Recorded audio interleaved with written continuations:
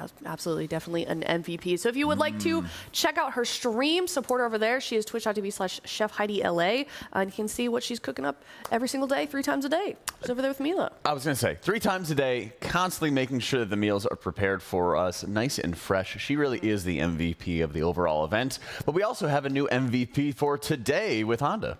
We certainly do. Every single morning with Honda, we are going to be choosing an MVP from the guild to highlight. And today's MVP is... Atlas. Raid-led heroic splits. He is always in there. Every single split's tanking. You can hear his voice in there. If you are lucky enough to be part of the splits, you may be in one of his groups. And it sounds like, you know, he kind of chills out for the splits a little bit. He's a little bit less of a silly, goofy guy and kind of takes on that leadership role. Well, that's the challenge with how many splits they've been doing. They even had some of the runs where they had 5 splits running simultaneously. Yeah. You need to have that level of leadership. You need to have people who are cool, calm, and collected. Yep.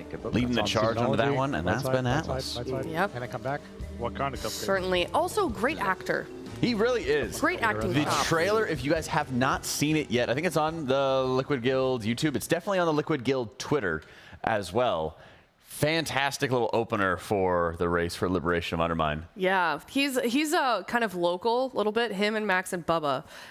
So that's why they're in so many things. Oh, yeah. But luckily, they're all great at acting. So I was going to say. Yeah, he did a great job being Mr. Milkshake from, oh my God.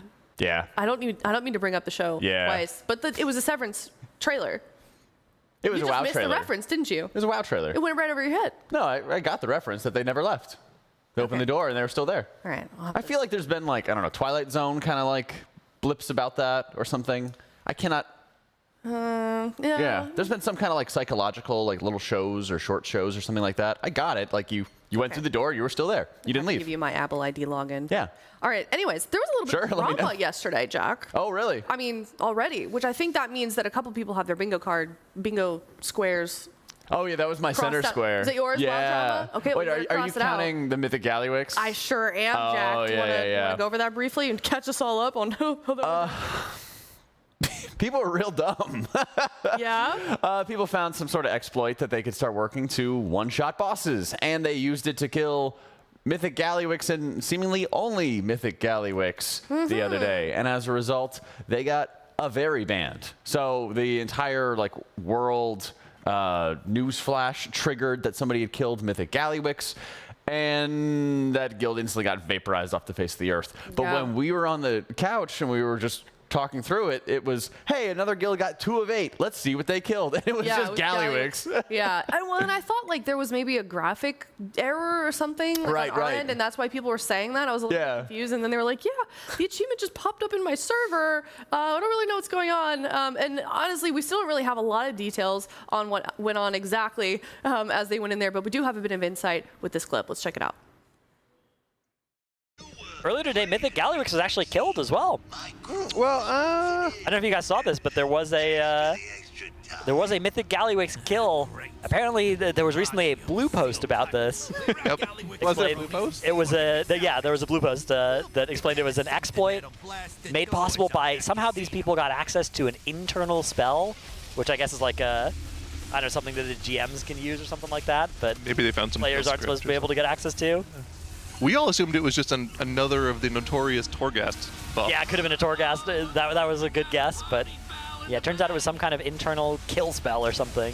That's kind of funny. Well, hopefully there was no ill-gotten information about that encounter, because like we've been talking about this a lot, right? Yeah. We think that there's a very real opportunity for there to be secret phases on this boss. Right. First time since the Jailer, like over 3 years ago now. Yeah, I mean, it is seeming very likely based off of a few key points of information. Yeah, I'm glad that desk was as confused as I was when I was on there. Makes and I thought everybody was lying to us and trolling. So we don't really have a lot of insight. Yeah, time to go home. I just time to go home. Yeah, I don't even know why we're here. It's already over. But we do have. Go ahead. I was gonna say we've had times in the past where like we've had Rex Troy clips of here's how you can stack all these Torghast buffs or something to one-shot a boss, and he'll present these videos after the bug has been fixed, after it's been addressed. But it's something with WoW in general, with how complex of a game that it is, that there's always some kind of little workaround. You know, we had times where throwing snowballs from winter events would bug out boss mechanics entirely over the years. You know, there was like Serenite Bomb type stuff way back in the day in Wrath. With a really super complex game like WoW, I'm not too surprised things like that happen. I'm just surprised that people wanted to go get their accounts nuked. I think just for a little daily headline in the Race to the World First. I don't know. I mean, yeah, it's a little bit troll, but we can take a look at the composition that they went in there. Oh, with. really? If any of the guilds want to, take some notes, write it down. It was not. I do want to say that he did name the Ret Paladin Rex Troy. It was not him. I believe he even posted on Twitter like that was not me. Right. So don't go blaming him. Don't go flaming him. These are fresh accounts that I'm gonna assume Blizzard's gonna like IP ban them or something. I'd have to assume that they would know like the other IP addresses that are connected with the other accounts or something along those lines for it. But yeah, pretty weird.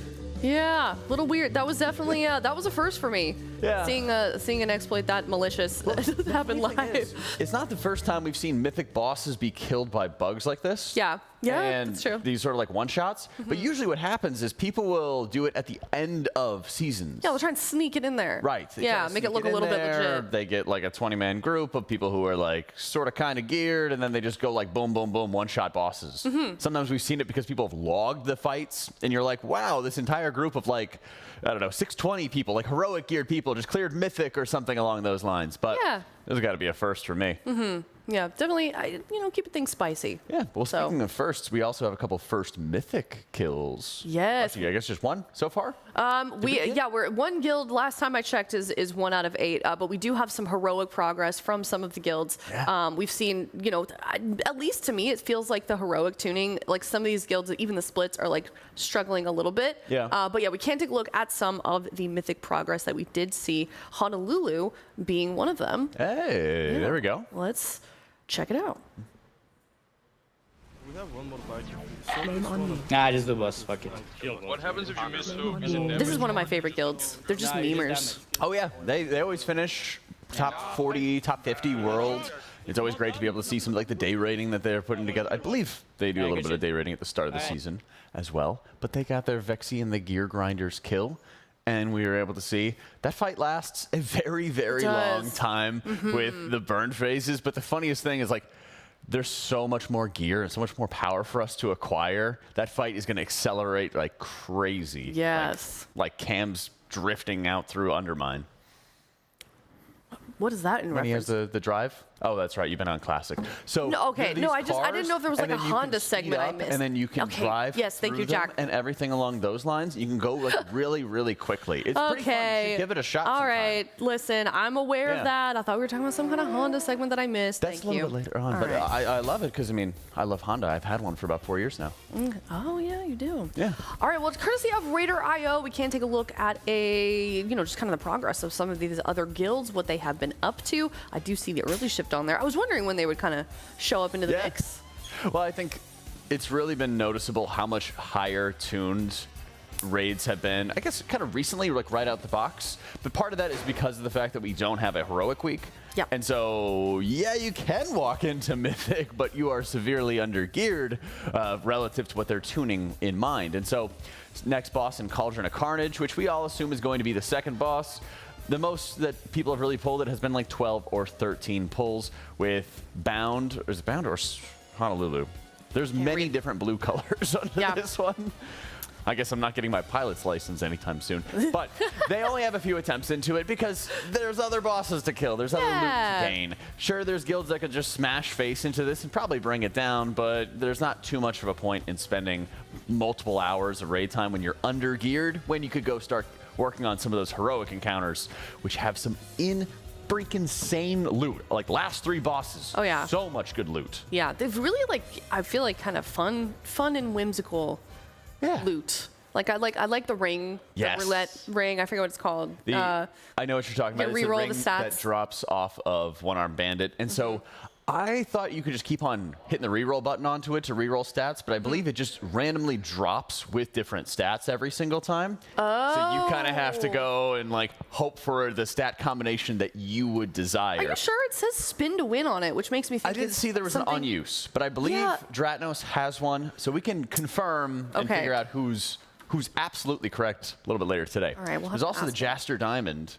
Yeah. where you can gain some bonus secondary stats and everything like that, which drops off Gallywix. Yeah. Really good ring, I should say. Yeah, well, we've seen some of it drop in these splits. We're hoping to see more of it today. We are Yep. going to continue progressing in that. Also, I believe we might be seeing heroic Gallywix today, which should be exciting. Yes, very high expectations for a lot of heroic Gallywix, and part of the big challenge onto this is being able to bring some helpers along or finding which ones they might be able to bring along, because in an ideal world, they're able to bring a few helpers so that they can have more of their gear focused on their mains every single time. But these fights are really challenging. They even had to cut down on some of the helpers when they were on One-Armed Bandit. And Mugsy is less about just doing lots of damage, lots of output, and it's more about some of the mechanics you have to stay on top of, soaking some of the mines and like the Armageddon type soaks that we've seen in the past, dealing with the Earthbreaker jails, killing off the ad. There's a lot of mechanics you have to keep in mind, and we also expect the mechanical precision requirement for something like Gallywix to also be very high. So the 12, 14 alts that all of these guildies have for Liquid is really going to pay off. Whew. All right, Yeah. going to be very exciting. I'm excited to get to that. And also, we do have a clip of what Max thinks about this particular boss. Let's check it out. So we were like, we'll just go everyone get on their like main class and just like we'll test stuff for Mythic and also just like learn the boss. So I think we pulled like 4 times, and then we had everyone up at 5% and just jumped off. So it's like it's very like, just for anyone, has it been killed yet? No, I don't know. Okay, so it's a very like normal killable boss. Like it's not like super crazy or anything. And it all makes sense. It's just like we just wanted to get some information on it, had some time to like talk about it for gearing and like comp reasons for Mythic and stuff. But yeah, it's like not super bullshit. Seems like a pretty decent fight. Okay, awesome. The one question here is... Okay, that was our interview with Max yesterday. He's allowed to cuss, but we're not. Yeah, he's just different. That's fair. No, that's Are you leading the guild? No, I'm not. I'm not really doing anything. I'm just kind of sitting here and yap. We're just here to Drink my yap. tea. Yeah, Absolutely. look good. But also, you know who else looks good? Have you noticed? Honda? Yes. No. We've got another clip from that interview, from that same interview, on Dratnos' beard. Oh. Do you want to take a look at that? Oh, he does look good. Yeah, let's take a look at that. Beardy. The one question here is if you think you have a better beard than Dratnos. And a lot of... I modeled mine off of yours, so I'm copying you. Right now it's pretty tame. I just cut it down a lot. So yeah, he probably does. It looks longer at least, yeah. I got mine. I bring into the barbershop, I bring in a picture of you. No, I do. do you really? I do. I take the most recent picture I can That's find of you, and I go and I'm like this, please. That's what I do. That's pretty funny. Yeah. Yeah, that's cool. All right, well, thank you, Max, for joining us. We'll let you guys get to bed. It's been a grinding day. You got another day of this. Cool. So, have a good one. Man. Could you grow a beard like that? Not to that level, no. They're like the cheeks, the sideburns just don't like grow in the way Yeah, they would. okay. It's all like neck and like chin. Yeah, same. Yeah, it's like some, What? yeah, I could grow like some insane mutton chops, probably. I've had them before. Anyways, all right. I think I broke you a little bit. A little bit. I'm completely trolling. We'll if that talk wasn't about obvious. this a little bit Yeah, let's reconvene a little bit later. You know, My mind is racing, much we'll like the exchange Raiders. facial hair routines, but much like the Raiders. My mind is racing, just like the Raiders were on the Honda Grand Prix. Absolutely. As you guys may know, you saw the segment yesterday where we did have Max go into a racing simulator, the Grand Prix, courtesy of Honda. Every single morning, we're going to be having another racer join in on the mix, and we've got a leaderboard also. Do we think that this Raider beat Max's score today? Based off what we've seen from Max, there's a chance. He was pretty bad. All right, well, let's check it out and right, see if he was able to top Max. Love you, Max.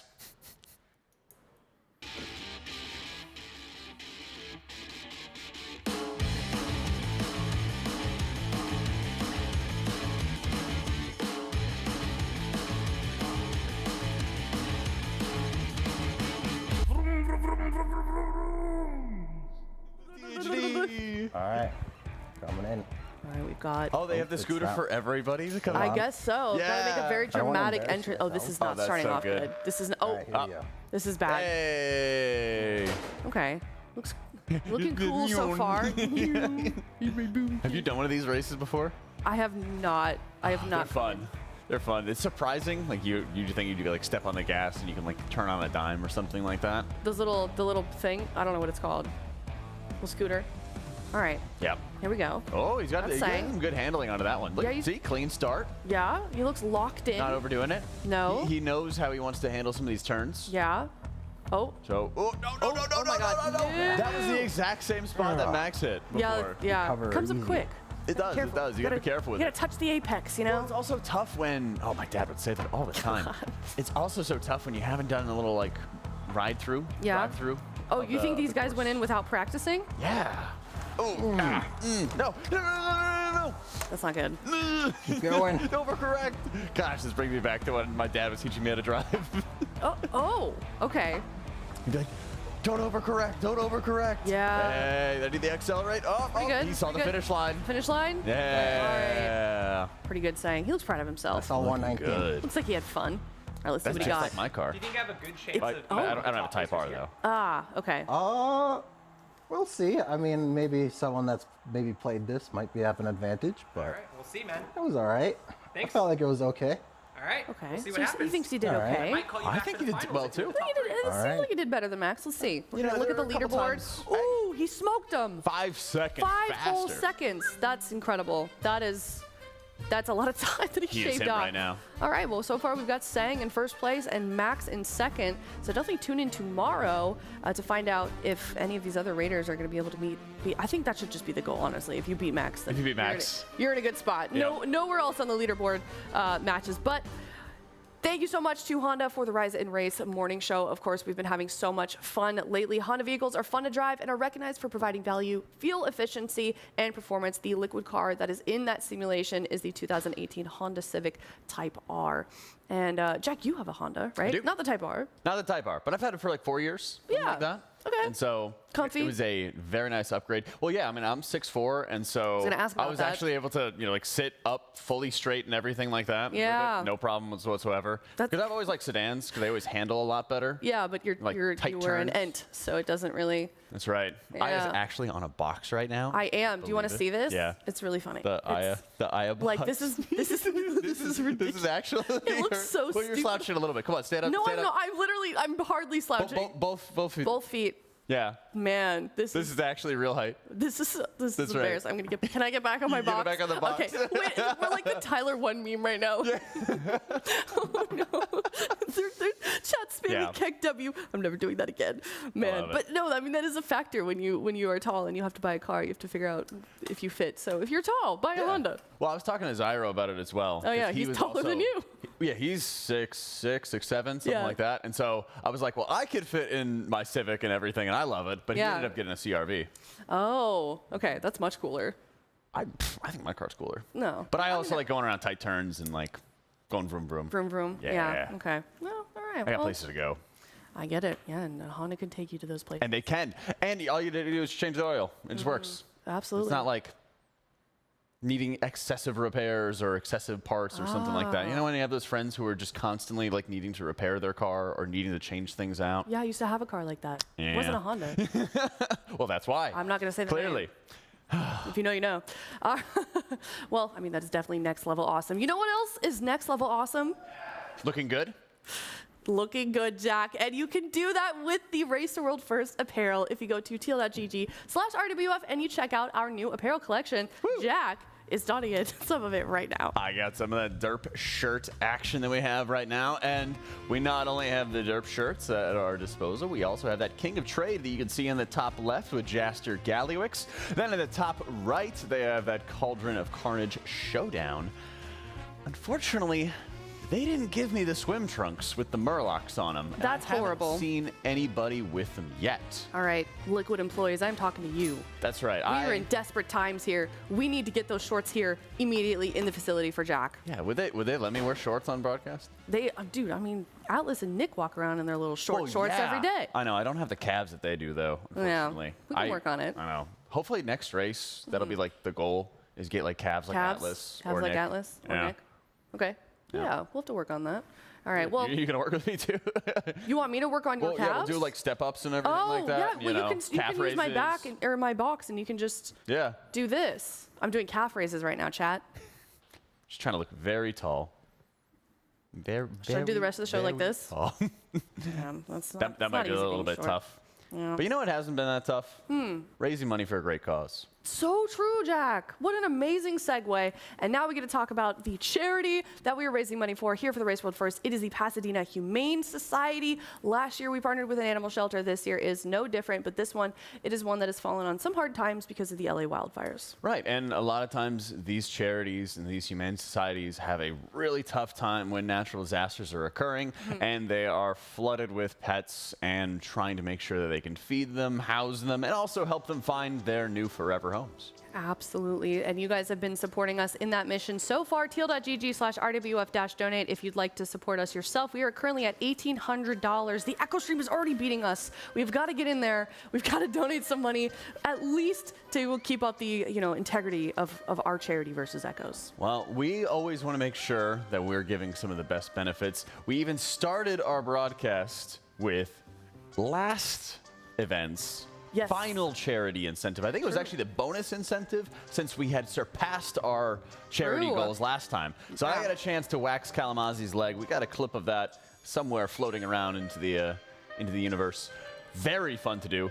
We have our caster bingo, where we basically all as casters, since we know each other so much, we just stereotype each other and what we're going to say and what we're going to do. We've all been stereotyping each other. It's fantastic. Yep. Lots of hurt feelings coming in onto that one. At $2,500, we have our WoW NPC stream, which Aya, as a nice TikTok kitty, knows quite a lot about. Yes. $5,000, you in Twitch chat get to play production. $7,500. I'm very excited about that sock puppet casting. Yes, absolutely. I am looking forward to that. One of the members of staff, Nicole, was making a blue sock puppet. Oh yeah, I saw that. Yes, it looked a little. That wouldn't fit my hand. No, I think she's been practicing her puppeteering. So we'll definitely be tuning into that for sure. At $10,000, Trill versus Casters PvP. That's terrifying. Probably going to be a slaughter fest. $15,000 live week or a sounds. $20K, we're going to do a WoW TCG unboxing, which apparently Zyronic in particular is very excited about. And at $25,000, Jack, it's going to be a Goblin music video. Ooh. You ever seen any of those old martial arts movies where the master martial artist fights 50 black belts at once? Yes. Yeah, that's going to be Trill with PvP. Oh my God. And it's going to be we're all the black belts and we have the katanas and we have the sticks and stuff and he's unarmed. And then he just beats all of us up. Man, yeah. Well, you guys have been sending in pictures of your pet for $35. You can send in a picture of yours. Make sure you're sending a public link to a photo of your animal. And here are some of the ones that we got so far. And I'm sorry, but my favorite might be the one on the bottom left. It was a little kitten. I like the bunny. You like the bunny? Yeah. Wait, that means Makes gets a bingo slot. She had one for a pet that got donated that wasn't a cat or a dog. Oh. So whoever you are, very cute bunny, but I've got beef with you now. Bunnies are soft. You're really competitive. Yes, I am. Are you not? No, I'm pretty friendly, pretty chill guy. Okay, all right. You just have to outdo me like that. Known for that. Known for that. Have you ever had a pet besides a cat or a dog? Kalamazzi is kind of a full-time job as is, I think. Yeah, you got a little Florida man. Yeah. Well, when I have a little bit more time on my hands, might want to have another pet or something along those lines. And a great way to figure out which one is kind of previewing the Pasadena Animal Society's Pet of the Day. Yeah, let's check it out. This is our adoptable Pet of the Day from the Pasadena Humane Society. And yesterday's was super cute. And this one is no different. It is Swedish Chef. Look at this little guy. It's a little guinea pig. It's 7 months. Aww. Favorite Muppet is Grover. These fun facts from the shelter are really funny. How do they figure this out? Because the last one was a song. Yeah, it was a song. Are they doing song therapy? All right, which one do they jam out on? Which one are they going to enjoy? Oh, I had a guinea pig when I was little. What was his favorite Muppet? I can't name him. Oh my God, Mrs. Pig. Mrs. Pig. Miss Piggy. We'll do it for you. Kermit. That's Kermit. Gosh, come on. No, it's a song that Miss Piggy sings about Kermit. Oh, I know. Oh, okay. Yeah. But apparently there is a Kermit at the shelter. So there's a Muppet theme going on at the shelter. So perhaps It's also a guinea pig, so perhaps we'll do another guinea pig tomorrow. But yeah, great pets. If you like a guinea pig yourself, definitely go check out the Pasadena Humane Society. That's right. Well, whether or not it is a guinea pig or not, you're going to have to see us on Rise and Race tomorrow, and we'll find out. Yeah. Every single day, we will be featuring a new pet that is adoptable from the Pasadena Humane Society. And to those of you that have donated and supported us so far, thank you so much. And we'll be continuing to do that because our next incentive is at $2,500, and we could potentially hit that today. That's right, we could. It'd be interesting to set that up for the NPC stream. I don't know, do you have like a costume in mind for the NPC stream? I don't know, I could dress up like an e-girl. Like not the gaming term of e-girl, but the TikTok term of they're different things. Like like very, dramatic blush and like a Band-Aid over my nose and like pigtails. Thank you for the rose. Yeah, I've got it in my mind. You know, it's also different. Going in, What's that, going Jack? in and guessing the guildie and learning a lot more about them along the way. Yeah. Let's do that now. Let's do that. Please take the camera off of me. This is horrible. All right. Guess the guildie fave game that is not World of Warcraft. Escape from Tarkov. Ooh. This is this has got to be one of my guildie's ducklings, if only. he lives for Tarkov. Okay. He actually just retired. I've told people that play that game, like, oh, I kind of want to try it, and they're like, no, stay away. It'll ruin your life. I don't have a guess. Maybe one of the European. No, a lot of NA guys like Tarkov too. Yeah. No, yeah, that's kind of why I cut myself off. Yeah. Do we want to take a guess, or do we want to go to the next hint? I'd love another hint. Yes, me too, Jack. Yeah. Let's get another one. Let's see what we got. Jaina Proudmoore as the WoW Crush.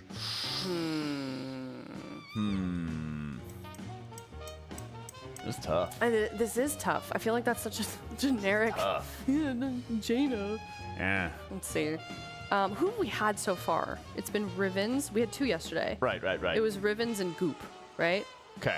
Okay. What about Scott? Okay, sure, Scott. Okay. Favorite achievement, the Lore Master. Oh, is it Sang? But Sang doesn't play other games. He just plays WoW, right? That's true. Yeah, no, that's a bad guess. That's right? Dumb. Lore Master. That's where you get like, I mean, it's kind of an not older, but like used to be more relevant than it is now. Why is that? There's more quests now. Well, yeah, but you used to like have to get it for. Yeah, don't you have to get it now? Yeah. Get the achievement? Isn't that how it works? Okay. Yeah, if you're a nerd. I don't know. Okay. Could it be? I don't know, cause like it's like I know the ones that like FPS games, but Tarkov's like not. Isn't it pseudo FPS? It is, but it's more like it's more. Try... Like it's kind of like Daisy. Tobu? Oh yeah, I like that one. Tobo? Tobo. Nope, not Tobo. Okay, ideal date: sunset on the beach. These are such. Okay. Huh. What's your ideal date? I don't know, like skiing or something. Like hiking. Hiking's fun. Yeah. Oh, what's your ideal date? Probably like April 25th. Oh. Not too hot, not too cold. All you need is a light jacket. You just quote Ms. Congeniality. Jesus. There you go. All right. Let's guess one of these. Man, fired up. There's no shot for. We'll do it. Let's put it. I think fired up. Sunset on the beach. Healer. Oh my God. Gosh. Really? Healer. Which healer? Dryny. Wait, it's got to be Dryny. It's got to be You Dryny. think? It's got to be Dryny. Okay, you guess Dryny. I'm gonna guess somebody else. Is it Dryny? Okay, I'm gonna guess Sevi. Okay. Gosh, it's gonna be Siri. Man. 3. I don't know. Let's give up. It's Nick. God. Wow. Oh my God. He looks like a Tarkov guy. Gosh. I would go with the sunset on the beach with him. Yeah. I didn't know that he got a lore master. Man. Oh man. Gosh. Okay. How is Nick great at everything, man? Perfect date. Perfect WoW crush. You're gonna say perfect calves. Perfect calves. Yeah. All right. Do you want to do one more? Gameplay. You're I would right. love to. Yeah. I know. I gotta. Let's check it. Let's redeem ourselves. This didn't work yesterday. I'm gonna write Nick down so we can take him off the list. Okay. All right. Gosh, give us another one, production. That was embarrassing. We gotta get at least one right during He's like the our Ken, you know? I know. All right. If you were a key, caps lock. This was yesterday also. But the EU thing led us astray, didn't it? Or was that Rivens? I think that was Rivens. Okay, you're right. I'm pretty convinced. Okay, so we think EU. All right, Suri. Potentially. Who? Siri? Okay, Yeah. Siri? Okay, Siri. Wow, okay, all right. Let's do another hint. Sailing the seas on a large boat, preferably without Captain Cookie. What is that? That is a super old, like, classic WoW reference with Dead Mines. Yeah. Okay. So, like, old school gamer? Chat's saying Atlas. We already had Goop. But We already had Goop, guys. okay, Could not so be Goop. an EU player, Yeah. maybe. How about Splat? I don't know. Yeah. He just walked Splat. in. Send it. No. Okay. Vanessa. Vanessa Van Cleef. Ooh. Okay. This That's lad. so This lad's niche. got good taste. He likes pirates Okay. a lot And boats. and boats. Dryny. He's got. I don't know. He seems like a boat guy. Dryny. Darn. Roll DPS. Yeah. Okay. So Exile's still doing Rogue, right? I don't know what he's doing this tier. I mean, it's gotta be our Rogue Squadron. Okay. Exile. Okay. I have a backup guess. Okay. Is this wrong? Wow, we're so bad. Okay. I know who it is. Who is it? Ready for this, chat? No, You guys but didn't go even ahead. guess it at all? It's Dazer. Dazer. Is it Dazer? Damn. Man! All right. Oh, there's another fave game. Pokemon Mystery. Dungeon Explorers of Sky. Oh wait, that's one game. I've Pokemon never Mystery- I've never heard of that one before. Me neither. I'd never heard about that. That sounds before. old school. Oh man, I don't know. Should we take? I feel like we should take one more guess. Well, chat wants to say Sang, so I'll listen to chat on this one. Sang? Okay. Sang. Oh my God! Wow, we should be listening to chat next time. All right. All right. Chalk one up for chat. Yeah. You got a big dub today. You got a really big dub today. did, Proud of you. yeah. A couple of you guys guessed Nick as well. There was a That's little true. mixed on the other one. I saw a few nicks in there, but I don't know. I didn't take him for a Tarkov guy. But I thought the more I Nick think about it, the more it makes was sense. going to be later. Yeah. I thought Nick was going to be later, and Yeah. Classy I man. don't know. I felt like Nick was more into other like straight FPS games, like Yeah, me too. Counter-Strike, instead of like something like Tarkov. Which, Yeah. The more you know. And we're glad that you were able to learn guildies about guildies just like us. Absolutely. Yeah. And if you'd like to learn more about the guildies and the raid and just everything else, you can join us in just a moment. We're going to close out this show. But thank you so much to Honda. This is the Rise and Race Morning Show. My name is Aya. And I'm Jack. I wasn't sure if I was going to do like a Collinsworth, You like wanted to lean sneak in? or something like that. All right. Well, we'll see you later in just a bit. Yeah. That was my problem. This is my future.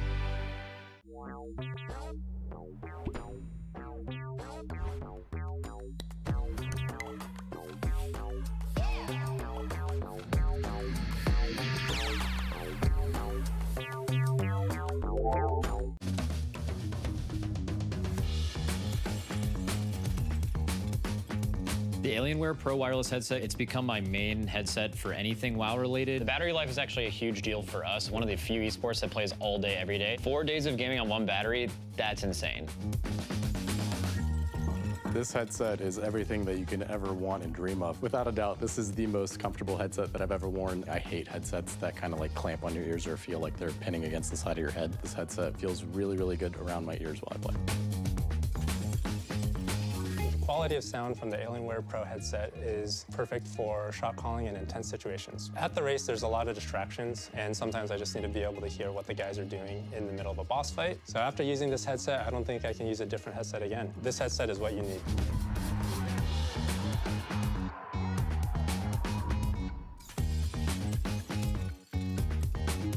This is Max, and here is the exact moment he saw a custom plush toy we made of him from scratch. Wow, it's got, okay, so there's a lot going on here. We here at Team Liquid have spent months turning all of our friends, family, and any famous people we can find a public address for into their own custom plushes based off our mascot, Blue. which means we had to make one for everyone's favorite raid leader and WoW streamer, Maximum. The first thing we have to do is give Blue some facial hair. Using some fur and this deep, longing photo of Max, we remade his scruff 1-2-1. It's got a crazy beard. I was certainly looking that homeless during the last race. And Max's face would be unrecognizable without his glasses. Important for raiding and seeing. Then we realized he was still without clothes, so we made him decent with a custom jersey. And at this point, he looked a little less Max and a little more Seth Rogen in a t-shirt, so we added some memorable WoW items, Ramornia and the Gift of N'Zoth, both 3D printed and painted to match the game. Finally, we delivered it to Max to capture his reaction. Look, he's real cute. He's got my little Harry Potter glasses on. I get to keep this, right? You can make your own. You just gotta go to tl.gg/myblue and you can customize it however you want.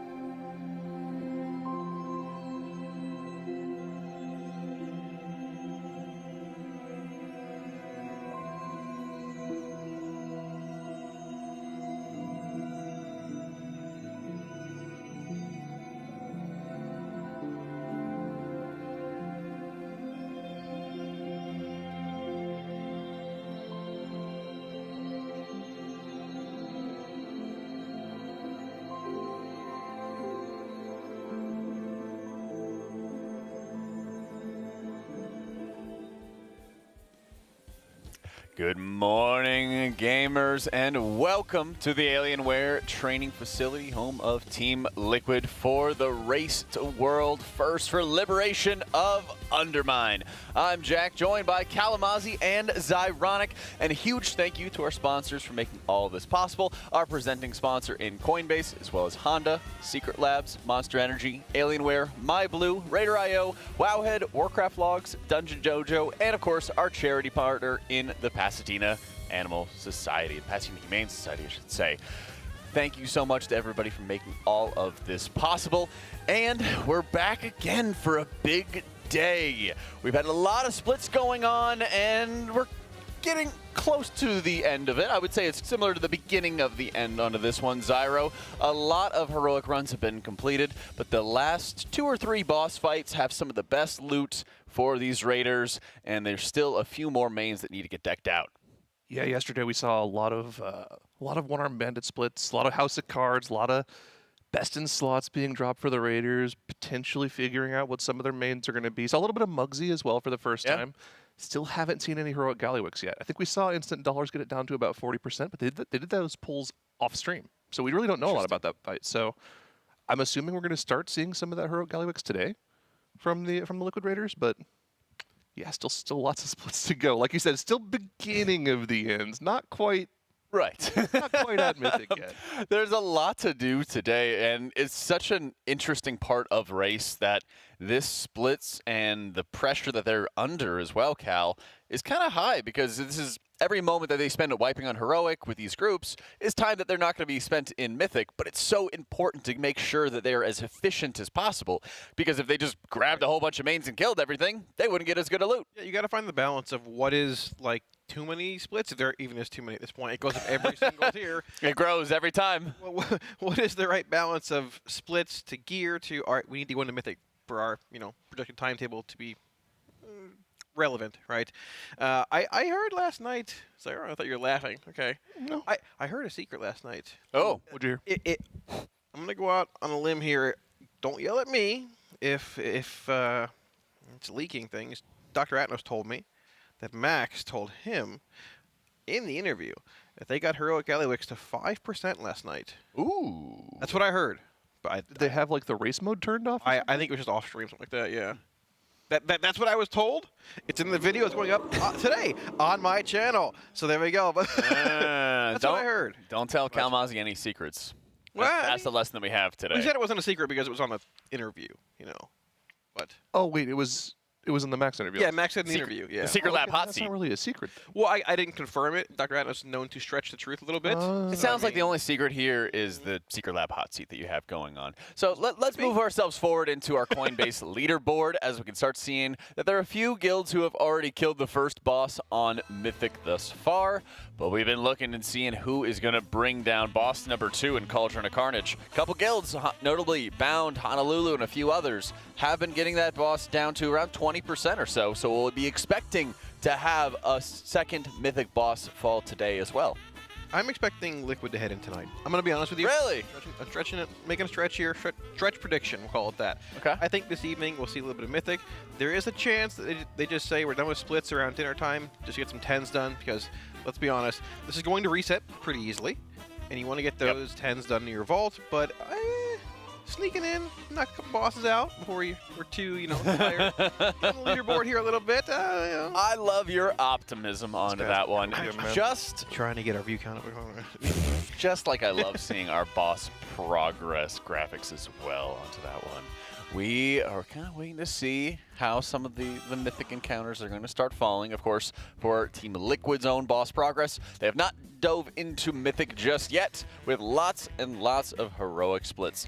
Notably, we do have a little bit of choice in terms of what Mythic bosses they can go into once Vexy goes down. Yeah, I mean, the cool thing about this raid is it really opens up. After you deal with Vexy and the Gear Grinders, you can go to any of the next 4 bosses, Cauldron of Carnage, Rick Reverb, Styx Bucknunker, or Sprocketmonger Lockenstock, which I think all of us are really looking forward to as an encounter. Probably going to be the last of those 4 they go to. It looks quite insane and was the first real step up in difficulty on Heroic, so we're kind of expecting it to also be that first big step up on Mythic as well.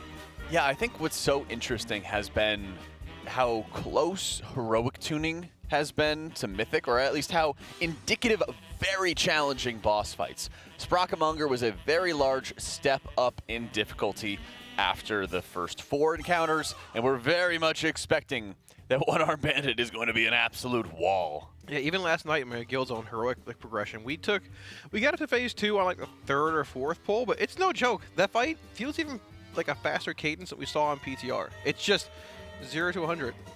It's fun, but I mean, I expect it to be probably, I think this is the first big wall of the raid tier. It really will be, and I think one of the biggest challenges is going to be the endurance for such a long raid tier like this, and it's a huge reason why we have Chef Heidi to thank for all of the amazing food that she has been preparing for all the raiders, all of us on the sofas as well. And here we have our lovely breakfast of the day with our fresh fruit, our green things, probably cucumbers, I would assume. Great. Yeah, some grapes. There's also this other like dark green thing. You know what that is? I can't see it. Can you tilt it more down? I genuinely do not know. That is what a, oh gosh. It's like a fig. Is that a fig? It might be a fig. Okay. Oh, salmon? Salmon? It's lox. Lox. Yeah, cousin of the salmon. Oh, like the tilapia, like tilap. Usually when you have a bagel Another with cousin, cream but cheese, sure. You know, lots of cream cheese. Honestly, this is like way more cream cheese than I would ever put. My sister, bless her, Miriam, loves putting like so much cream cheese on bagels that you just can't even taste the bread. Not my cup of tea. Pickled that onions one as well. But pickled onions, yeah. You a big fan of pickled onions? Nope. Oh, I was gonna say that might explain your breath. They're purple. Well, okay, I mean, Jeez. I'll take a sip of my rare Aussie lemonade. That is a rare M right there. Mm-hmm. Aussie lemonade juice. Yeah, but I mean, this is only a small amount of the breakfast options available to the Raiders this morning. That's the crazy thing too, is that if we grabbed every single sample of everything that was available for breakfast, we need like 3 plates. Just like Kalamazoo needed 3 plates this morning onto that one. We also had bacon, which they even separated too, between the crispy bacon and then like the not so crispy bacon. The fatty bacon, yeah. Yeah, I'm a big fan of like the super crispy bacon. I want the crunch. I had my headphones on when he came in with his bacon, and I heard the crunch. Yeah. Really jumped down on Oh my God. That's my favorite by far. But huge thank you to Chef Heidi, of course. Now, we've spent a lot of time yapping. Let's get ourselves into the game so we can start showing you all of these amazing splits that we have going on today. We believe we have some polls coming in right now for Sprocketmonger Lock and Stock. Exciting. Woo. I like this fight. This is a fun fight. Yeah, this is a fun fight. I killed it for the first time last night in my own guild's progression. It was fun. Even the first testing on PTR, this boss felt like it was pretty complete. And, I mean, I think it's the best fight of the first 5. I think that's a pretty easy... 2, 1. It just is, honestly. It feels like Painsmith almost meets Hans and Franz. There's, like, Blackfuse references to the belts in this fight. It's just designed well. It is. And I think what I enjoy the most is how easy it is to recognize all the mechanics and how they're coming. There's a common trend, and I get why, but there's a common trend where you just see the boss cast an ability and then stuff happens. Whereas you could see the conveyor belts filling up with the turrets on the left side of the screen. And then you know that once the boss casts the activate invention, he activates the turrets, they start spewing out fire lines right here. Great to be able to see, oh, okay, this is about to happen. I need to make sure that I'm dodging, preparing for this in advance. Here's the next thing that's coming up. Right. I'm zoning in. I'm like looking at the raid frames here to see what we're doing exactly, because you can get a good idea whether or not this is normal or heroic based off of how many raiders are in the raid. In our particular raid, we have 6 raiders, so this is very likely normal, which leads me to believe that they're kind of continuing the concept of their splits that they were trying to do last night, which was start with normals, do the last 4 on normal, which is the only bosses they're doing on normal at this point anymore. And then they can also transition to heroic afterwards from their 5 normal splits. Take the best of the helpers from those normals and put them in the 2 heroic splits that they want to do for those same raiders that were in the normals right afterwards. So they're really trying to sort of streamline the process. They didn't like the speed they were going at on the first couple of days, I suppose. Yeah, and this is a fascinating part of race in that there's so much in the way of logistics that need to be figured out and optimized at this point. We're very used to having lots of helpers in for these runs, and very used to paying them generous amount of gold to help out, and I'm sure they're looking for more helpers today. But these fights are also really challenging on Heroic, and they need to have those with the most gear, the best DPS possible to make the split runs go faster and more consistent, really, for Liquid. Right, the increase in difficulty from normal to Heroic was surprising. It wasn't really mechanical, like, difficulty, I should say, but it was more just the bosses had so much more health. Like, you saw them wipe on sticks a handful of times just due to, like, almost Assault and Rage. It just went so long, even though, like, wasn't really in a rage in a fight in a sense. Sprocketmonger, a few wipes here and there, and I mean, Bandit's been one of their biggest, I'd say, pain points as far as splits have been. You've seen probably on average 1 or 2 wipes per split, it feels like, on one-arm Bandit, but the loot is so good on Bandit that you just want to split the raid regardless and say, hey, if we lose half an hour, it honestly just is what it is. We want House of Cards, we want that ring. I forgot what it's called, the one that rolls 2 random stats. Yeah, I know what you're talking about. The compatibility something device or something like that. Right, it's a ring that'll roll stats. I guess it's when it drops it rolls the stats. So there's no, I was mistaken. I thought you could like re-roll it constantly. No. But it just drops and has X stats. Well, yeah, it has 2 stats, 1 low, 1 high. It also has a secret 3rd stat on it. Luck. +1 luck. Yeah. Whatever that means. I heard a rumor. Told to be a rumor. Somebody in Guild said it last night. I don't really listen to them yap anymore, but they said the +1 luck, whenever you jump, makes your character always do a backflip. Oh. Try it out. That's kind of sick. That'd be really cool if true. And then they didn't confirm it, so it could just be. What do goblins do? Do they backflip as well? I don't know. Goblins don't do anything. They kind of like lay their arms out at the sides. I'm trying to think, because not everybody does a backflip. Blood elves do spins. Yeah, blood elf spin. Night elves do front backflip. flips. What do dwarfs do? Nothing. They just jump. It'd be kind of funny if they like tried to do a backflip and then they failed. Yeah. They're already short. I don't want to make fun of them. Aw. We had a good bit with Aya this morning. Speaking of short. Okay. She got off the box to like stand next to me, and it was. We're gonna need an instant replay for that one. We also got Aya yesterday when we were both sitting on the couch together, and her feet were like a foot off. Oh yeah. It was you know in the bathroom there's like footstools and stuff like that. Need a little elevated platform under that one. Oh man. Oh, Mr. Pick Me Up. Okay. Yeah, we got 2 on our heroic kill last night. Yeah. Yeah, it was Can you guys heroic. believe, by the I got way, one. I was surprised by this. The Gigadeath Chainblade is actually a weapon. Do you know what kind of weapon it is? It's probably a glaive, if I had to guess. It is actually. Oh, that's What a sick. Great guess. It looks really cool too. We also got one last night. I thought of you when it dropped. Why'd you think of him? Because he's just been confused by it for the last 2 days about what it actually is. Oh, okay. It does sound sort of trinket-esque if you think about it. A little bit, Yeah. So. Also, the amount of trash inside the Galagio is absurd.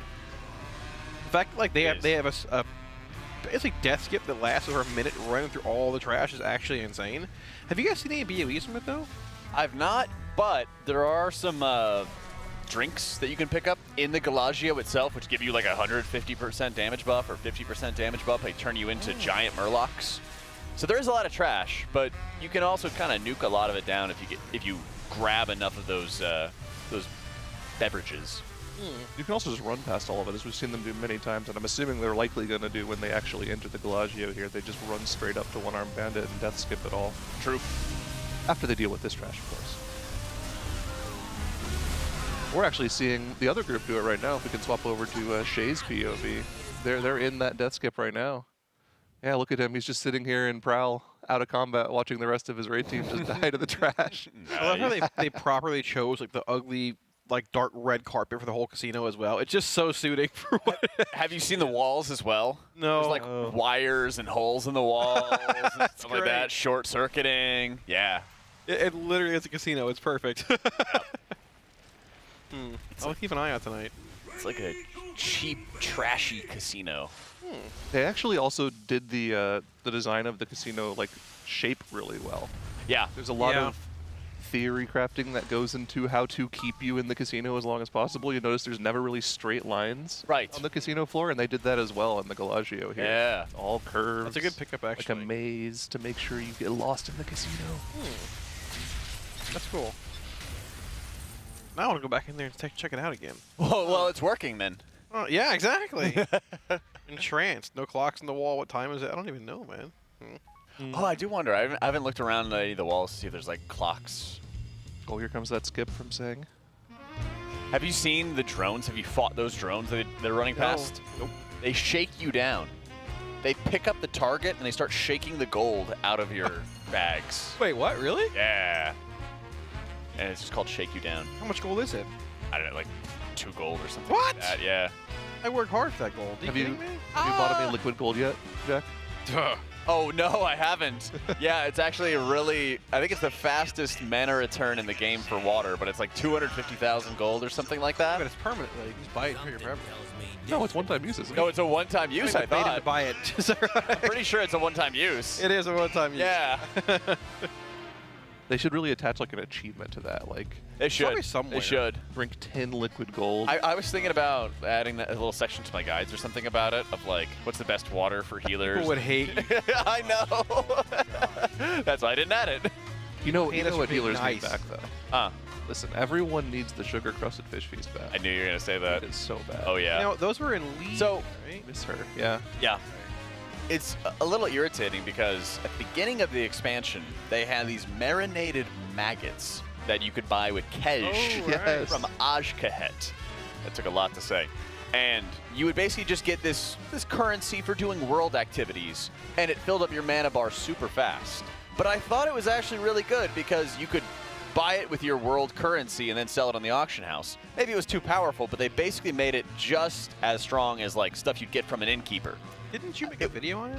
I made a little short on it, yeah. And then they immediately nerfed it. Yeah, good job, Jack. So No problem. Again, Well, Meg did too, so we can also blame Meg. It was from like the early beta testing of the expansion. All of the food items, the initial values on them were like 50 million health over 20 seconds, like 35 million mana. Yeah. And then they went back and they're like, okay, that's probably too much. We need to nerf them down. But they accidentally left the initial value on some items. Yeah, it was And that was just one of the mana. ones, yeah. And that's the thing is, I wish they made it really powerful to get like really good water, but you had to do like world activities or something along those lines in order to make it work. That would have been sick, but undetected. What can you do? how often do you mana pot nowadays? In raids, Right. In both, I guess. every 5 minutes. What about an M+? Not at all. You just like micro sip if you need to. Right, You yeah, just okay. get some water, take a little sip when you can. I think shamans, holy priest, maybe druid if you're kind of scuffed at playing druid like me. We'll have to do some more sips in dungeons. There are definitely some know? sections of the dungeons where you need to let your healer relax a little bit between pulls. Specifically, like after the first Boston Priory, when you go for those double paladin pulls, every single set of the Oh yeah, do a ton of AoE damage and are a huge strain on your healer. yeah. I like that they've 5, made 4, all the 3, TW dungeons 2, really 1. focused on unavoidable trash damage, and they can kind of just scale around it. It's challenging to heal for sure, but it's less about kicking 50 million casters and more like you pull these mobs, they'll always deal this amount of damage to you. It's consistent. Yeah. It feels more fair as long as it's tuned properly. Right. And that's always the challenge in the execution. Which dungeons have you guys been having the most issue with of the new dungeon set? I've had time to do one dungeon, and I got very fortunate because Karasis, Blood Decay buddy, Oh, yeah? hit me up. He's like, hey, you want to do a 10 rookery? And that was the first dungeon I did this season. I was like, yes, I do. Thank you. Grass hit me up. Yeah. Did you get the staff? I got the staff, Wow, that is- and I got a 9 mother load. That is crazy. Banger. Shout out to Karasis. That staff is the highest upgrade, I think, for almost any caster right now out of any Mythic Plus dungeon. Yeah, so I got that staff, I got Mr. Pick Me Up, and I got 2-piece. You know what I got last night? Good start. I'm ready to raid, baby. What's up? What'd you get? Basically nothing. Oh. I got a one-handed dagger on heroic, which to be fair, I can make it offhand with that. That's not terrible. That's good. I mean, you go. it'd be weird if you got a two-handed dagger. Well, With those hands. Okay. Oh, that would be a knife. well, that was it. That was it? Oh. I got a pair of boots too. I was given a pair of normal tier legs, but I said I already have a hero pair of non-tier I can catalyze, and they were like, no one else wants it. And I'm like, your needs it bad. I'm like, okay, well, it's sort of a waste, but I'll take it, I guess. I don't know. What'd you get, Zyra? I raid tonight. Yeah. So, just been doing Mythic Plus. Nothing spectacular. Nice. I feel like low-key doing M+ for a day or two is sort of like, I don't know, for like average like maybe 50 to 100 ranked Hall of Fame-esque guilds is not a bad idea. Like before the raid opens nowadays. Having people just get 5 to 10 extra item levels before you head into the raid definitely smooths out the process. I mean, we already saw the difference for Liquid between day 1 and day 2, how much more consistent they were to get the harder bosses down on day 2.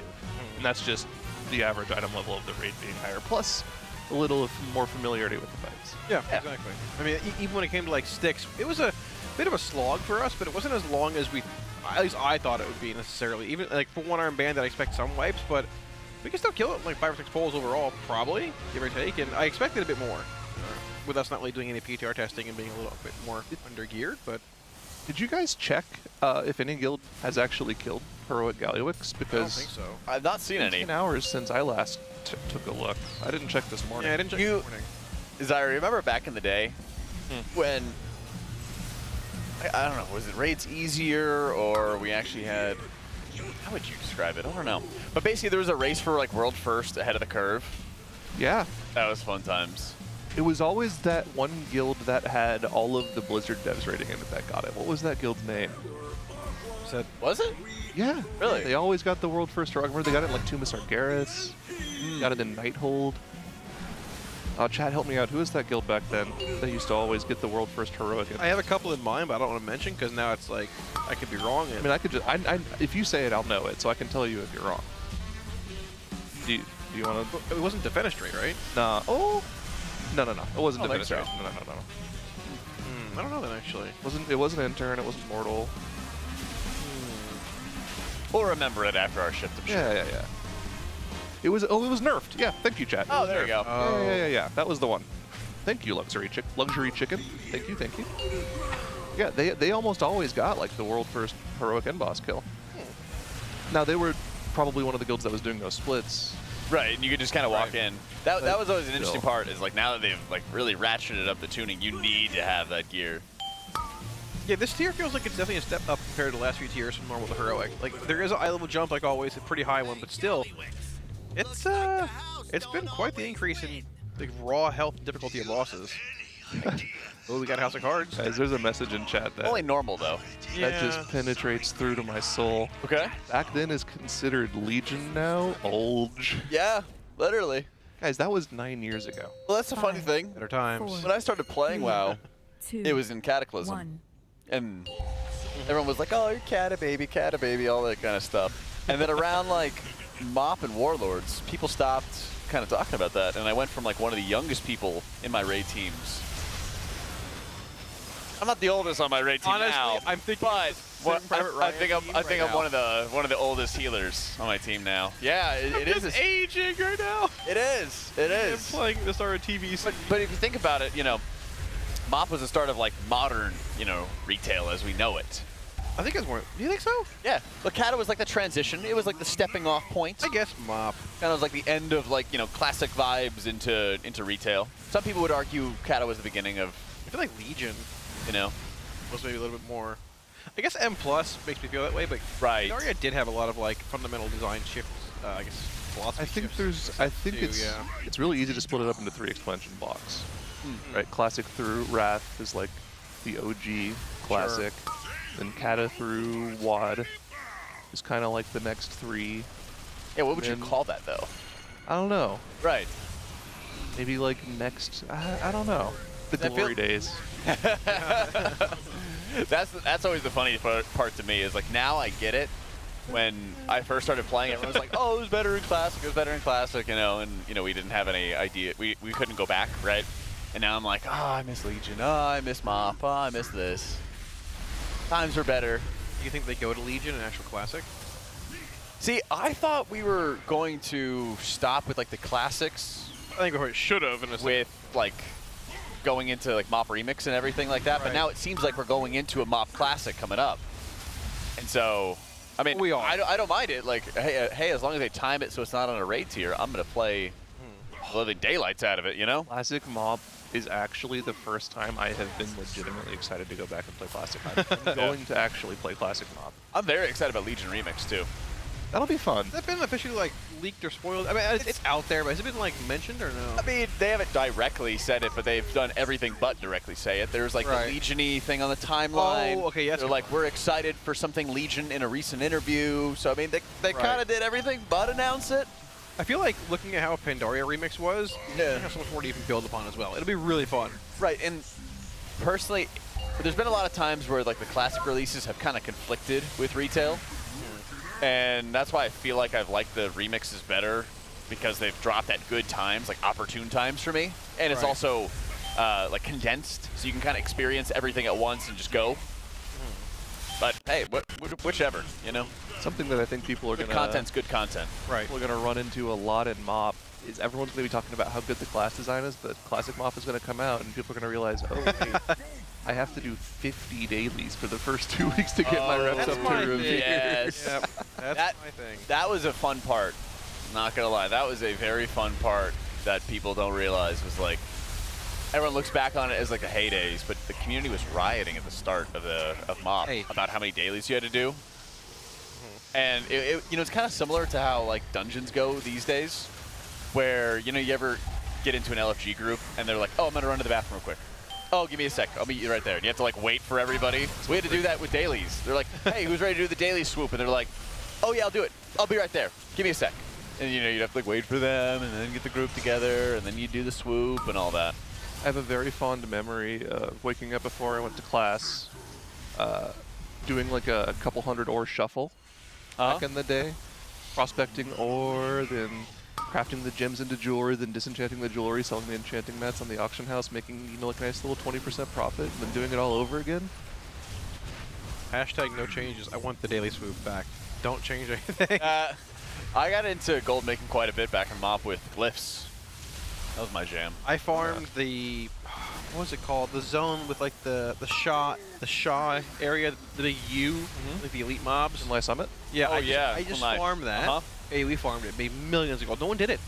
Yeah. Those were great loot tables too. That was when I was in community college, and yeah, me too. I would take morning classes, and then I would get back around like noon or something, and this is when all the servers were split up, and I'd get on my Blood DK, and I would do swoops for the Zandalari Warbringers. Oh yeah. Because they would drop rep tokens, they would also drop consumables, they would drop the mounts, made a couple mil that way, because it would take me so long to solo them as a Blood DK that by the time that I completed a circuit, they would have respawned. Yeah, that's good. That's good. That was fun. I asked for them to show us the THD POV for loot, and he instantly closed the window as it went off screen. Oh, we tried. Thanks He's for locked in. production. He wants Mythic. I think everybody does, you know? Yeah, I was talking to Sang a bit this morning. They all seem like they're in pretty good spirits still, but you can tell, like, there's a bit of different vibes from what we had last race when there was Heroic Week beforehand. Right. When you're not doing, Mythic is there, but like you just can't really go in yet, and it's like, you know, but. And that's the frustrating part, is that they know they have to do this kind of stuff anyway. It's just, you do want to go into Mythic ASAP.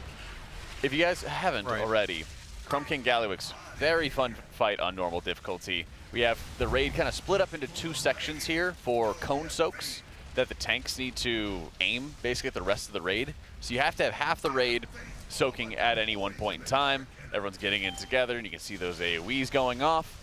And you're also having some of these large crates dropping from the skies, which are putting up huge, huge void zones. There you can see right there. And now you have a ton of time to get out. You can see how slowly, you know, some of those last stragglers are getting out.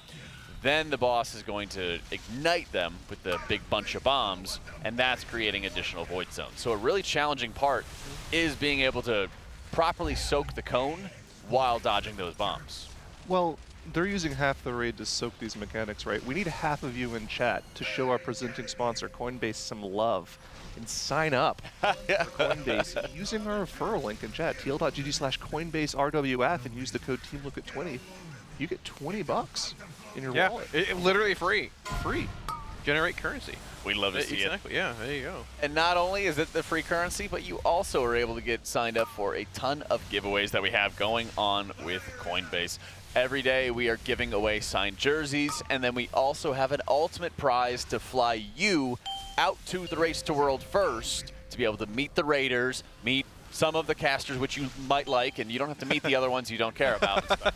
But it's an amazing opportunity to get behind the scenes and see how the Race to World First is really made. Yeah, it's super sick.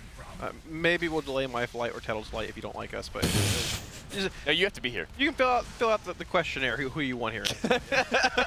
You get to decide. You have the control. Oh, we'd love to see it. Look at them actually dragging the boss to the edge of the room here too. Like the preemptive damage before the intermission too. We saw it on One Arm Bandit. They've already optimized like just every little bit of damage possible on some of these fights. It's pretty cool to see. Yeah, this is one of my favorite parts of getting to recognize how you want to set fights up in advance. They even have that bar at the top of the screen that we saw very briefly, which shows the shield on Gallywix that needs to be broken before you can actually interrupt the total destruction cast and reduce a lot of the damage on the entire raid. So the planning for the weak auras, the logistics behind the scenes is already taking place. Yep. So, and we are at 50% in the boss here, which does indeed sort of trigger his Phase 3. You're going to have a handful of new mechanics here. There's going to be sort of those bombs you saw in Phase 1, but they're now empowered. It's going to be basically a tank mechanic that goes out, the tank gets out of the raid with that effect, but then it's going to spawn a lot more of the larger bombs get dodged here. Those like reddish swirlies there are actually like corrupted blood soaks. You need to split amongst the raid. On top of that, you're going to have fire act lines spawning in every so often. You see right here, that's one tank debuff. They get out, but then it spawns a bunch of these smaller bombs that come in around the same time as these fire act lines. And I learned last night, you have 3 like prongs out of those fire act lines too. Yeah. Yeah, you can. Yeah. And they're in random directions too. I believe they also knock you back if you get hit by them too. I learned that. Someone ran me over last night. Yep. So they are brutal. You might also suffer from a severe case of death if you get hit by too many of them. Yes. Just heard that as well. Yeah. Oh, fun fact about these mines. So Atlas just picked one of those up, and you can see that it's dealing some dot damage to him. He's probably going to run one of those out and place it into one of those Giga Coils. Now, a couple things. You can go run into it like you just did right there, but you can also throw it so you don't have to step onto the platform. Additionally, there's more mines than there are Giga Coils to break. So you're going to have an excess of mines. You can grab those mines, and you can actually toss them in the hole, toss them off the platform, get rid of them entirely. We were just conspiracy theorying the Mythic version of this fight. Look down that hole. Look at all the little arrows down there. Oh, yeah. What are those doing there? So there's arrows, and then there's also like a smiling goblin down at the bottom of the hole. Oh, interesting. Yeah, so I hope that there's something with the hole in like a secret phase, or it'd be really cool like when you kill Gallywix, and then you jump down the hole, and there's like a secret boss, like a Raden type encounter. Oh, lock in. We're here for months. Well, no, Raden was a reward fight. It wasn't a hard fight. I haven't heard that yet. That's actually a good shout. What if there's just a secret boss and Gallywix is just a normal Mythic encounter? Yeah, think about it. Okay, so a big theme of this raid has been that Jaster Gallywix, the Chrome King himself, got a whole bunch of black blood from Xalatath to empower his weapons. Right. What if he has some kind of secret ethereal friend, ethereal bud, in the basement, just like Raden was kind of just chilling in the basement, being sucked up by the Lightning King, or the Thunder King? Like Margok. Compared to Margok and Heimwall. Like Cho'Gall? Okay, yeah, they had like Cho'Gall in the basement, in the jail. Yeah, I could see that too. Yeah. That'd be sick. The basement. He literally was in the basement. Yeah, he was like Void-esque too, right? Yeah. We the loot. Yeah. Diamonds in the Eye of Kazan. Because you saw Cho'Gall at the beginning of Heimwall, and he was locked in prison, and then you get raised up into like the arena floor. Oh, I didn't even know that. Lore drop. There you go. Oh. I got a long memory, Cal. Don't forget it. Not the best. Like an elephant. Unfortunately. Thanks. No, I have Kazans, no Jasper Diamonds, unfortunately, but well, there's still options on Go again. That's why they're doing like 30 of these. Oh, wait, try again. Exactly. Oh. Not 30. It's actually more like 70. But you know. But there's 5 simultaneously, though. Yeah. So it actually isn't like that bad in a sense. However you want to think about it. Whatever makes you feel better. Sure. So, based off what we saw last night, we just finished a normal split. They're running 5 simultaneous normal splits, and what they're trying to do is finish all 5 of them at a roughly the same time, and then they're going to consolidate into 2 heroic groups if they're doing the same thing they did last night, and they'll take the best of the helpers from these normal splits into the heroics, as long as they're unsaved, I guess. Yeah. Gotta be unsaved. It's kind of a nice way to prove yourself. And also earn a ton of gold, because you're getting, I think, 130,000 gold for normal clears. Yeah, it's prorated per boss. So if they're only doing 4 bosses, they'll get 65k, which is still, you know, solid effort. Plus you get your box unlocked. I was going to say, you get your vault unlocked and everything like that as well. Get to run with an elite group, get a bunch of kills early on in the tier. And if you're an elite gamer, they bring you along for the heroic bosses, which are also paying you even more gold. Yeah, The vault unlock is massive. Because, like, not a lot of guilds. Most pugs probably aren't going to kill past 4 out of 8 this week. Maybe 5 out of 8? Yeah, probably. Like, Sprocketmonger is going to be a tough... You can see the happy face. Early on. The happy face in the hole. Yeah, look down there. Yeah. Just saying. It would be pretty cool. It would be. It would be pretty cool. Someone in chat is asking, how do they not have lag? Well, they're on absolute rocket ships of computers provided to the Raiders by Alienware. They're using the new R16 computer, if I'm not mistaken. They've got 14900K processors in there. They've got 4090 graphics cards. THG likes to call them the big rig. Absolute blaster PCs. First thing he said when I got in, check out the big rig. You pointed right at it. I know. I wish I could take one home with me.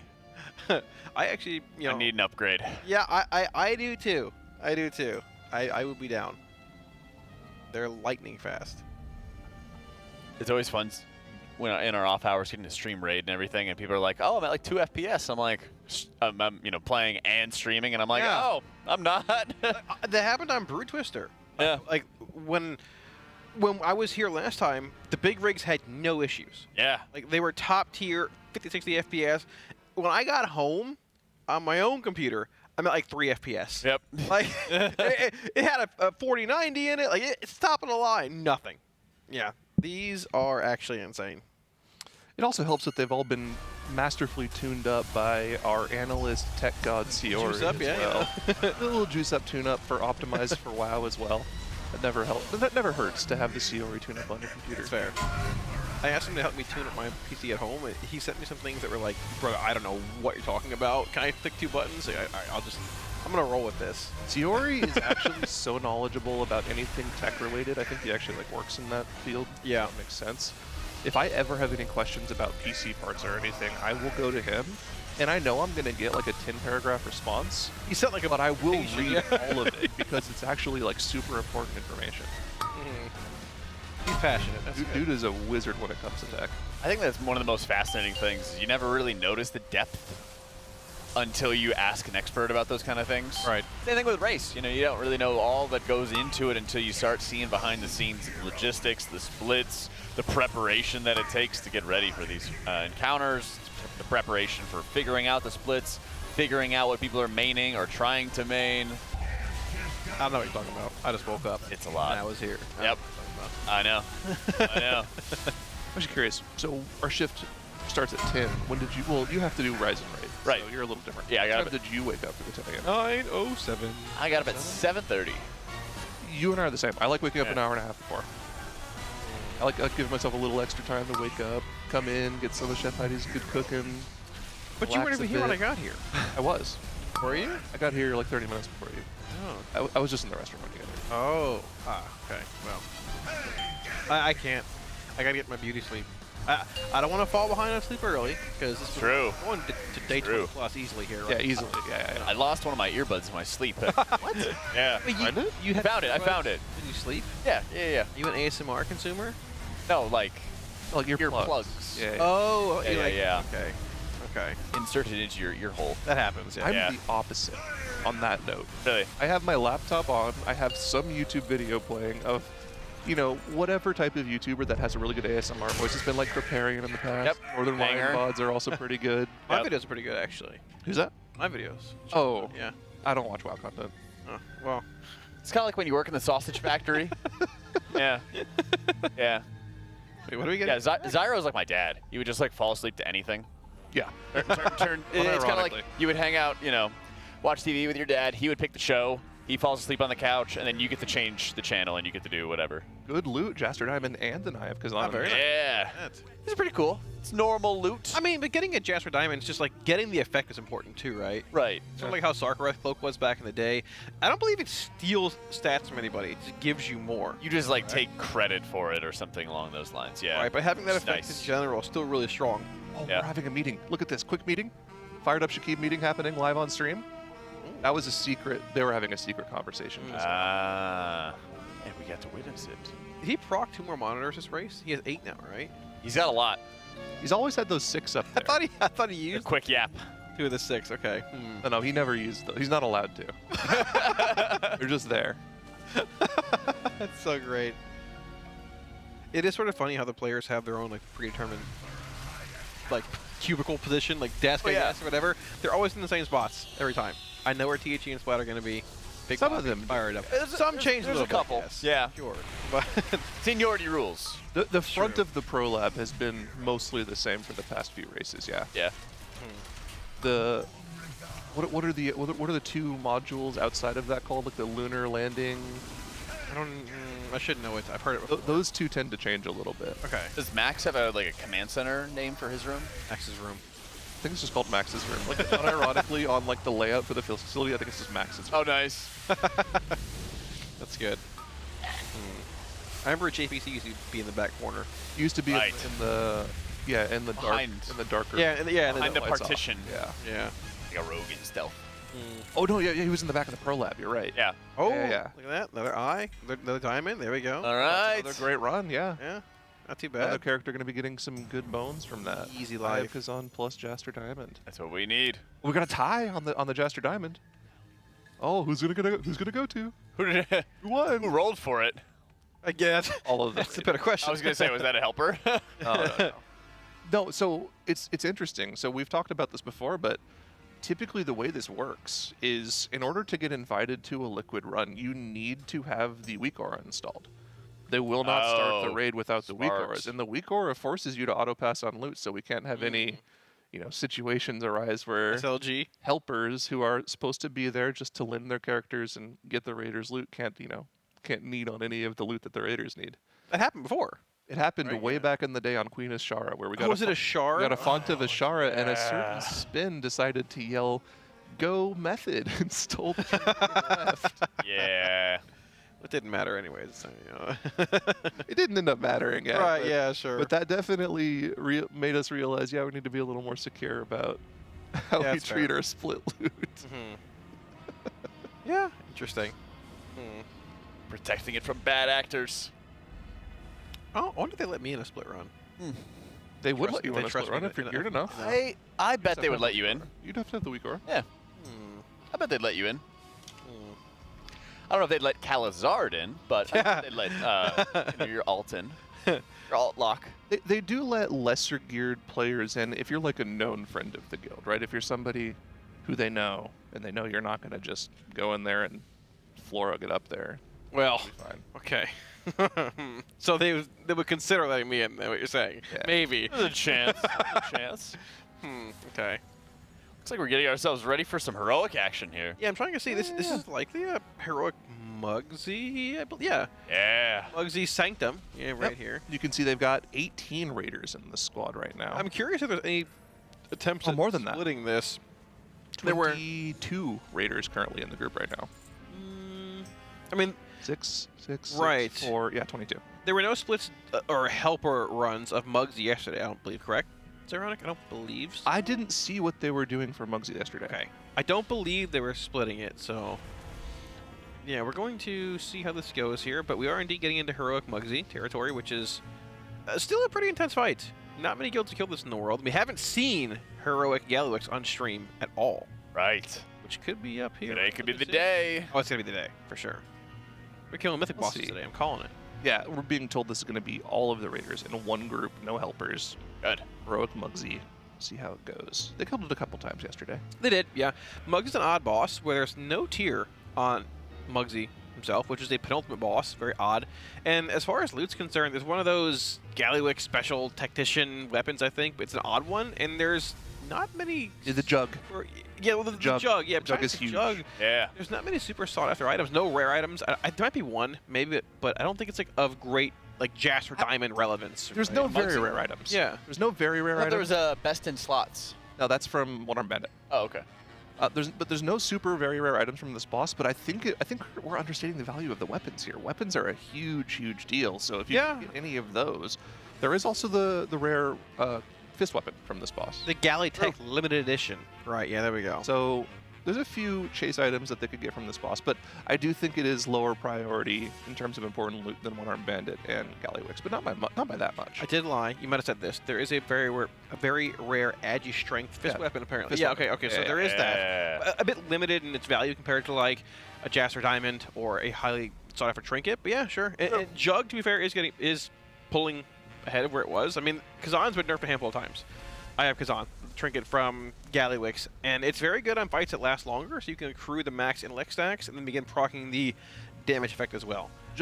Moxie's Mug Jug, whatever it's got. What's the actual full name? The Moxie Jug. That's what I'm going to go Moxie Jug, I'm pretty sure, yeah.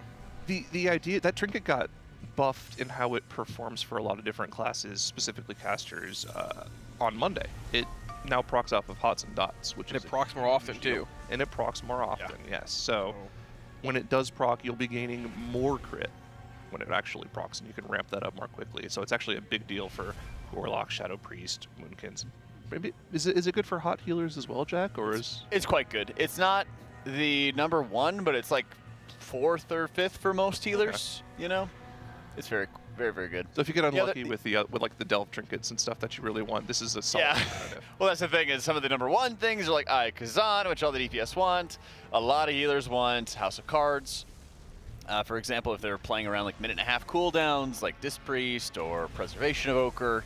So there's a pretty good chance that you're also going to want to try to get a Moxie Jug or a Reverb Radio if you like haste. That one's pretty good too. That's sort of like underrated. It's not that bad. Yeah, that's the thing is like it's one thing that you should be happy if you're getting it looted to you in a lot of cases. Because your other alternative is the Reverb is pretty similar in strength to like Blazicon Wax, Signet of the Priory for a number of healers. And it's all kind of in like the same ballpark of like good trinkets to get.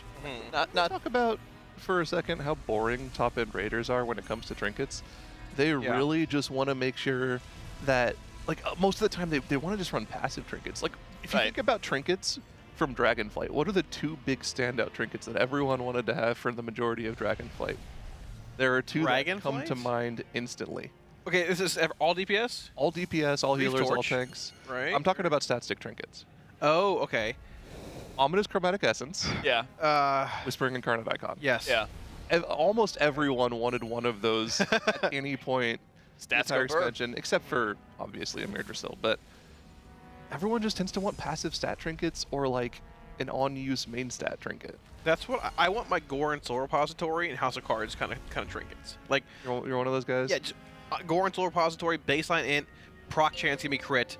And on use, give me more int, crit, whatever, and let me just pump big Chaos Bolts, big X spells, right? What I'm saying is we need more fun trinkets like the Manic Grief Torch. Well, that was very well designed, to be fair. Yeah. Here's the thing: is we do have those trinkets. They exist.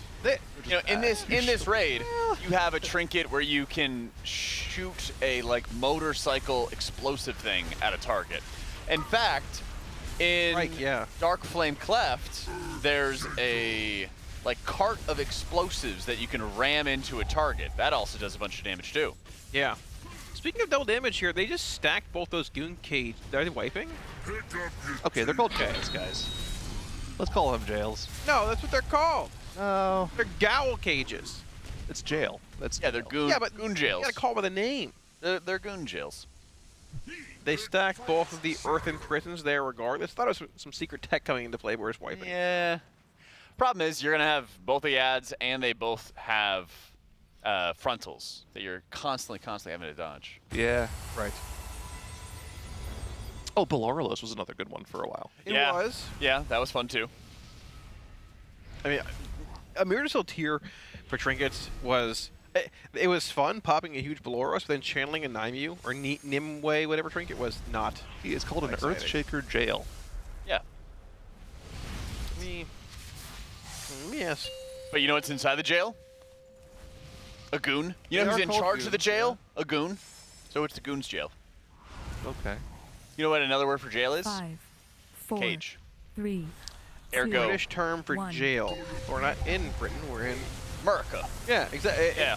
Gow. Can we like edit the amazing Wowhead post and then have it just typed out as jail because it's America? Either will work.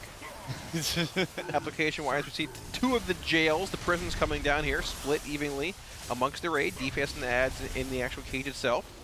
On Heroic, unlike normal, you'll see these like ice spears come out momentarily here, which do indeed break the walls on the cage.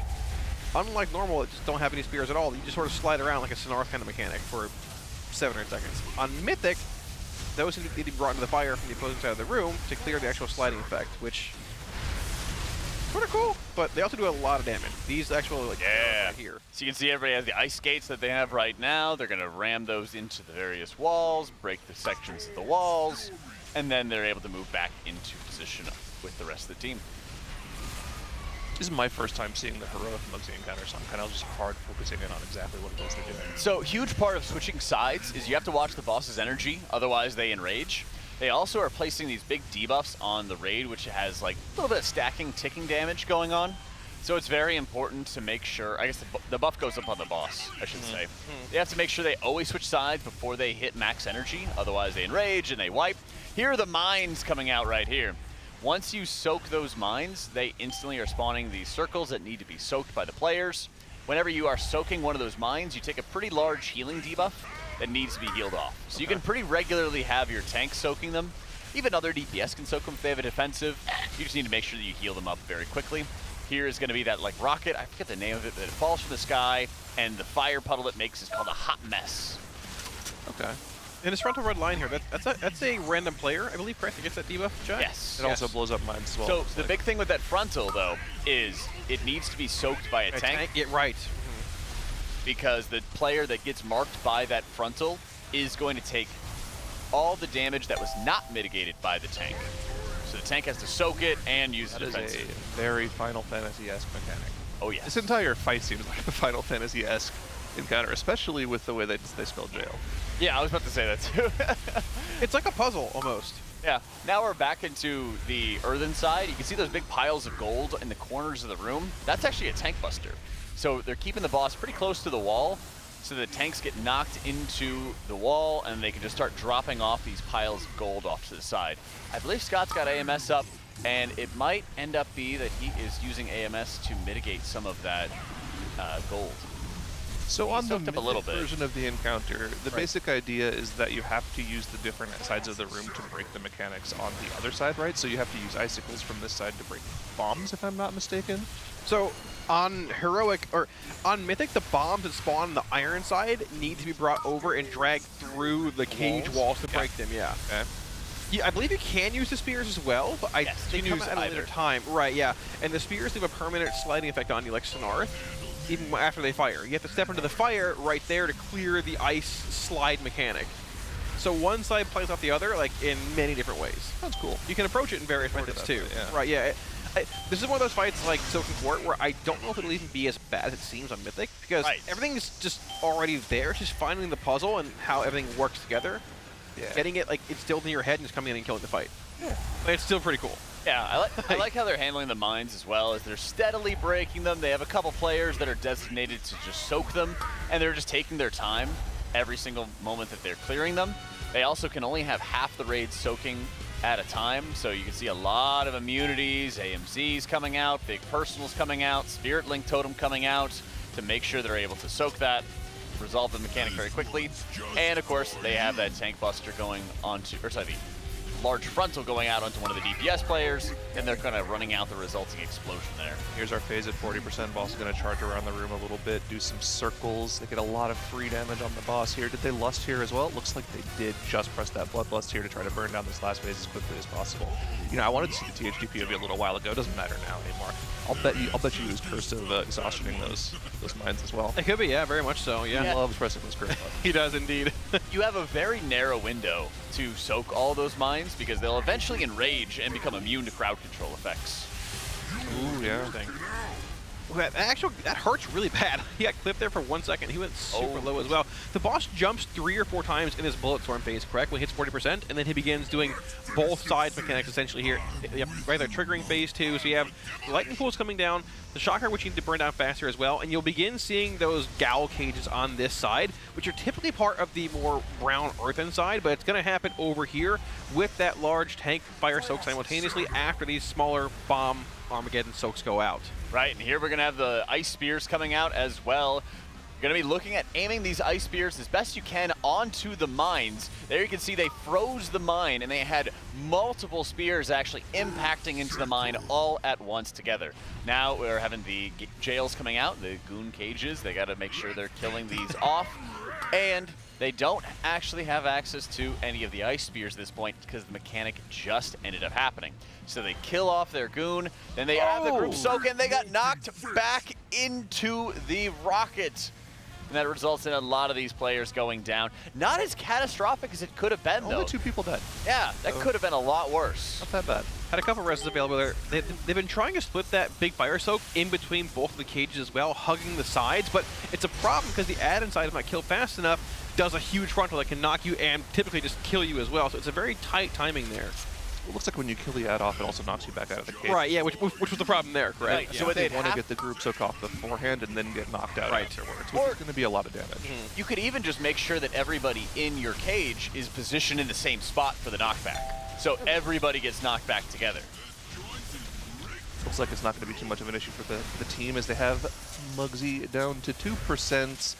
No major mechanics. So many mines. They can just CC the mines up. That is so many mines. Go down. What's the loot jar?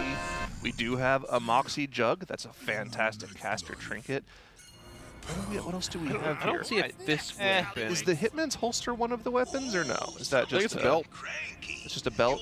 So no weapons, so. huh? Yeah. A jar is good, though. Just stuff. Yeah. Not too bad. Okay, well, trinket. Good trinket, some good stuff. Trinket's great. Yeah.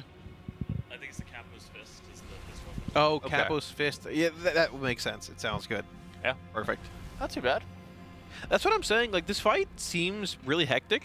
When you read the journal, it's like 10 pages of mechanics and such, but they all play off one another in a way where if you know what's going to happen, and if you're in a guild like Liquid, Echo Method, and the higher-end guilds that have made strats already for this fight, it might not even be as difficult as it may seem reading a dissertation in the actual dungeon journal itself, right? Right. Because they all are telegraphed. It's all telegraphed, and then understanding how the mechanics interact. You could have lost like 4 players or so when the ice spears came out in the final phase, but they made sure to not over-soak the mines in the final phase, allowed the ice spears to spawn, rammed those ice spears into the mine, rooted it or stunned it in place so it wasn't going to run all over the place, and then they were able to freeze the mine, not have to worry about it.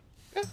Solid execution. And I think the thing that I like about this as well is that now that we have a full raid of 30 raiders, we can kind of look at potentially what the class balance looks like a little bit. That's here. right. And surprisingly, we kind of have the melee kill squad at the top, joined by a couple shadow priests. Well, how much of the melee could be additional cleave on the mines? Out of curiosity, I'm just asking. Mines? I'm just I don't asking. know how much it could be on the mines, because if the mines get close enough for the melee to cleave, that kind of means So the mines, well, you mean noticed, the 2 major mines that you actually have to kill? No, I'm thinking that the mines, when they spawn, are so close to melee that there's a lot of incidental cleave that could be happening. So I'm just asking, obviously, from my background as a healer, I'm just curious how much of it is they are just doing some meat grinder or natural cleave onto these ads, and then that's making them look a little bit stronger. I don't think it's a lot. Okay, okay. Looks like we're already set and ready to go for another Mugsy. Nice. I love this. Yeah, rapid fire. Let's go. I mean, this means Gallywix is on the table today, too. Yeah, I mean, multiple times as well, likely at least. From what we've seen, this is really the opportunity for all of the 13, 14 alt characters or total characters that they have to start slapping bosses down. They can have a bunch of gamers at 635, 640, and still kill off Mugsy because it's so focused on execution. Blue Man good. Not a very geared alt for MPEC, actually. He has the heroic treacherous transmitter on this character, not the mythic one. That was nerfed too, wasn't it? Yeah, it was hit with a 10% nerf on Monday. It was still actually on mythic sending bis for a lot of melee classes. Wow.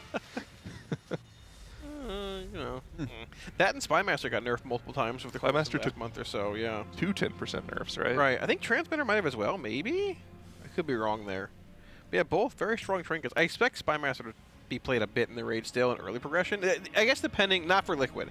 Yeah. Some guilds, House of Cards being a very strong unused this tier as well, which is why they're splitting one-arm bandit so much, even with it being so difficult of a fight, DPS check-wise and mechanically still. That's the interesting thing is that We've noticed how One-Armed Bandit is a really hard DPS check, but Mugsy didn't quite seem like it. They had an insane amount of mines that spawned at the very end of that fight, but they can still be affected by crowd control for, gosh, like 15, 30 seconds, a long time on this encounter. They ended around 638, 640 on the boss kill. They had a lot of time to just run away from all of those. Right. And they probably were going to have a lot of icicles spawning right afterwards. Yeah. So they could have just crowd controlled all those mines, waited for the ice to spawn, ram them into any of the mines, resolve most of those mines and have them be stunned, go away, and then they could soak and they could still be doing mechanics. Like that fight could have gone on a lot longer, and as long as you keep playing the fight and doing the mechanics, you'll be fine. Yeah, I feel like it's not super dangerous. Like just, I'm not a healer. Like, no, the healing wasn't bad either. That's what I'm saying. It doesn't seem like you're constantly in danger here. It's just if you mess up, you're probably gonna die. Yeah, and the thing is, you're having max energy really be the guide when large damage is happening onto the raid, and everything else is coming off of timers. So even when you're having people playing, you know, multiple alt healers or something, the damage is very predictable on the fight, and so it's not going to be as scary or anything for these teams, even, you know, when they're bringing in, you know, some of their alts or something along those lines. But you know what would not be scary, but be really enjoyable, is to go visit the Race to World first in person. We're going to fly you out for one winner. Wait. And of course, all you have to do is sign up at tl.gg/Coinbase Race to World First, create an account, and then we'll have a nice little form that you can fill out to enter for a chance to go visit the Race to World First yourself. That's free? Absolutely free. Not only that, but you can also get free $20 in your Coinbase account just for signing up with our QR code in the top right. 3, 2. You can also do it at the tl.gg/Coinbase Race to World First. We know it went away. We don't want to miss any bit of action, but we also want this race to continue, so we got to give a huge shout out to our sponsor in Coinbase. Thank you so much. Be sure to check it out, guys. I'm only the grand prize, but we're giving away signed jerseys every day as well, and for every first Mythic boss kill, too. Right. There's a ton of them. Man, their hands have got to be cramping for all the work they had to do to sign them. That could even be a thing tonight, depending on if we get into Mythic. So if you haven't entered, get on and enter right now, all right? Oh, my gosh. The copium from Kalamazoo is just... I want some Mythic bosses, man. I'm ready for it. You're such a big fan of manifesting, and I appreciate that. I'm going to bite. I hope that you're able to manifest a win for this Coinbase giveaway. Yeah. I manifested fly you out last time. So many giveaways this time around. It's actually crazy. It's great. Crazy. Obviously, Coinbase is giving away a ton of things. Blizzard gave us codes for mounts as well. We're doing the marbles giveaway for liquid apparel. You have the lunch giveaway. Oh, yeah. At dinner time, we do marbles on stream, and you're getting a free $50 credit to the TL store. Yeah. So you could get the derp shirt, you could get the Cauldron of Carnage shirt, you could get, you know, the regular race shirt. We have so many. I think it's more apparel options than ever, in fact. I think it actually is, and they're super comfortable. I've worn a different shirt every single day. We're very proud of you for changing it up. That's what I'm saying, yeah. I even got a couple hoodies to bring back to Florida for my heat, but I'll wear them nonetheless because they're that nice. Somehow Kalamazoo and I have worn the same of our 3 shirts they gave us every day. I'm going to be dipping into my previous Me too. tier shirts. What are you thinking of wearing tomorrow? You have the answer in your head. What? Do you know what shirt you're going to wear? Oh, I have it in my head too. I'm probably going to go with say it in 3, 2, 1. Spider. Master of Trade. Shirt. Oh. I don't know what y'all just said, but okay. I said Master of Trade. He's the Master of Trade. I wore that one on day 1. I'm going to go with the Vault of the Incarnate shirt, the brown one. Oh, okay. Not one of the new ones. That's a good one. What do you got, Cal? Spider Derp. I think Spider Derp? Oh, Which one? Yeah. The first one or the boss kill one? Interact. There's 2 of them. The Dead Spider and Dead the Alive Spider. Okay. Oh, Dead Spider. The Alive Spider is the red one. The Dead Spider is like the purple and green one. Yeah, the dead one. Yeah. That's a good one. Lots of apparel for you guys to choose from on the Liquid store. Check that out. Absolutely. Come back later for the marbles on Racestream to see if you can get $50 of store credit for that. Always something new happening. I've never played marbles in my life, actually. Oh, it's so good. You should play. I don't know how. You might be able to win. All you got to do is like type a command and everything when they announce it at dinner time. You just roll around? Yeah. It's just exclamation point join. Yeah. You just roll around and like you watch your journey throughout the event and everything. I control the marble? No. This is RNG. Yeah. Real veteran marbles on stream players will know about the boost command, but don't tell chat about that. Okay. It makes your marble go faster when you type it. Nick's gonna ramp. Nick's gonna ramp. Oh my god, it's gonna be so good. Jack is so excited. He's got ultimate penitence. He just stood up. He's on the run. He's got to get in the wall. Look at the cage. He's frozen. It doesn't work that way. So what he tried to do was he hit God, Nick is such a genius. He hit Ultimate Penitence, which flies you up in the air. Then he hit Goblin Jump to try to jump over the wall, and then was not able to jump over the wall, and then he got stunned. Unfortunate. I got to give you some big props for that. It was a valiant effort. That's a gamer play. It was good. Then they rescued him so that he would be on the proper side, because in order to swap phases, it's not bringing the boss to the other side. You have to bring all the players to the other side. Yeah. The way the spear works, too, you need to be the wall needs to be between you and the actual, like, spear itself. So trying to jump was a good reach, but the wall, pretty bit more. The wall has infinite time. verticality. Yeah. Oh, big words. Infinite verticality. Just like you. Oh, yeah. I'm big. You're like 6'10", yeah. Thanks, man. Yeah. Looking big, too. I made my stomach, but all the food. Oh, my gosh. This one's just for you.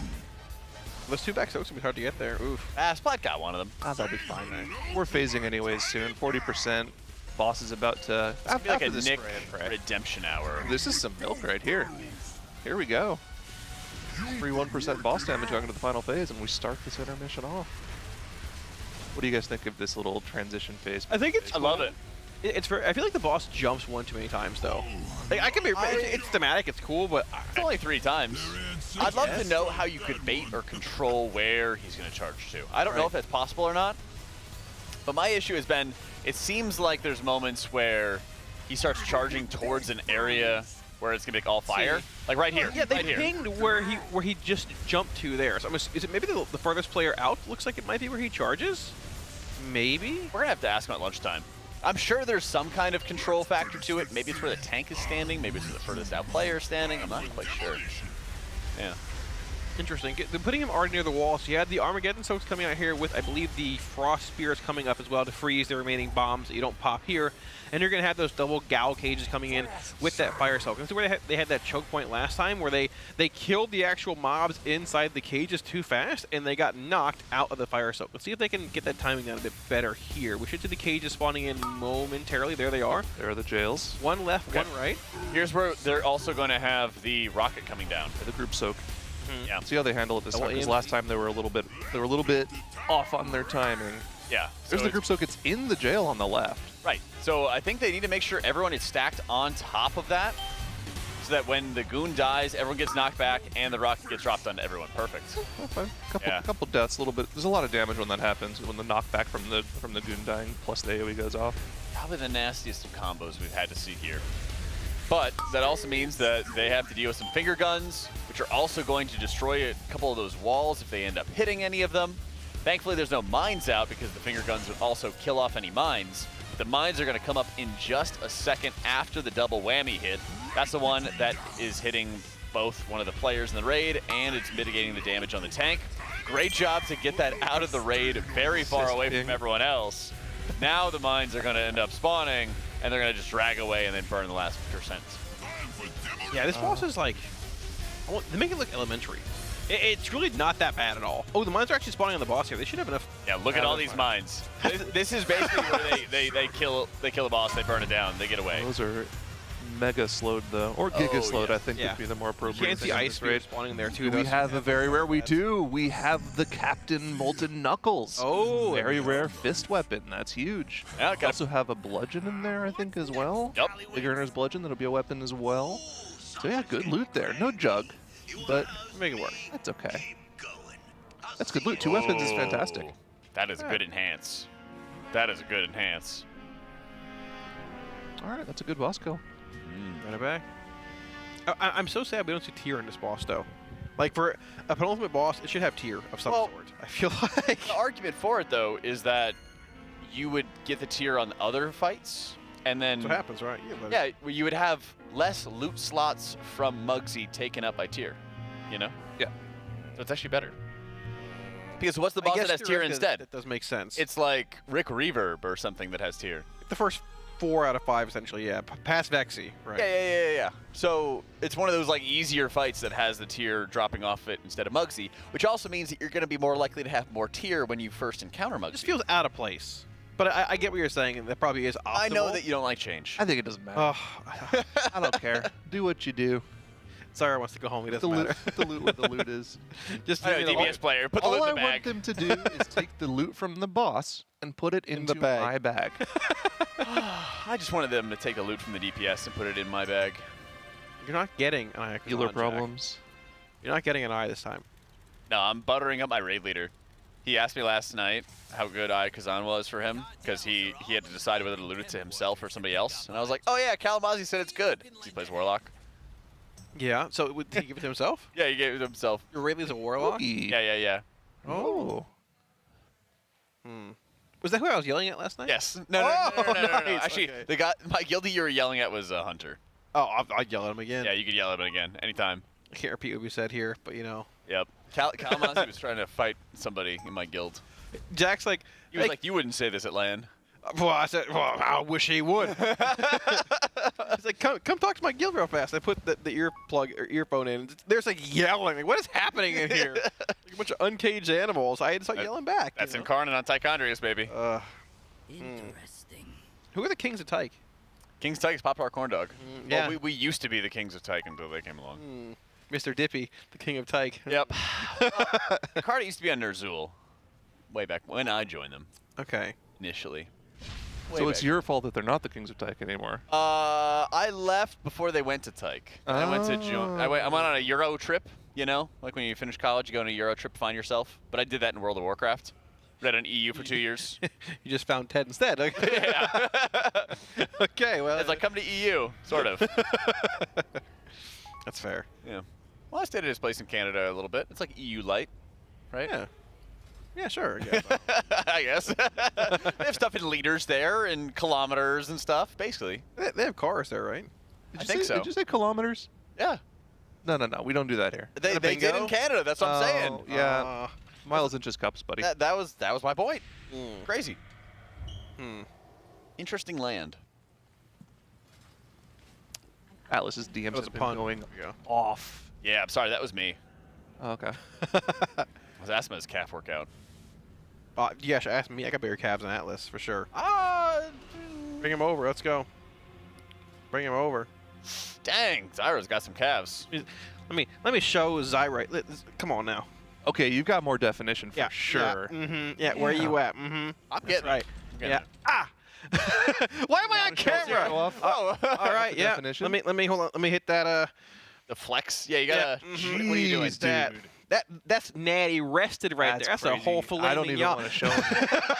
That's He's insane. putting us both to shame. Man, Ooh, baby. I'm taller. That's my excuse. This is the wax leg too. I know. It's a nice, clean spot. You see how shiny it is on camera. Golly. Move the hand. It's nice. the one spot where I got him. That is perfect right there. Don't touch. Don't touch. Yeah. I tore that off myself. Oh, that was Jack, not Aya. I did. was, I yeah. I had a two-handed grip, and I went. Whoosh. You were too nice about it because the going away. good way to do it is fast and like just one That's what I quick did. motion. That's what The second one when they said- did Kai, Oh, like the very first time That was was not me. slowly that was was not me. me. That was not Tim me. pulled it off. He's like, oh, I'm like, Daddy's got you. Don't worry.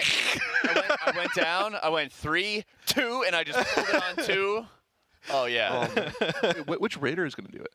That's a wonderful question. I thought it was going to be Mavie. Would have the most hair follicles? Who would have the most hair follicles?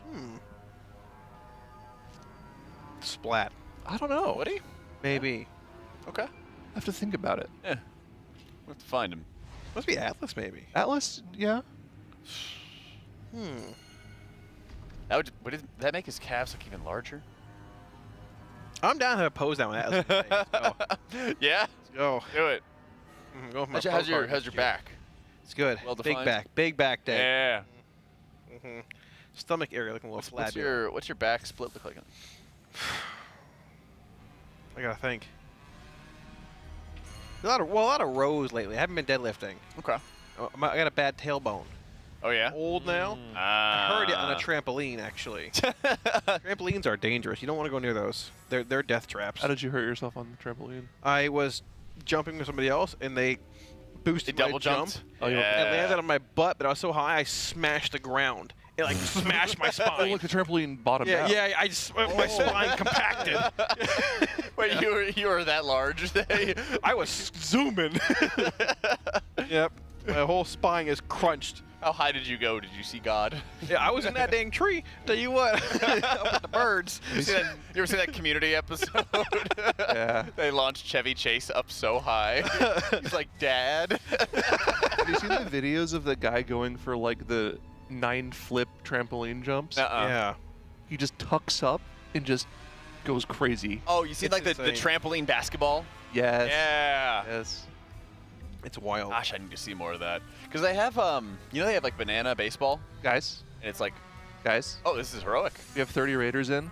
Yeah, we're locking in. This might be heroic Gallywix. Ooh. I think it is actually. That boss has 15 million HP. We might be seeing heroic Gallywix for the first time here. 15 million's not much, but 15 billion will be a lot. 15 billion, that's what I said. Yeah, okay, that's a lot, yeah. Interesting. All right, so have you had a chance to look over anything on No, heroic? absolutely not. Okay, so I know in Phase 1, there's a new bomb. Okay. I know in Phase 2, the floor is not lava, it's lightning, but I'm almost one and the same. There's lightning effects that not conceal. What's the word I'm looking for? You're like condensed in certain areas due to like lightning waves going out, from what I understand. But let me see if we can dig a bit more into this here as well.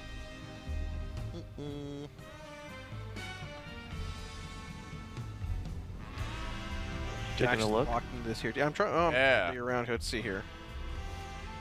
Well, this is gonna be big. You don't need to do any guesswork because we're about to see it. This is actually pretty exciting. It's the first time we're seeing something new in quite a while. And again, I don't think this boss has been killed on live by any guild yet. So, yeah, we do a little RaiderIO check. RaiderIO checklist, Kalamazoo? We're trying. Okay. We're trying. We're trying here.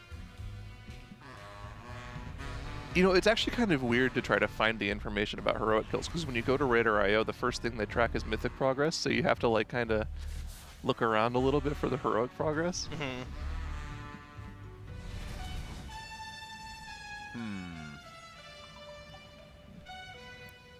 Yo, chat, you guys know? Can you help us out? There you go. I'm sure they know. I'll tap into one of our major resources here. Twitch chat knows everything, and I never doubt anything they say because they're always correct. That would be pretty cool if they were the world first ahead of the curve. Would that qualify for a Coinbase giveaway?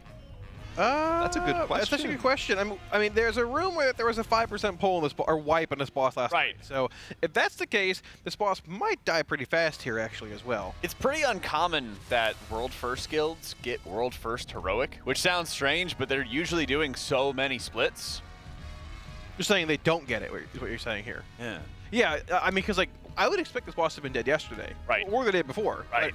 Like difficulty-wise, I think they made Mugsy look a lot easier than it's gonna be for like the average guild, or even the higher guild, right? Because they've had this fight planned out for probably over a month at this point. Absolutely. So looks like nobody's killed it at this point. So there's a really cool opportunity. To talk to the powers that be and see if we can get a little Coinbase giveaway. If there's, of course, the Coinbase world first pull. See. Let's see. Chat's pretty much confirming. RaiderIO says there's no heroic kills of this boss. Warcraft Logs says there's one Chinese guild that has a kill of the heroic Gallywix. Okay. Oh, okay. Is it public logged? I don't think it's public. I don't know. Interesting. Liquid's been public logging a handful of their kills this tier as well. Like, yeah, I saw that. Well, it might be that some helpers are auto-logging. That could be as well, possibly, too, yeah. I mean, and realistically, it doesn't matter a whole lot because it's heroic, and for the most part, everything's streamed regardless. You can see a decent bit of what's happening as far as, like, class balance and things are concerned here. But, yeah, are we seeing a one-shot here, Jack? That would be insane. I'm calling a one-shot. Okay. I'm juiced up. I'm ready to go. You literally are juiced up. You've been drinking that Aussie lemonade monster juice. We skipped the coffee today, went right into the power. You know what reminds me of juice? What's that? Those shorts. Those Murloc bathing suit shorts. I want that neon mouse pad, man. I want I that do too, actually. Yeah. I haven't seen any of those mouse pads, but I always, like, you know, and you want to keep your mouse pad clean. I just get a new one every time race comes around. I have the vault one still. There's a spot where my hand rests. That's definitely, you can tell my hand goes there. That's crazy. What is on your I've hand? just stopped bringing a mouse pad because I know they'll give us a new one each time. Get some moisturizer if your skin's flaking off like that. It's. Oh, that's the shirt I'm gonna wear tomorrow. Yeah, I just got that one on. Oh yeah. Vault of the Incarnate. Good one. That's the shirt. That's a good one. Hello, little one. Jack found the dog. I did. Got a dog on desk. What's this dog's name? What's this creature's name? Super fluffy too. What are you looking for? Hello. Oh, Oh, Saunders. this is Colonel Saunders. Wait, this is different than Saunders. Is it the same? I don't know about that. Saunders was larger. There's 2 dogs named Colonel Sanders here. Last time we had a larger. Yeah, it's us. There's another poodle. There was another That's not one. Colonel Sanders. That's somebody else. Yeah, it's a little fried chicken dog. That's Kalamazoo would put it so eloquently. That's not the I like how Colonel. we just have like 5 or 6 different dogs that run through the facility on different occasions. They're just hunting for somebody who's gonna feed them. All right, on Heroic, I have some changes that we can look at here while they're discussing this. So, in Phase 1, the Big Bad Bunch of Bombs. On Heroic, drops an additional bomb. So the Big Bad Bombs are the 2 large design room. Oh, we're pulling already, so we'll be able to see it live. Okay, well, let's see what the Raiders are going to be saying themselves. Okay, let's start it off with a nice Monster Energy listen in here. We're getting fucked on the side. Let's go. 3, 2, 1. Okay. Cone soak here. Is it big bombs where it does the big movement? Yeah. Okay, so ranged, I just want you to test something. Ranged on both sides here, literally max range for me, testing. And you can gate to the spot if you need to. There should be a gate down. Okay, gate. W. I think that's better. You have to go first if you can, Scott. Okay, this is Cone in the other group. There's one in melee you can grab pretty easily. I'll do the other one in a sec. So it's Top the box. next frontal. Next frontal is personal. Crackle on Sprott going out. Game 0 now. In 3 seconds? Yeah. This is on group 1 soak. You want to, yes? It's on star. We're doing it. Where are we? We're mixed. Green, Get on the green and NZ, purple. get on the NZ. Yeah, we should be green and purple, both groups, by the way. We're We swapping. stay on this side and then we go on the big circles. Yep, ranged, max range here, if you can. This should not in the overlap. quadrant. And the quadrant over there. And then we're swapping quadrants in 3, 2, 1, go. I'll get them on both again. Just bounce between these 2 colors. Yeah, and now we're all staying here. Okay, this is group 2 soak. Then also we're getting dodge. Yeah. Stasis release. The next soak, you should pop something. Crackle going off, 3, 2, 1. Cone soak and crackle going off in 3, 2, 1. Should be on star. Where are you guys going? Yeah. Bounce. Stay back here, ranged. Bait. Yeah. Bait away. Bait. Back there.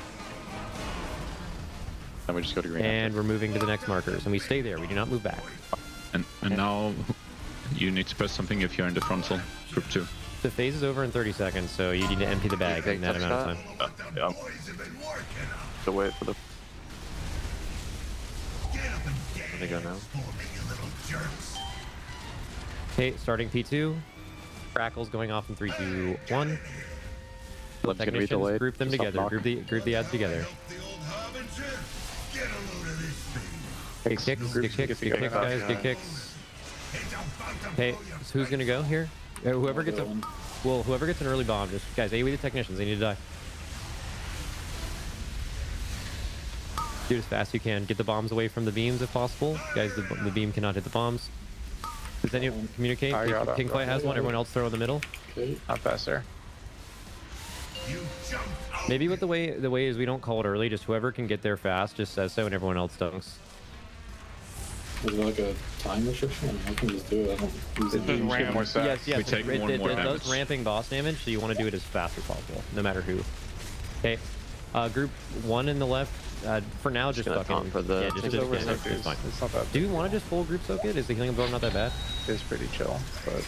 It seems not super chill, but it's... Well, there's nothing else happening here. It's like the absorb's big, but like there's a gate. Gate down. Good. Yeah, you can gate here. It's just like adjacent movements every time. I'm gonna go get a thing. Okay, you ready to dodge? Okay, first dot is click. I'll count down the crackles. These are spreads. So when you... I can taunt. I already got one. Let's go. Kind of Okay, group soaks, crackle going off in 3, 2, 1. You get burst right now, you get the crackle and the soak. Good. And ramping damage. Nice. Now crackle on Scott in 3, 2, 1 now. Group these ads. Which one are we dunking in? Does it matter? You just need to prime. Do not do a thing. It's the one that's activated. Are they all activated? I got it. Yeah. Okay, everyone else throwing the hole. Got the far out here. I think it's just always the one next to the boss, right? Is that the one that he activates in P2 because he rotates in the room? We're pushing in 5%, so we hopefully don't get another technician spawn. I'm real playing this thing. 50. Have we lusted yet? No. Oh, do you guys have CDs to lust the intermission? 20. Yeah. Yeah, we do. definitely do that. We definitely do that. Soaks. Group soaks, yeah. It's okay, under 50. Oh no, it is still gonna do it. We need to beat the next technician spawning though. We need to blast. We should just lust now, honestly. Just lust. I don't know exactly how. I don't want him to like move right now. Dodge. Like the Barkus trick shots. Okay, blast him. He's getting out. Don't get one shot by this. Maybe try to bait. That bait's on a player. We should be on the edge there so we don't have to move too far, if that makes sense. Or bait on one side of him so the melee can get uptime still. Remember, you can max ranged transmission. He's ranged. Yeah, this thing's getting Astro pissed on. This is fine. Tank him in the star and moon quadrant because we're gonna be. No, you can interrupt late. I have to love Just it, look my at our dude. health. Just look at our health. I have Scott. That's perfectly fine. It's fine. Yeah. Bigger bombs is gonna be tank moving out here. Don't be in front of pink dude. Make sure we get an early dud.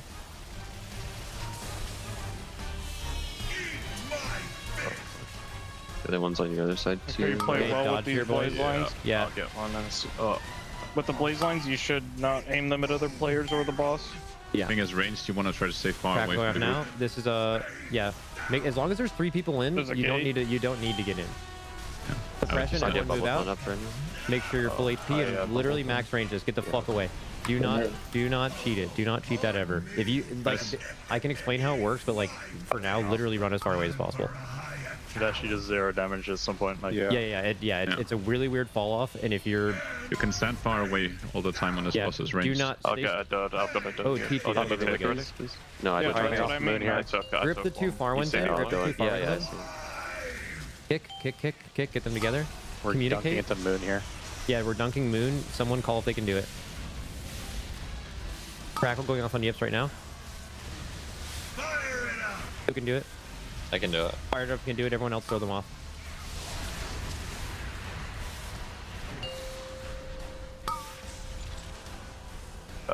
I'll take first the ego check. Yips. Again, and then you take can second, already and it should work pre-spread good. his range. So we should probably head to the next platform. It might be right? bombs, right? They're all. Might be. They're not all trying to Babby the one soak. behind us. And then we're getting out with suppression. Make Yeah, sure your then you Hingle is take. off. Guys, literally We should max go to distance. square. Max distance away from the boss here. Get the fuck out. We haven't done square yet. Okay, then we need to be in the square We can spot. go back. Yeah, everyone just go to square here. It's gonna be a frontal. Yeah. Frontal. I'll turn it over after this. We'll go over to just square. in It's a big move. Big move. It's 25 There's no seconds. rush anyway. A lot of funnels on people. Pre-spread. I got my Silent, dud. maybe. I need to get my dud in the circle. It's okay. We're chilling. Yeah, it's Crackle on my on thing, Yips in Scott. 3, Yeah, it's 2, 1. Soaks now. here. This is into ads. Hellstone here. We also have the vent. Yeah, maybe Hellstone. Yeah, do it. Crackle on Scott. 3, 2, What is 1 disco? now. Blue side. Kill We're these here ads already. and we're dunking on. We're we're already at, right? We're chilling. Yes. Yeah. You take boss coming out, Yips, and then I'll Watch the get beam. the Watch the beam. blast. That should work. Kicks. Yeah. Get kicks. Even if I get it, I won't dodge bubble. Who can do it? Yeah. I got it.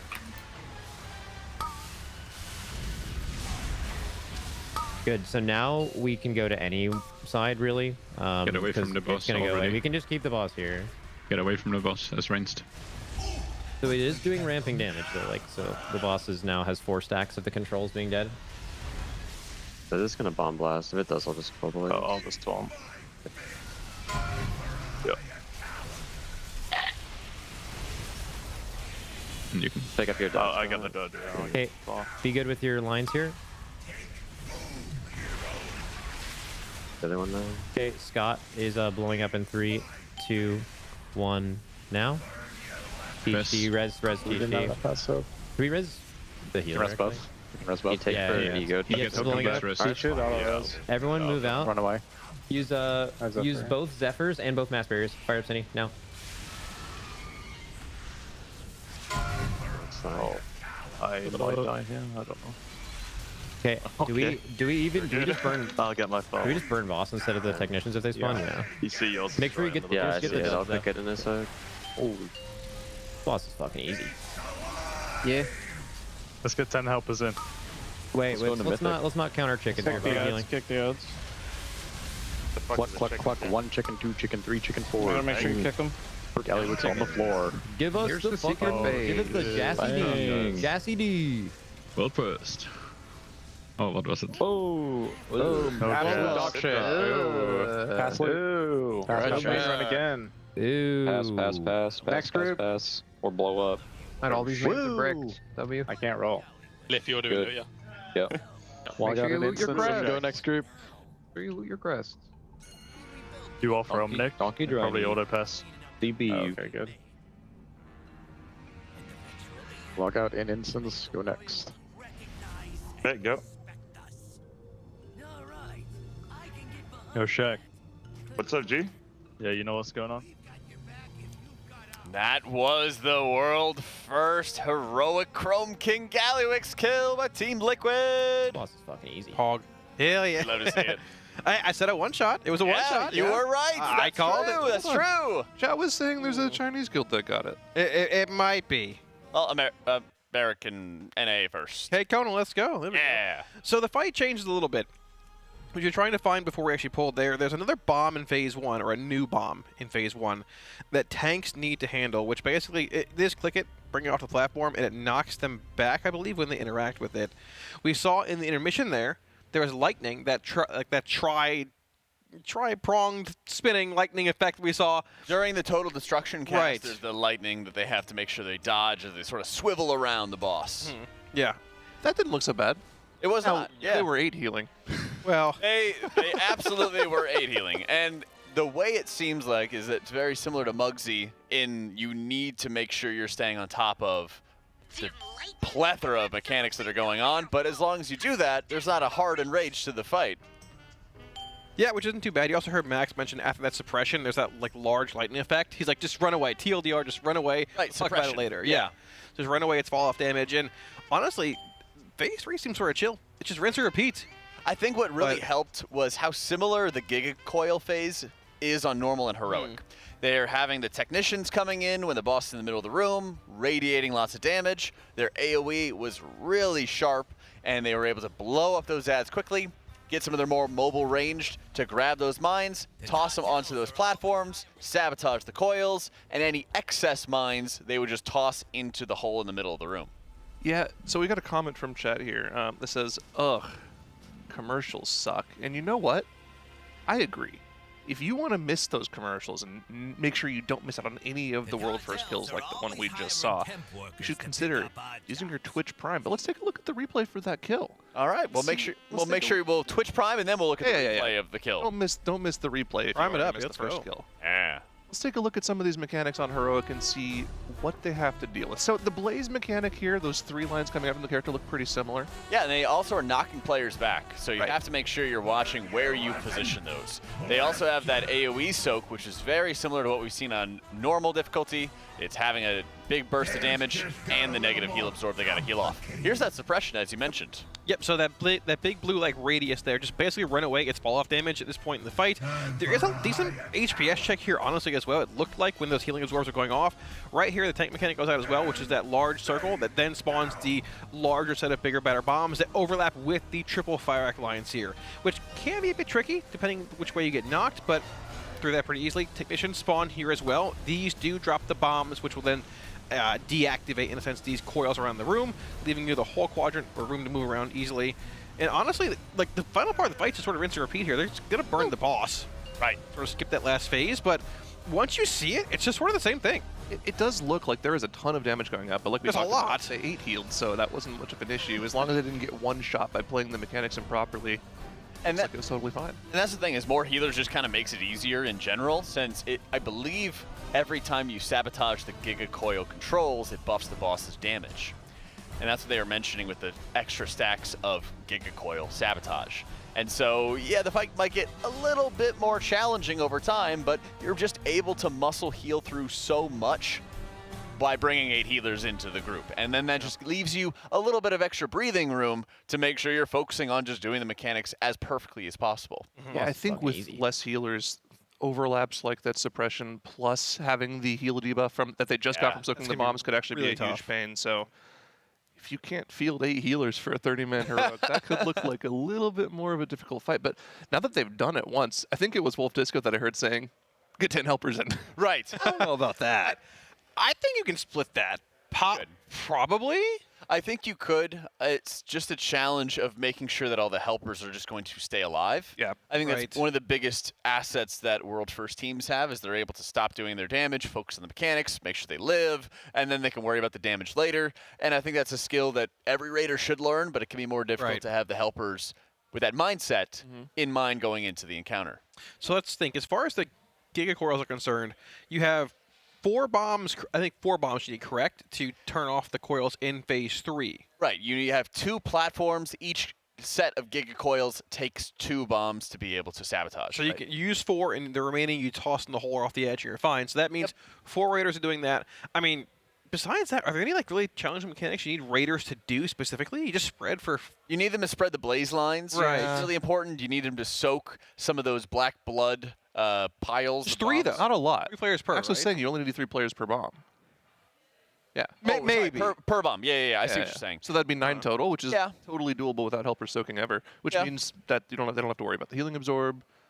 So it could be doable. Maybe they started off with maybe doing 5. I think 5 is the magic number. The problem then is the efficiency of doing the runs, because if you have 25 Raiders in, that means you have 5, 6, 7 Raiders that are just not doing anything. That's the problem. Is what are you going to do for them to make sure they're doing something productive? And that's kind of the challenge that you have is what's the most productive thing that you're going to do with the time for the team. Right. You know, we'll have to see.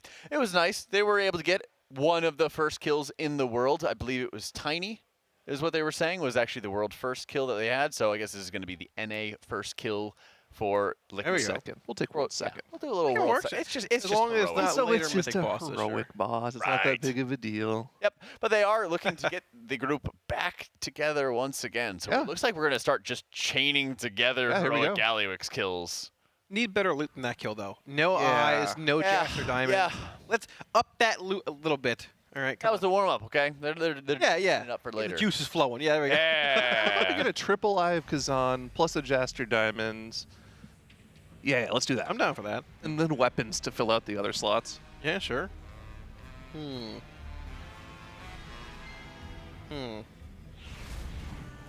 So let me... Do you know what they were splitting Mugsy at? Or not Mugsy. What was the ratio of helpers to Raiders in the one-arm bandit splits? It was like 15. I think it was 10, 15? 10, 15? 15. Okay. So it's even. Okay, yeah. Yeah. Okay. That's the problem is unless ratio, you are right? Yeah, you need to have something like that because you don't have 40 Raiders. You can't go 20-20. Yeah, I was trying to think if 20 and 10 is doable for a relevant ratio of. That's tough. Yeah. Well, I think this is exactly why you have 14 ults. This is exactly why you have 14 ults for everybody, or 14 characters per Raider. Right. You could just start chaining these together. Okay.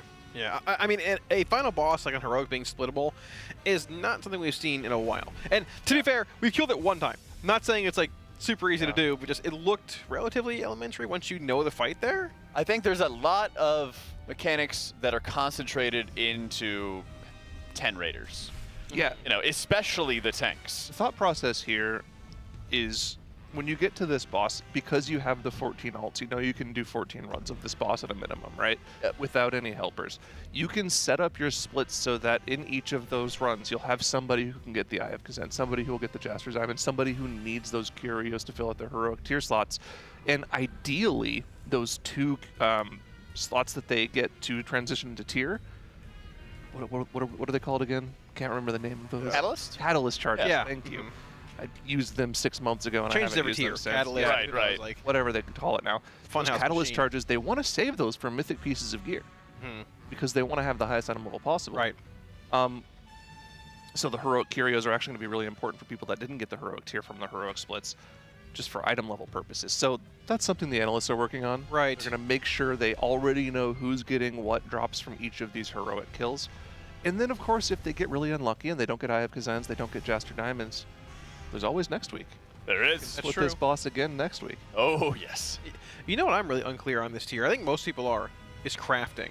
And also crafting in a world first setting comparatively to like a non-world first setting. I think for a lot of casters, making like a two-handed staff is still pretty high up there. But don't you have to wait? When are you gonna make that 3 weeks? You have to wait like 2 more weeks still. Yeah, exactly. No, that's not happening. Right. Nowhere in this race, obviously, right? But I mean, like, people have been considering it. Like, I've heard amongst chats in my guild, like, you're waiting 2 more weeks to craft an item? That sounds crazy. Well, right? but how difficult is the raid going to be, and how long is the raid going to be for the benefit? I don't think staff is going to be as prevalent this time around. I don't think so either. Well, not only because you only have the 1 spark this time around, but part of the reason the staff was so important for crafting last time around is that getting the gilded crest crafted was 90 crests last time, not 60 like it is now. So you don't have to be too worried about being efficient with your gilded crests. I mean, if anything, I would argue that it becomes more efficient at that point. It's just how long do you want to wait? If you're in a Hall of Fame guild, if you can get a mythic level weapon with just 60 crests and a two-hander, that's insanely efficient. Yeah, but you're waiting so. I know, but like, what if the race is going super long for these guys? It would go even longer for schmucks like us. I don't think if you're in like a Hall of Fame guild and you can get around it, I don't think you craft until your vault next week. And you that I definitely agree on. You know a lot more by this weekend how bosses are tuned. Yes. And honestly, if Sprocketmonger is another Brood Twister, which it probably won't be, it probably won't last in that form very long either. Yeah, I think you wait. 100%. But main hand, offhand is definitely in the discussion here as well. I mean, for a lot of people, having a mythic main hand and like crafting an offhand would be like a long-term bis, but that's really bad for like immediate power level. Yeah. And that's where a lot of conflict comes too. Part of the reason waiting for the vault is important is because if you do craft something this week and then you open your vault on Tuesday and that item is there, you're going to feel really bad about having crafted that item. Right. Plus you have the heroic crest from the Gallywix quest as well. That's another thing as well. Yeah, you have the heroic crest coming in too. Right. But that's the thing. It's like you can't really spend. I mean, you can't. It's probably better used for your second craft. Yeah. Likely, if you're making like, let's say you loot a mythic offhand this week, or in your vault on Tuesday. Crafting a mythic main hand with 1 spark, 60 gilded crest, likely a good idea with Ascension if you're playing that, for example. And then maybe the week after, you use that heroic crest on like a belt or a pair of boots for that, the ruby and embellishment if you're playing that combination. Yeah, I think cloak's a good craft too. Kalamazi, question from chat for you. From Kriders. Do you think Max will allow the Raiders to have lunch today since they got a heroic Gallywix skill? I think we go to lunch. Yes. Yeah. I think it'll be on. Yes, on time. Dinner is debatable though. And then they posted like 15 yay speed emotes. Well, there you go. And their next message is probably going to be the cranked out emote a few times too. Oh, it could be. I have on my bingo card. Is Max happy? I don't know. I should tune into a stream and see if he's happy right now. We'll probably check that off actually. I would assume he's content right now. I haven't looked at my bingo sheet too much. I haven't either. 5, 4, tuning in. 3, 2. I was a little upset when we 1. did the listen in there and we still haven't heard the Raiders bark yet. I need them to bark. Right. I did hear Thud making animal noises though, so that counted. I should have been more. I was way too concise with a lot of my bingo options. I should have been more ambiguous. I've got some easy ones, but some tough ones. Like I got Proc-a-Mauling, which is super easy, but then like there's like THC gives caster a massage. I actually haven't seen sighting. I haven't seen your bingo card. Let me see your bingo I think it's over there. I don't have it. Oh, I'll give you mine if you want. Oh yeah, here it is. Let me take a look at Kalamazi's. Let's see. I probably hit it already, honestly, but like, yeah, but I don't think I've seen it. I just want to take a look. Yeah, I mean that's a free space. Kalamazi's tummy hurt. That's a free space. I know, he makes the easiest ones for himself. Well, I don't know what they wanted. You can cross off Cam Sock's appearance. We had that yesterday. We had that in the last shift yesterday. Okay. It was on stream. Yeah. Just letting you know. Okay. Which means you actually... Kalamazi is 1 away from a bingo right here if he gets to cross off Tettles cannot control himself. Oh, that's gonna happen easy one. I heard him ranting last night about it on stream. Makes us like, are you okay, Tettles? Like he was ranting about dungeons on stream. Would you call that a Tettles can't control himself moment when he was ranting about solo queue yesterday? I feel like it's got to be on the race stream. On the race stream. He was on the race stream. Was it? Okay. Yeah, I think that's fair. That's a bingo! Guys, Kalamazzi has a bingo! Holy, I won! It's also in the free kick W, the square, so... Yeah, he does... This is such... It's a free square! He has free kick W. Can we get the quality control on this? Can we verify the bingo here? Have you checked mine yet? Yeah, so... Oh, jeez. Some of these have to have happened when I was not on. Big dog. Tettles has definitely done the production says bit. Oh, cross that one off. Cross it off for Holy me. Paladin, that's easy too. No, that's for Mythic. That's for Mythic. Yeah. I'm assuming 2 disc is for Mythic as well. Yeah, that's for Mythic. Comp stuff's for Mythic. 1. Aya has said, wait, what? Has that happened? Yeah, she said that. Okay. Okay. We haven't had 3 dogs in cam. Let's see. Is there? Oh, there's race drama. You can cross off our old limit story. We've done that like 5 times already. Yes. Yeah. Drama can go out too, though, right? Yep.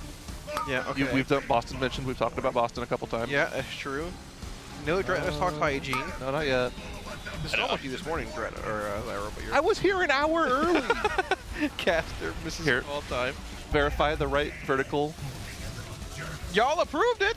You got. There's been kick W's in chat. It counts. It was approved. That's such a cop-out. It was approved. Such a rigged setup. I think you're up to date, Jack. Okay, love it. Jack's close. He needs dogs on cam and Caster misses call time. Yeah. Or okay. Max asked what a mile is, and then first Mythic kill Friday. I think you're gonna get that on Friday. Yeah, I think so. Stipulation. I think so. The refs are checking the Kalamazzi card here. In the meantime, we have had a wipe. Disqualify Kalamazzi. Disqualify him.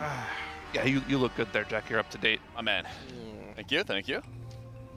I'm looking at my card. I don't have that many things crossed off on mine. I have 3 things on there. Here, when you wanna take a look at mine? Yeah. Let's see. Run out of pink monster. That's never gonna happen with how well they've supplied us. Yeah, I noticed when I walked in and saw like the giant pallets of monster we have that's just not gonna happen. Yep. Max runs fast. That's a good one. Ooh. Chair gets punched. Another good one. Yep. Breaks something. I see you have a theme going on here.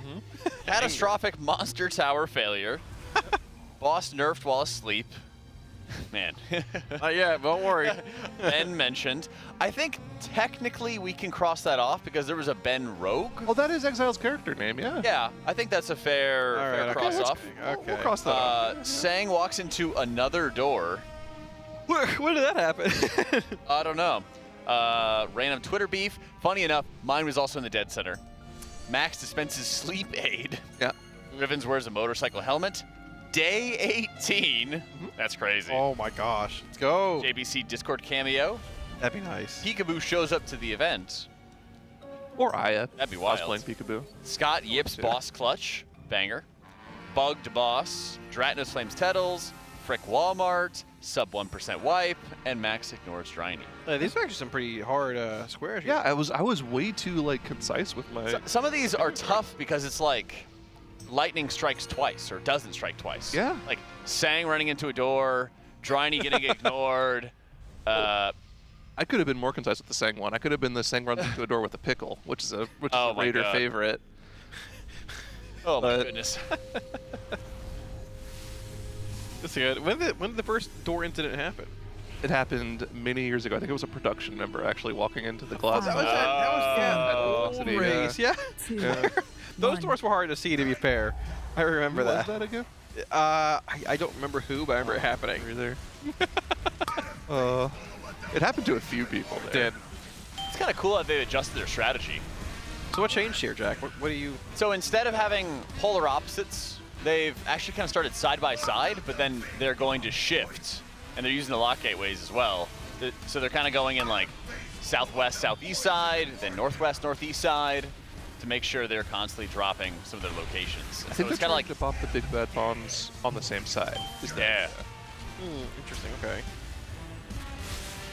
And of course, they have some of the AoEs they have to be dodging as well. Vent Heat is just kind of regular ticking damage. Cone Soaks are going off.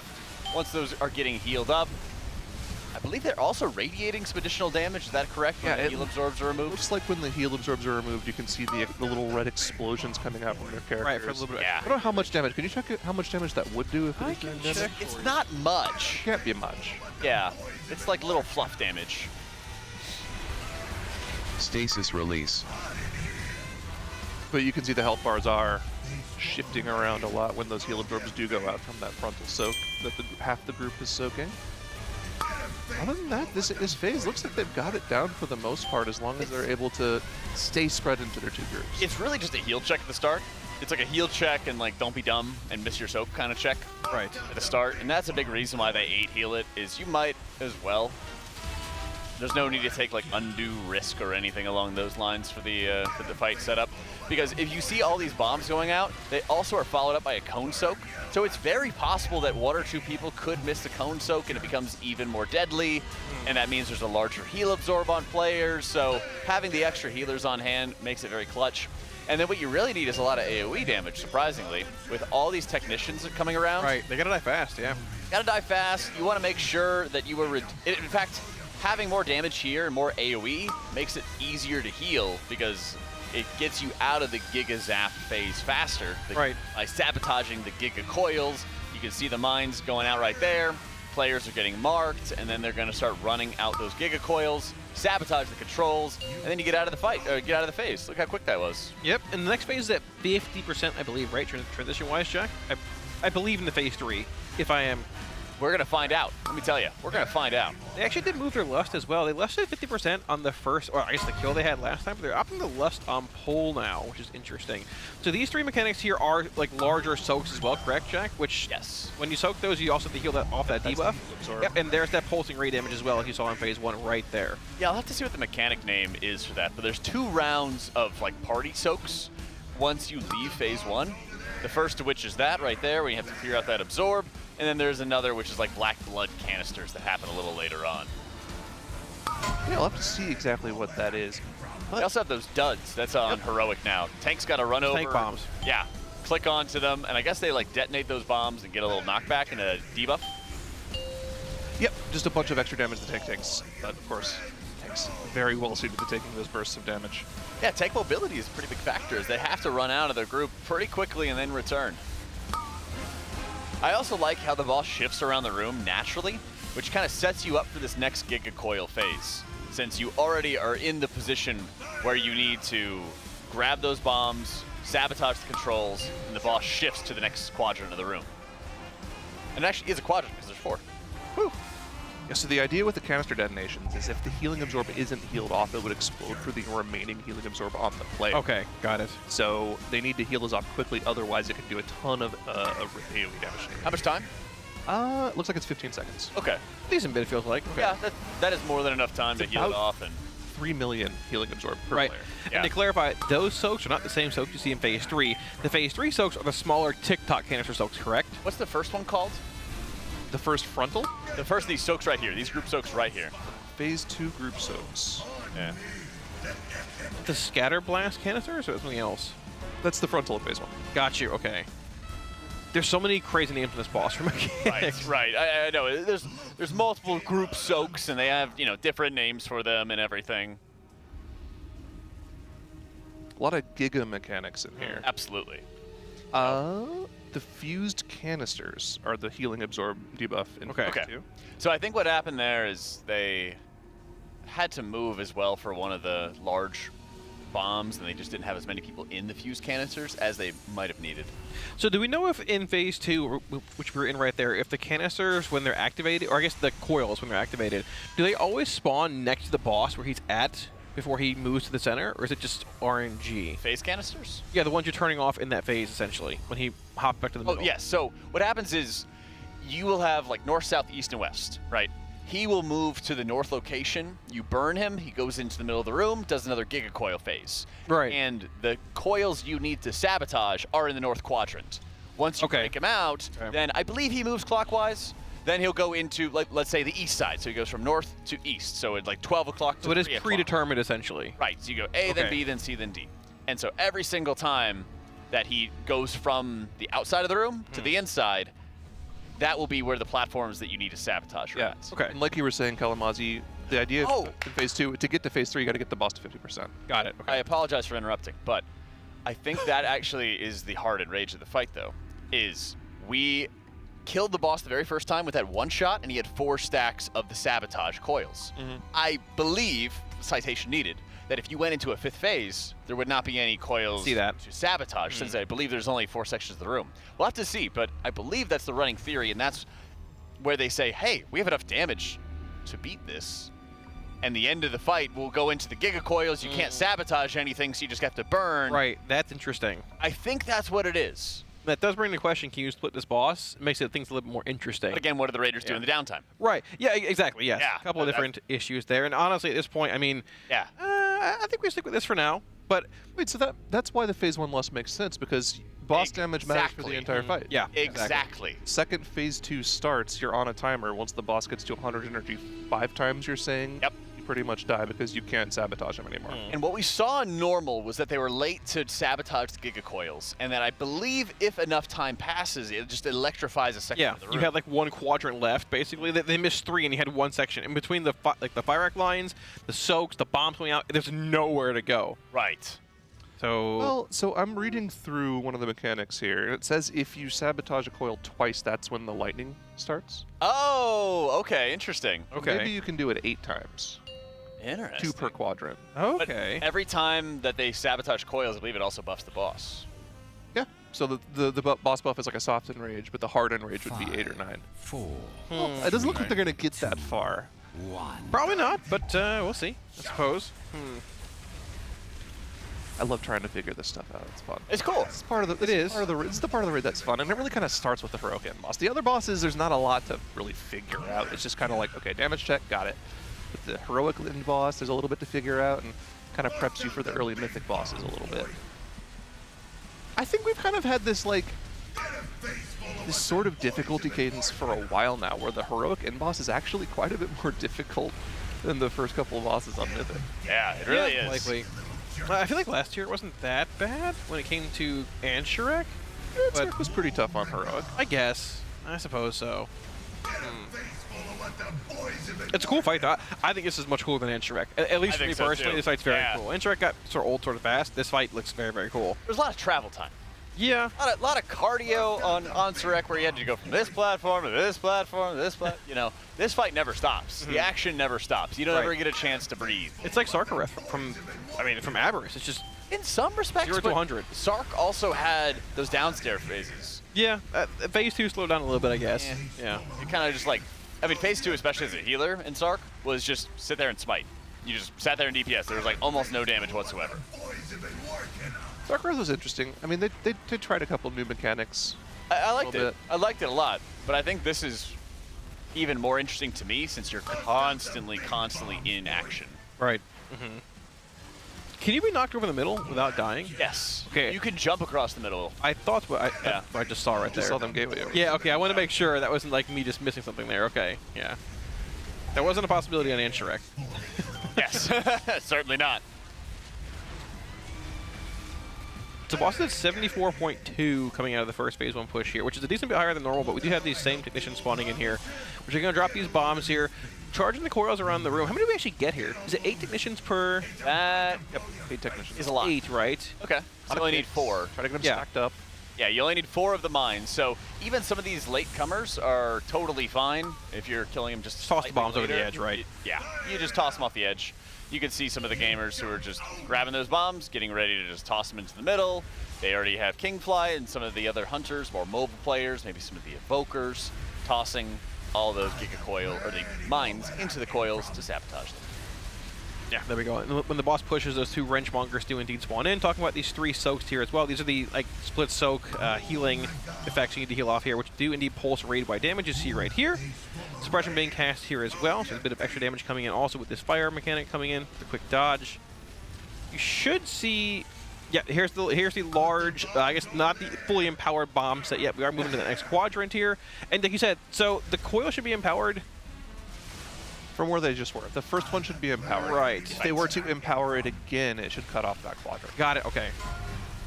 Got there it. Go, fuse canisters, like we talked about. This is going to give them those healing absorbs they have to heal off. They don't do any damage if you heal the healing absorb off. The animation is just them healing the absorb off. It looks like okay. Because you can see the health bars that it's I thought it was a bit of pulsing damage when they healed it. Okay, got it. If it did, it would be like 5 damage or something like totally irrelevant. Okay. Another set of bombs. Interesting, even though it looks like there's crazy damage happening, it's just light ticking damage. And you're basically having like what I would call maintenance healing coming in from the healers. You're not having large cooldowns to muscle heal through that phase because they're clearing through it so fast. They don't really need to attribute a lot of output cooldowns for that moment in time. Because once they clear it, it's fine. Like players could have actually dropped pretty low if they didn't have a lot of maintenance output and then been totally fine. But when they're about to drop with the next round of healing absorbs, which is coming out in just a second, that's where you really need to have the big cooldowns coming in. Yeah, there's actually a lot of a consistent cleave in this phase too, with these Wrenchmonger spawning in. Fuse Cannoneers coming out, and they have the big movement coming around. This is the big difference they have right here. I think that there was a chance of having some of the bombs coming in, and that's why they left. Okay. It's just trying to bait the bombs away for a bit more like area to move around, correct? I think. That was the weird thing, is we did not see that on their initial kill, where the crate came down and they had the bombs coming out. Right here, right coming here. in now, yeah, this is a bit later on. Yeah, so I think there was a bit of unpredictability. Or I guess it's also the mech suit coming in at 50% and causing the shield. That was interesting. But they adapted their strategy to make sure that wouldn't happen. Here, they have the total destruction going off, and they got to dodge the beams. Interestingly enough, they can just outrange. Yeah, the beams aren't long enough. vibes. That's actually hilarious. It actually is. That's very cool. The markers are very clear. Interesting. They lusted this last time, but you can see they had plenty of time left on that destruction cast. Of course, 15 seconds on the cast. I'm sure if you let that off, it's an instant wipe. But here we are, into phase 3. Gallywix is in his mech suit. Start dropping bombs. You can see Gibbs taking that bomb away. It's going to drop a dud on the ground that'll have to click and get rid of. Plenty of time to do that. Having these fire mechanic lines coming in here as well. And these bombs are now bigger, badder bombs as well in this phase. Is that the name? Is it Ego Check? It is, yeah. It's Ego Check. On the tank, exactly. Yeah, it's good. It's actually a really interesting tank buster. It's 4 big physical hits. Anything unmitigated is left as a dot on the tank afterwards. So, something interesting for, you know, a very high uptime healer thing to deal with. It is. What do you think about a dot to heal with for a tank buster instead of just a big hit? I like it. I like it a lot. There's been a lot of times where tanks usually are taking like one huge hit they got to be top 4, and then like you survive it. You don't worry about the tanks. I like that a lot. Go another this big part is blaze super plus bomb. difficult. Yeah, finding the safe spots is going to be huge here. Technically spawning here, they're going to have to deal with another set of Giga Coils. I believe this will be the 3rd set they're dealing with on the fight. So yes, this is round 3. See, they have quite a bit of boss HP to get through, but I think they're going to be fine on the DPS check. It's really just going to be a live check here. Yeah, if you keep an eye, next time THG targets Chrome King Gallywix, you should see 2 stacks. Yeah, you see it right there in purple on the boss right now. Right. It's going to come out in just a second, and then it's going to hit 3. Yeah, so this 3rd coil charge here gives him a 3rd stack. So you have 1 more charge for 4, and then 5, 6, 7, 8 will start locking off parts of the room, correct? Right. Yeah, so there we go. That'll be that soft rage we were talking about a bit ago.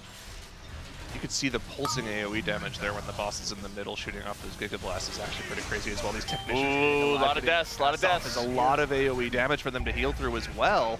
Here's a suppression cast. Got to get away from the boss. It's fall off damage. The further you are, the less damage you take. See everyone running away, dodging these AoE circles as well. We do have about 8 players dead of the 30 in the group, and still a lot of HP on the boss to chew through. This could be one of those this is gonna be where tough. they just sort of limp out to a soft, slow death. I would love to see them try to take this the distance. Yep, I agree. Because I do want to see what happens if they start electrifying sides. Yeah, I do too. I want to see that first empowerment here. I mean, you certainly don't stop at this point. Try and push it. Well, might be forced to stop momentarily here as well with these technicians spawning in, but... Yeah, that's the problem with having like 3 healers dead. You just didn't have enough oomph to heal through those absorbs. It just sort of spiraled, yeah. Yeah. So, okay, so from this point on, this phase here, like we talked about, this would be that 4th empowerment on the boss, the 4th coil being half charge with that Giga bomb, whatever it's called, right? So the next time he transitioned there would be 5, 6, 7, 8, so on and so forth. That's when the quadrants of the room become filled with lightning, and that's like that soft and rage, that area of denial. Right. You have less than the whole room to spread for the fire arc lines and the bigger, badder bomb empowerments and everything. You have 3/4 of the room, half the room, 1/4 of the room, and then the boss basically, you just die. So that is what we assume is going to be that soft and rage on the fight. So it gives a good bit of time. Yeah. It might even be... trying to think, that was like a 7-minute wipe. You might even get, like, if it went the whole distance, double lust in this fight. What if the mythic encounter change was that you just have to do Giga Coils starting from the beginning of the fight, and the 8 coils is just your hard end rage on the encounter? You sort of do, don't you? Yeah. Well, they don't really start doing the Giga Coils until the first intermission. It starts there, though, So, right? Mythic, I think? Thing is... I think. You could be right, I don't actually. Yeah. Yeah, do you know? Did you test Mythic?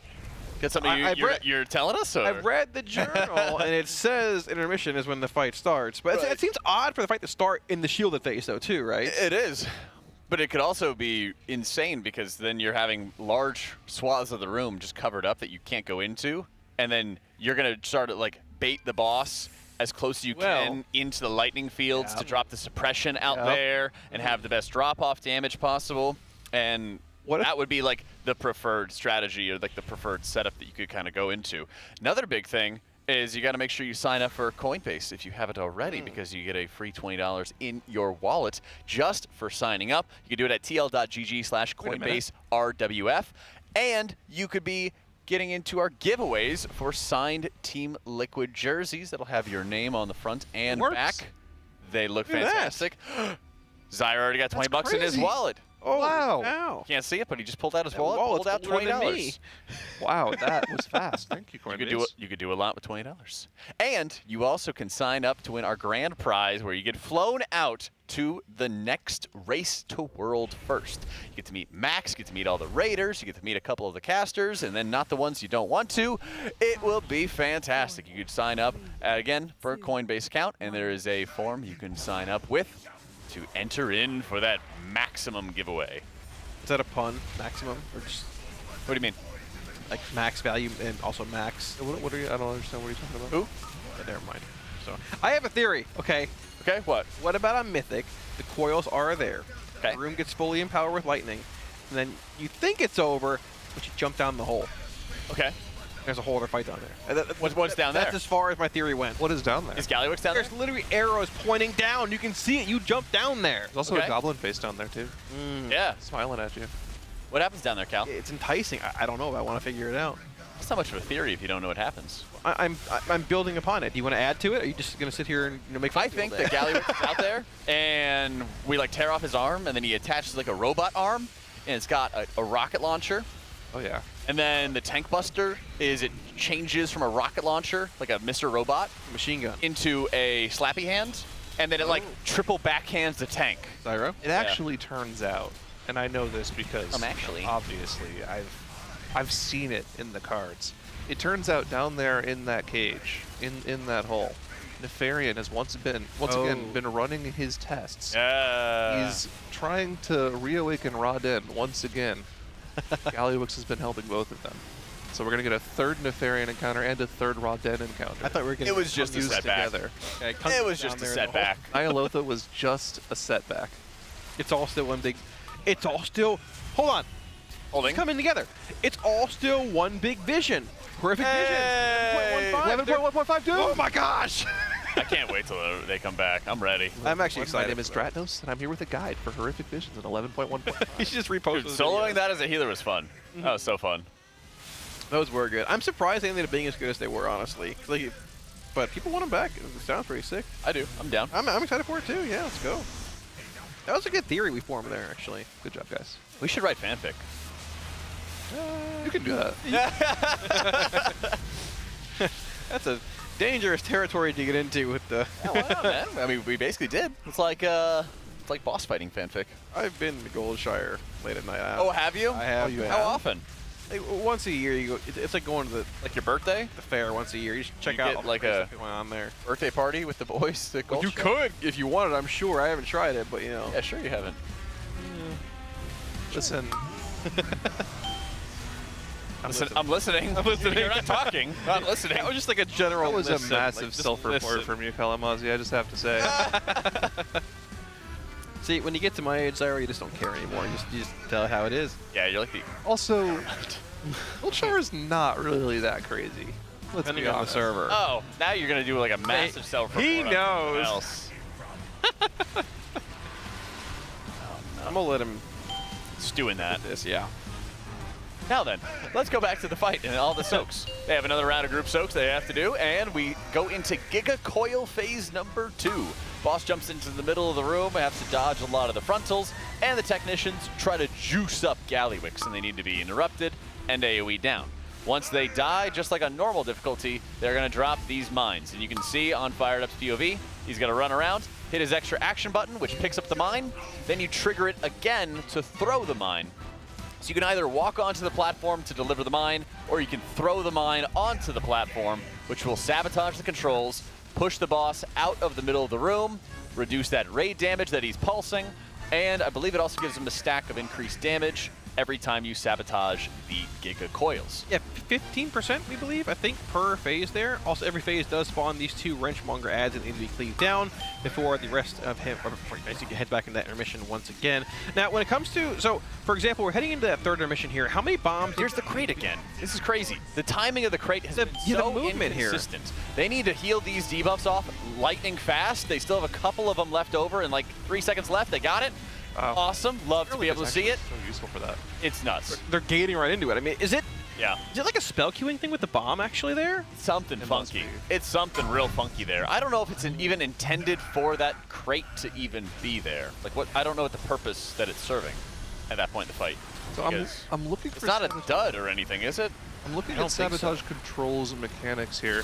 It looks like the sabotage controls is just random raid damage that will ramp up over time based off of how many you have. Okay. So it's ticking damage on the raid. Look at the movement here. That is some barely anywhere to go. Movement.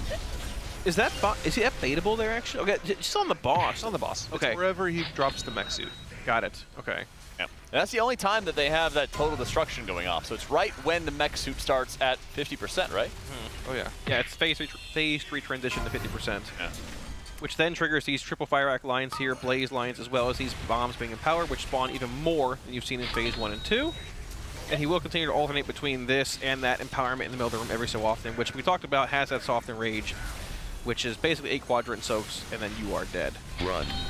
Guys, are you smelling lunch right now, by the Garlic. way? That is some...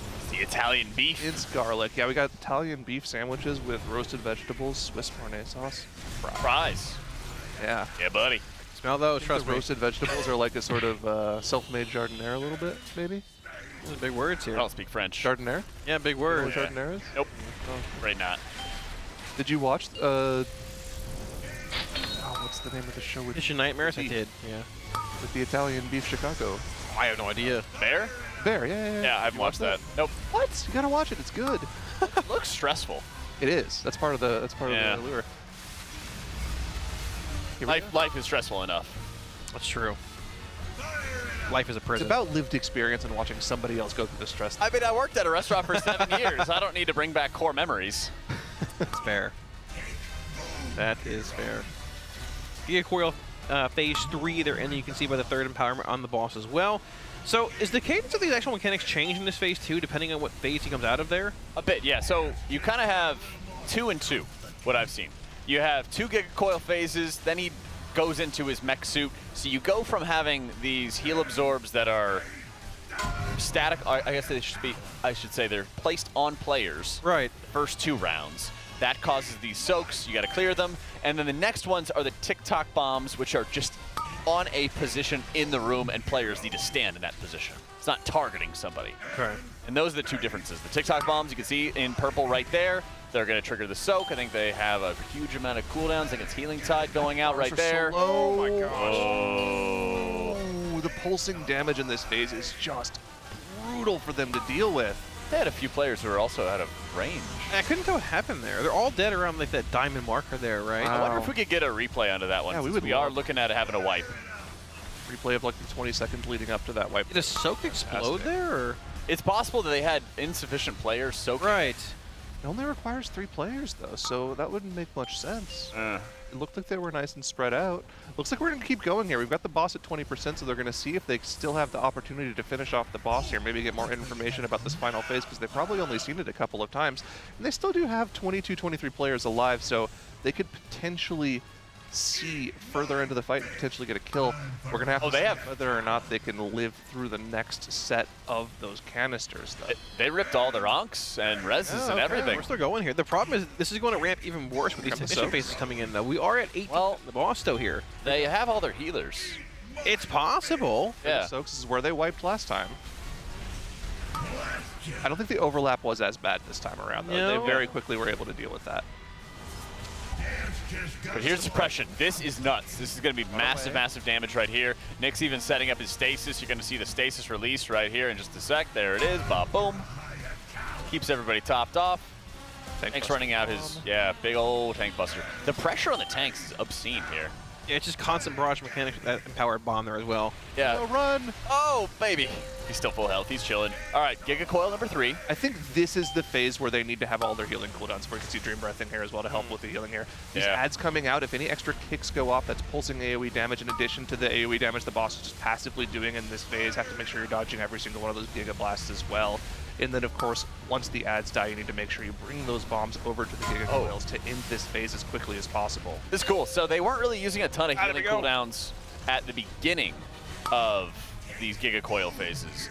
Now, I want to say the boss at stack number 5. So this is the 5th round of Giga Coils, which has now empowered this lightning field. They're hitting all their immunities. They do have a healing tide for Sevi. They need to rip that immediately just to make sure. Okay, they had already ripped it. They're almost out of healing cooldowns at this point, and it's looking a little bit dire. They have the opportunity to get this kill, but they're going to have another Giga Coil phase, and that is going to do so much damage. Oh, they're just, yeah.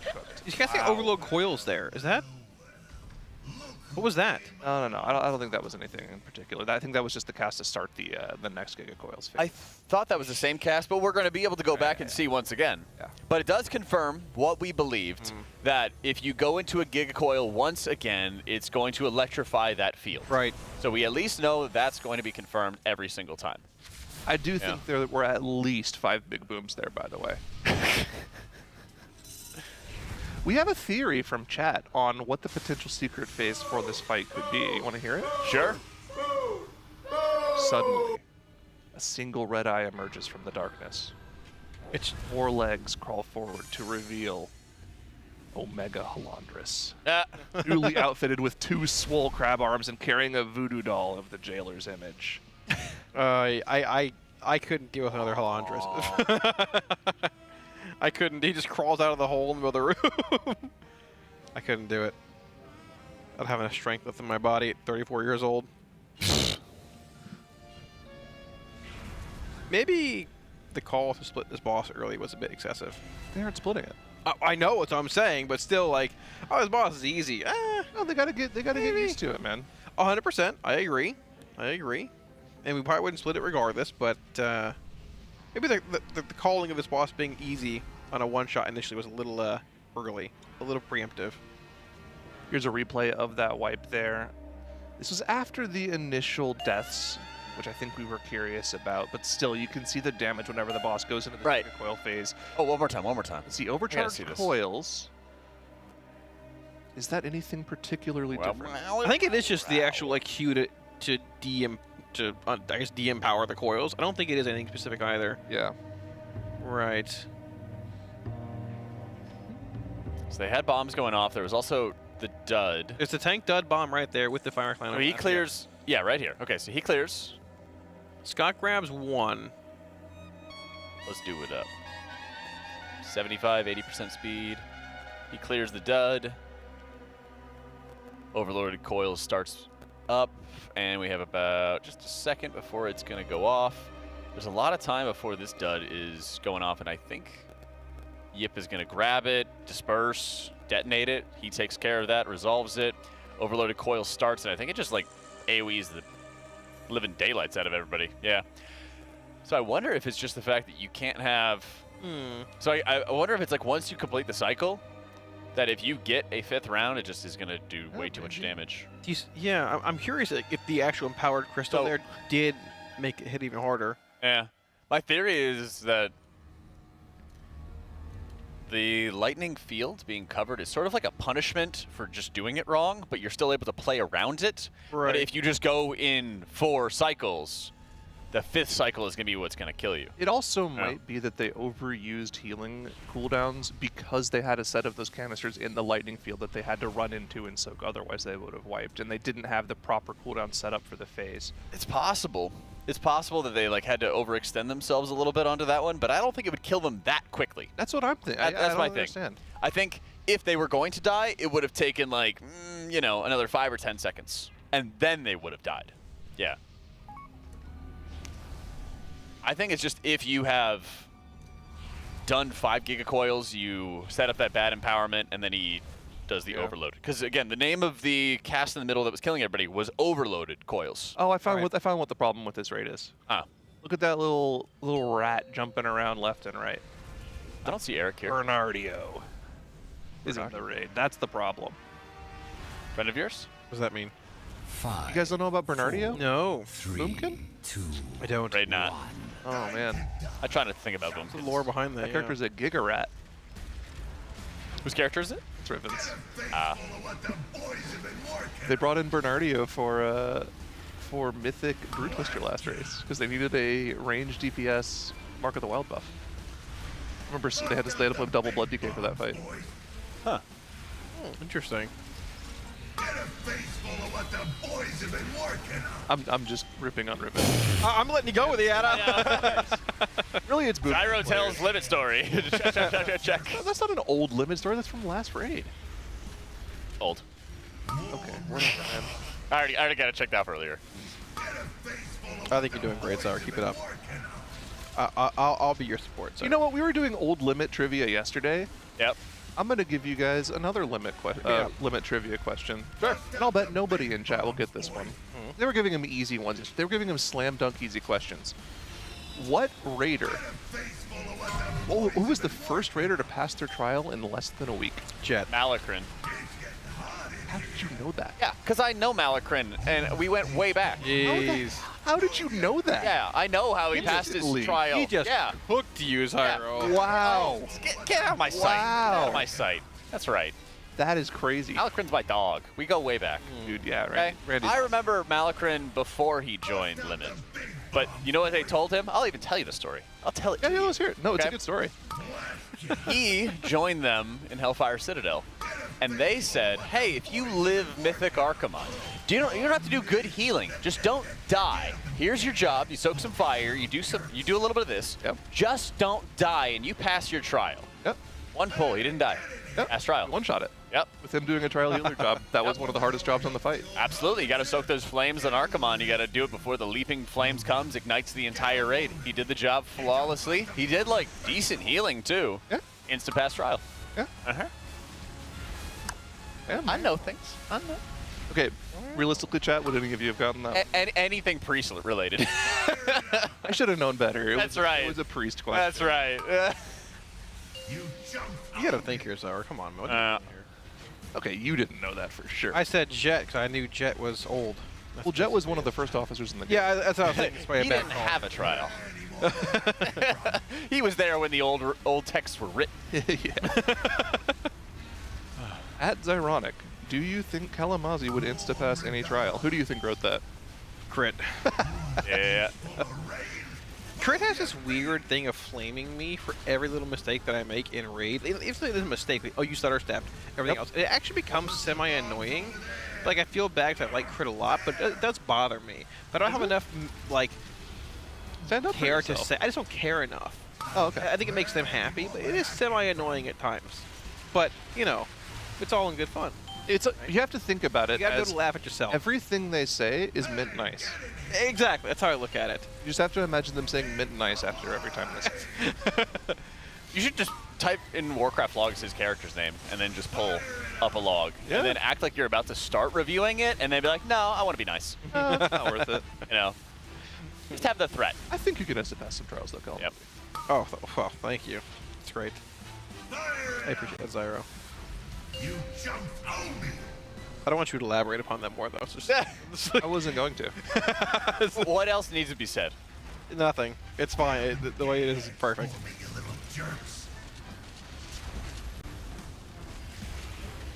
Did they move left? Oh, no. So they have Lust is still on pole. Okay, got it. Yeah, they still did. I thought it moved for some reason. I love the fights where Lust on pull and like all your damage matters for the fights. 100%. I really hated, well, for a variety of reasons, but Echo of Neltharion, because a lot of points your damage felt irrelevant. So I mean, that was like a stop damage check as well, based on mechanical stuff, right? Okay, so now it's happening again with this box. Hate this box. Box into spread into. Yeah. Not a fan. But at least they have a, you know, they're playing around it. Regardless of what happens, they're playing around it every single time. Yeah. Well, the chat is giving us trivia questions now. What was the last boss that Max played in for limit on progression? Restigath. Yep, Restigath. Got it. That's a Easy done. banger. Yeah. I don't think he really played it either. He just sort of was there. He was like, oh, the boss died. tanking. Yeah, he tanked, but he was like, oh, the boss died. I wasn't even looking. Do they need to 3-tank that? Yes, I believe. No, we 2-tanked it. Oh, okay. Yeah, either 3 or he came in on his Blood Decay, right? Came on his Blood Decay. We were trying to like figure out how he could tell people where to go, and he's like, "This is ridiculous. I can't tell you where to go. Just let me come in and drop raid markers." There you go. But before the ping system. Who had the biggest trial phase in limit? THD. Really? 100%. That dude didn't say a word for the first 6 months he was in the guild. And then smart. And then, I mean, you guys have seen THD. When he passed, he unleashed. Yeah. Yeah, you get tenure. I mean, I get that, though. When you're on a really competitive team, I feel like a big factor in like making friends early on is playing well. Because everybody is very, you know, goal-oriented. They want to make sure that everybody is on board with like doing everything they can. That's been my experience in hardcore guilds. Is like once you kind of prove yourself, it's a lot easier to make those friends. Get more social. But it's also the pressure. You don't want to just be yapping and then make a bunch of mistakes. Well, you know, I wouldn't know the feeling. So having friends or both. Aw, you're my friend. Thank you. Oh, by the way, just to interrupt a little bit, the casts right now are Giga Blast, and they're not overloaded coils. So it definitely was some kind of penalty once they had sabotaged 5 coils. And so that was the damage that just wiped them out. So it's confirmed, big old channel that is just going to wipe them out. We believe it's because of the 5th sabotage. Is this a trivia question that you're asking me, Conspicuous Colin? What Liquid player has previously failed the trial that has gone on to raid in the guild afterwards? Has that happened? I don't know. I mean, there are plenty of raiders that have stopped raiding with the guild, then come back and raided in the guild, but failed their trial and then come back to raid with the guild afterwards? I'm not sure. Time for a higher caliber. I can't find any clarification on the actual overload coils in the journal at all. Like I literally searched Wowhead? I installed WoW. It's not even in the journal. Have you searched Wowhead? Yes, they don't have anything either from what I've seen. Huh. But, like, do they list the? It's not even in the journal in WoW. No, I installed WoW on this Wowhead.com. Overloaded coils. I will look for you. Thank you. I will look for you. Because what I would do is I would just check their Wowhead page that they have listing all these mechanics and everything. And just get a good idea of it. Okay. Overloaded coils. Gallywix activates and overloads the House of Chrome's Giga Coils, inflicting nature damage to all players every 1 second. This effect stacks and increases in periodic frequency with each application. That does sound like a... By how much? Mechanic. It doesn't say. Look how low the health bars are after that Giga Coils phase. But, okay, this is a key point, though. The reason these health pools are low is because they're not trying to overload these areas with healing cooldowns if they can help it. They want to see if they can greed a little bit for some of the biggest AoE damage that's going to happen in this phase right here when you have the TikTok bomb soaks followed up with the transition into another Giga Coils. There's so much damage that happens at those points. You just kind of have to like stack and muscle heal through it. And just like the way healing works these days, you have to almost just like blast over healing into problems to make sure that you are resolving mechanics as rapidly as possible. You know, we're just getting everybody topped off right around here after a few healing cooldowns are going off, making sure everybody's healthy. And then they have to watch out for, I believe it's the suppression field, it's the lightning field coming out right here. Yes. And they need to make sure everybody gets topped off before this. Defensive's coming out, and this is just one of those like pass fails. You either live or you don't. Yeah. It's fall off damage with fire arc lines with the bigger batter bombs being empowered, right? Right. Right into a phase change here as well. Yep. Giga Coils number 3 coming out onto this one. I guess this is technically number 4. Yeah, it's 3 of this phase, I think. Right. So actually, yeah, sorry. This is in total Giga Coil number 5, because this was going to be the Giga Coils that they would have to resolve. Then it would electrify one of the fields, and they'd either kill it or they would die. Right. Have likely one more phase before the next rendition to actually like kill the boss there, right? Yeah, I have a feeling there were some mechanics not being like perfectly sequenced the first time they had this kill. Because now it seems to be more consistent with some of when the damage events are happening. And so now it's almost like you have to like relearn part of the fight, as I think they might have had everybody kind of, like the encounter designers kind of watching. And be like, oh, this is supposed to happen in this order. Interesting. Yeah, it usually makes sense that they would be doing that and making active updates to the fight once somebody actually starts putting hours into it to make sure. You've seen it before, right? Yeah, right. I've seen that happen a lot before.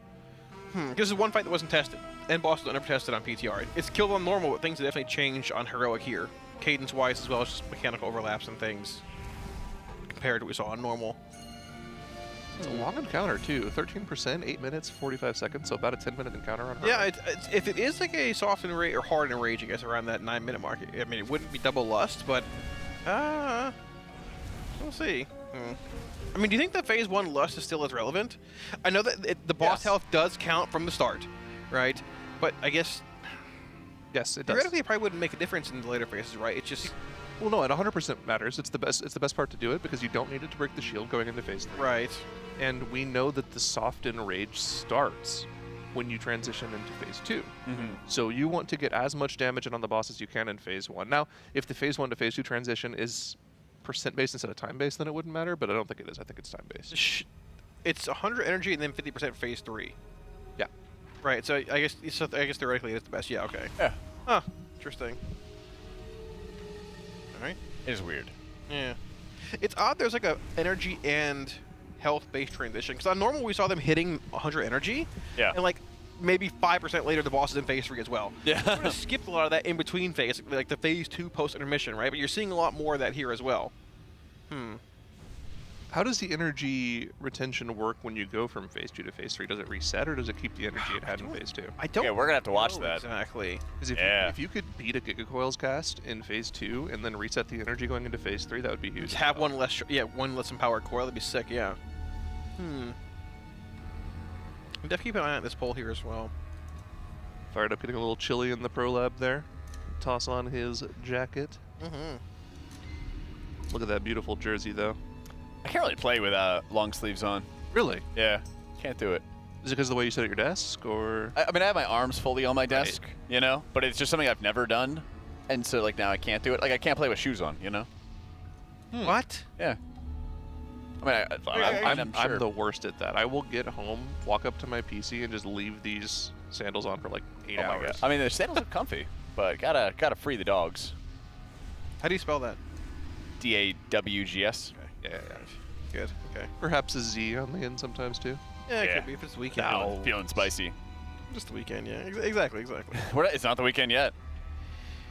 If it was, we'd be on Mythic. Today's Thursday. Oh, gosh. It's Thursday, isn't it? It's Severance Day. Let's go. Yeah. You guys don't watch Severance? Nope. I don't have a Apple thing. I'll binge it later. I bought this big TV. I only watch Twitch on it, so I don't really. Or football once in a blue moon. I know. I canceled the thing because football's over. Yeah, and my TV me sucks, too, so I don't really care anymore. Yep. It's on pause until the next season starts. How'd your fantasy season go? Not good. Not good at all. I had the first round of the draft. First pick? First pick. And I drafted Christian McCaffrey. Ooh. Yeah. Quite bad. And then, gosh, who was my quarterback? Oh, I got Patrick Mahomes. Yeah. He did not have a good season. Yeah. Yeah. And then my second running back pick got injured. So I was running with like the Raiders running back for most of the season. And then I was just trying to scrape whoever I could off the waiver wires for running backs for the rest of the season. Yeah. Receivers are good, but you know, it wasn't hard to find like decent receivers. Stasis prep. But boy, was it tough finding good running backs. Really messed up not getting Saquon or the King. Who's the King? King Henry. The third? I think he's the first of his name. Oh. Yeah. I don't follow football anymore. Ravens running back. Yeah. Oh, Derrick Henry. All right, once more, we do have one kill out of Chrome King Gallywix on Heroic for Liquid thus far. Seems like there's been a couple changes for the encounter, or at least like the timing of the abilities that's been kind of throwing them off a little bit here and there. So as a result, they have had a few wipes thus far for their second group, but that just means the loot's going to be all the sweeter as a result. Oh yeah, looking for some Ayakazans, looking for some Jaster. You're like double Ayakazan, double Jaster Diamond. Oh, yeah. Yeah. That'd be tight. Yeah, first kill wasn't that good. No loot was. Yeah, well, yes, the kill was good. The actual loot was pretty subpar. No IF Kazan, no diamond at all. But I mean, we have, what? Is it 15 at least possible? Zyra, I think. 15. Yeah, and this is still number 2, which we haven't gotten down, which the cadence has changed the mechanics a bit here. So, yep. I will say that, like, talking about cadence changes and mechanics, we saw them gate that bomb. I'm trying to think. In the phase 2 after intermission, Jack was talking about, and it didn't happen on the first pull they gated it, but it's happened the last 2 pulls, I think, correct? Yeah. I think, right. It's happened the last 2 pulls, and then the third pull prior, it didn't happen. It was very strange. Right, yeah. So I wonder if that might lead into your theory as well, Zyro, about energy. If we could get the energy bar at the bottom of our screen to go along with the health, I think that would also go very well. We'll talk to Warchamp about that. Of course, he's busy right now. He's manually typing in every single one of the number changes you see on the screen. He's that fast, right yeah. now. I think THE POV might have an energy bar by just targeting the boss. We can get that. We can see it on have it here. You can see it underneath. Oh, yeah, you can see it there. Yeah, so 74.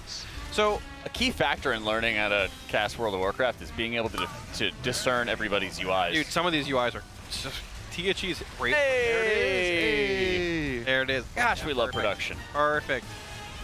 Easy. So yeah, he does hit 100 here. Intermission begins again, or I guess 2. Yeah, phase begins again, right? And so it's every time he hits max energy, he runs in. Okay. Yep. But the question is, when he hits 50, does he reset energy or not? Because if not, that you can definitely cheese that a good bit. Well, maybe milk mechanics a bit there to get a little bit more leeway in phase 3. Yep. And here we're going to see the mines coming out once again from the technicians. They are going to be sabotaging those coils. Boss comes out into the, I guess, north quadrant of the room. And then the burn's going to be coming in. Yeah. Yeah. I mean, once they bring it down to 50%, the mech suit is going to come down, and he's going to be able to suit up. It's kind of a little bit like a Gurren Lagann, you know? What is that? Little mech anime. The Iron Man? Yeah. It's an Basically, anime. he's Only one of the most popular watch anime of all time. Yeah. I tell you. There's like a really cool part where they grab like one mech, and he picks up the other mech and like shoves it into his head. My drill will be the drill that pierces the heavens. Yeah. All right, here we go. 52%. They do have the crate coming down. They are preemptively moving for those big soaks. And the boss is getting itself quite close to 50% mark. Soak spawns, there we go. There's actually being healed off there as well. So watch the energy in the boss here. We're at 86. We might get a push right before this. We might be able to beat it. 94, 96, 90. So not beat it. No. Well, we'll see. We'll see. What are they going to do? See if he drops the mech suit down here or not. He's casting Gallywix. Yeah, he does. So you did get a skip there. Interesting. It seems like there's a big wind up. He's right now. Here's the thing. No, here's the thing. Okay. I think it's going to go to 100 there regardless. Yeah. Oh. Yeah. And it's going to start off phase 3 with the Gigacoil. I agree. Done anyways. Well, it looks like they've kind of built that into the encounter to make sure you can't skip the Gigacoil. They built in an energy freeze. Yeah. That's what's really happened. Is like the boss has hit max energy and it's paused while the mech spawns. Then you stun it. Then he takes off his helm. No, it started off at energy. It reset. Oh, it full reset. Okay, okay. Interesting. So you can indeed cheese that there. They hit literally well, I guess it was taking a bit while he spawned the mech suit as well, but that was a really, really clean push. Almost exact energy optimization. Huh. So phase 3 begins. We have those Impaler bombs with these fire rack lines, followed by these 3 TikTok canister soaks, which are the 3-player raid split healing, I guess, mechanics which you need to heal off once you soak these. Now, he's at, where is it? 62 energy here. So this is the fall-off damage which you use here. They're not opting to gate this one, though. Okay, just fall-off damage, you shift back here. He's going to be heading into that first intermission here of phase 3 at about 15%. This is going to be, what, Coil 3. Coil 3. Okay, transition to Coil 3. Got it. Yeah. We're always keeping an eye on the target for Gallywix himself, looking at the stacks. Yeah. So this is the 3rd total Giga Coil phase that we have, but it's the first one once he's gone into the mech suits. This is the first one for, I guess we could call it phase 3. You have to be careful about killing off these ads when they drop their bombs as well, because if a Giga Blast does hit a bomb, it will destroy that bomb and explode for AoE damage. Yeah, it looks like they got out of that phase so quick they didn't have to use any large healing cooldowns. They're just kind of getting rid of those mines, taking care of business there. And this is going to be probably one of the hardest areas. This is where they really start losing people. And they're this is kinda a lot of overlaps, yeah. Yeah, they're kind of waiting for a few of the major defensive cooldowns to start coming back. So they have a couple in the tank right now, and then everything starts getting a lot easier after this point in time. This is where everybody's going to die at, or could potentially be dying. Huge AoE going off. They have all kinds of DRs out onto their group. I believe they even had some Zephyrs, some mass barriers. I don't believe that they've ripped their Diva aura just yet, but they had so many defensives on hand, and we even saw Symbol coming out a little earlier to help mitigate damage further. Big pain point that we've seen them have about 7-8 deaths to most of the time is happening on this next Giga Coil phase when the boss jumps to the middle, starts Giga Blasting. Instead of that, there's a lot of damage coming out that they need to heal through. See if they're able to do that cleanly this time. They just now have healed through all of those healing debuffs, removed them from their raiders, and we're into the intermission phase. Boss starts pulsing damage, new sentries spawn, new technicians, need to make sure they're interrupting casts so more AoE damage doesn't come out. Let's see if they're able to cleanly get through the phase this time around. Bombs are out, gonna go interrupt those coils off on the right and throw the rest of the bombs into the chasm. And it looks like this time around we're through the fourth, and you can see 4 stacks of sabotage controls now. Yeah, so they really just... Go ahead, Jack. They really just let their Mistweavers cook on that one, letting them use their Yu'lon to spread around enveloping breath onto the entire raid, letting them use some of their major cooldowns, and then they kind of just had everybody else using their maintenance healing in between, which should mean they have a wealth of defensives ready for the next round of combos, starting off with some of these rockets. Yeah, and this is going to be that last, this is basically the last phase you have here to kill the boss, right? Because that 5th coil empowerment was what we saw in the wipe 2 last, like 2 polls ago, correct? So the boss is at 13%. Sort of. I don't think it does. Which is just a lot of damage, right? So one more time. Because they could go into another Giga Coil phase and resolve that phase, and then they're going to be at 5 stacks on the boss. But if they go to a Giga Coil again, after that, then they're going to wipe. Once you have an empowered ground, right? You're right. You're right that the damage is going to be nasty for this intermission phase when they go into it, and they're going to need to like muscle heal through it. But it's not going to be a full-on wipe. They basically need to use everything right here to live. If they live through it, they will kill the boss. You see, the damage is not what it was that one time they wiped here. You can see there's no massive pulsing damage here. It's just the regular pulsing damage. However, at this point in the fight, since they've had 4 Giga Coils, of the quadrants in the room, they've deposited 1 bomb. Right, so you're going to fully power 1 now. Look around green. The second bomb, you can see green's going to electrify. This quadrant is now cut off, and it was the next Giga Coil that wiped them. So they just need to do 4% of the boss's HP here. I think they're going to get fine. I'm going to get one last overlap here. This is the healing absorbs. They're going to do their best to try to heal them off before the next suppression cast comes out. Lots of healing required from the healers. Oh, they got to rewind. Buffs off of them. Rewind helping out a ton. And it looks like they're not even going to have to worry about that. No suppression to be found. The boss will go down. Show us the Eye of Kazans. Show us the Jaster Diamonds. Show us the loot. One eye. What do we get? One eye? Huge. That's huge. Just one, even just one eye is awesome. There it is. Capital Punisher's weapon? Not anyone I'm familiar with. I would expect it is. I'm actually not oh, maybe the Capital Punisher looks like a weapon. Yeah. Especially the name. I mean, that did seem pretty trivial, or pretty simplistic once everybody was alive, at least damage-wise. Yeah. Right, like that. And it kind of comes down to one of those like output checks. They have to make sure they like overwhelm some of the problematic areas, and then they have to find out how they can sort of greed through some of the less frustrating areas. I think you are correct that we did see a mechanics cadence change from that first kill to this one here. And they were just learning how to deal with the cadence change and all that heading from that last half hour or so from that first kill, which was probably a bit easier than they intended. Yeah. Right. But now they did it. Yeah. Now they did it. And that's one of those things we've seen a number of times over the race. That once they get through the sort of like rough, almost hellish part, then they just repeat and it's going to be a breeze. That's how you get the catalyst charge. You get an item that drops off the boss, and then you use it and it adds a catalyst charge. Oh, it's nice. Interesting. Okay. Yeah, that's something we haven't talked about too much, but we've mentioned it offhandedly a couple of times. Is there's a lot of juicing available this raid in the form of those 2 catalyst charges that you have available to you. You know, one from just getting one passively, and then one from killing a heroic boss, or getting the requisite Mythic Plus or PvP score to get it. And they'll likely be trying to use this on whatever Mythic I level off piece they can get their hands on. Yeah, what is the required M+ score? Is it 2,600? It's usually like 2,500, something like that. I thought it was 2K. Maybe it's 2K? I thought it was easier. It might be. I'm not sure this tier. Okay. Regardless, though, that is the replacement for that unique or that individual tier token that you got from previous tiers for killing that boss. So the items that are like in tier slots, helm, shoulders, chest, legs, and hands that aren't actual tier pieces are much more relevant now because they can be part of the catalyst charges early on. Job's not done though. No. Already into another group. There's at least 15 raiders in this group already. Are they going to keep going? Is this going to be another Gallywix split or Mugsy split, or are we going back into one-armed bandits? I'm pretty sure we still have a few of those to do too. Looks like we're getting yet more raiders in, so we'll be doing a 30-man squad of something, either a Mugsy or a Gallywix. So I mean, with them just splitting Gallywix between raiders only here, I think for the most part this does make so that they have like mains sort of defined, possibly.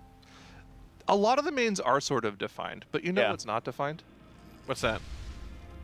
How our viewers can get $20. Oh yeah, signing up for Coinbase. That's right, Yeah, they can. very true. If you sign up today at tl.gg/CoinbaseRWF, you can not only be entered into a chance to win some of our daily giveaways for signed jerseys, our grand prize to be flown out to get to see the Raiders and be behind the scenes at the Race to World First, but you also get $20 free in your Coinbase wallet immediately upon signing up.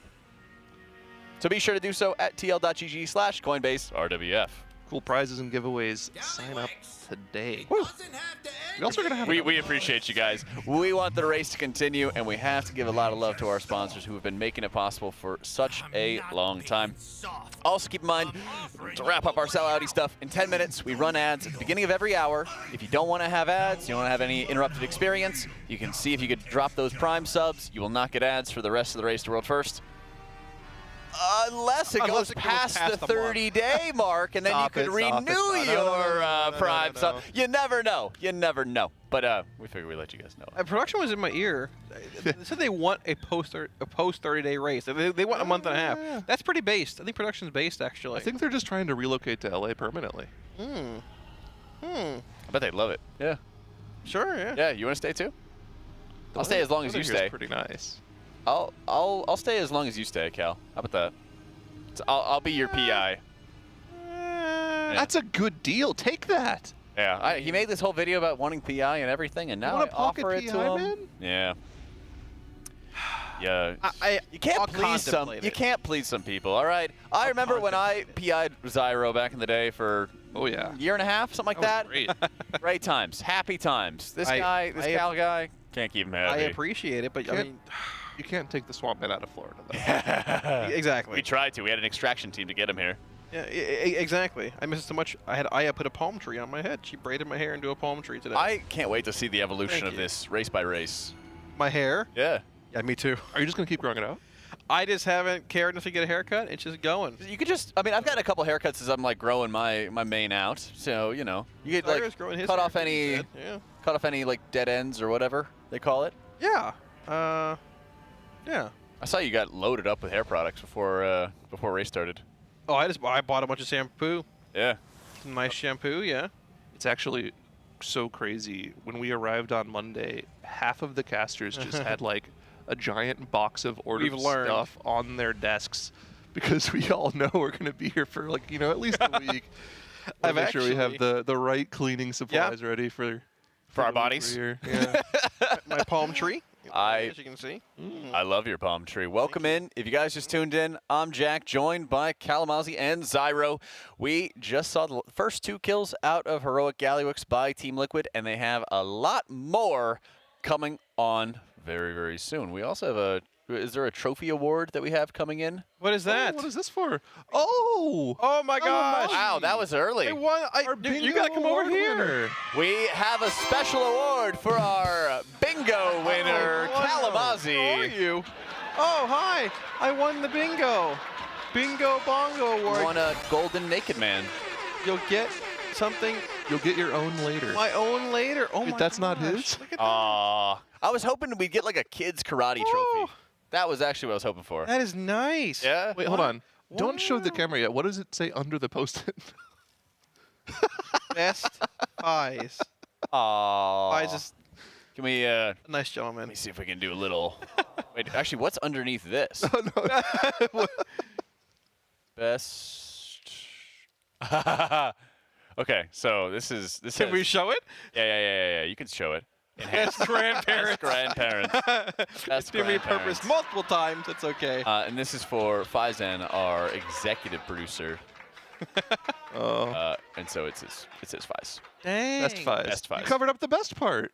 I'm not good at stickers. Okay. I can tell. But that's going to be his own unique reward for winning the bingo card that he made himself. Yes. And most of which was filled out with the most basic boy stuff the that would winning happen. squares.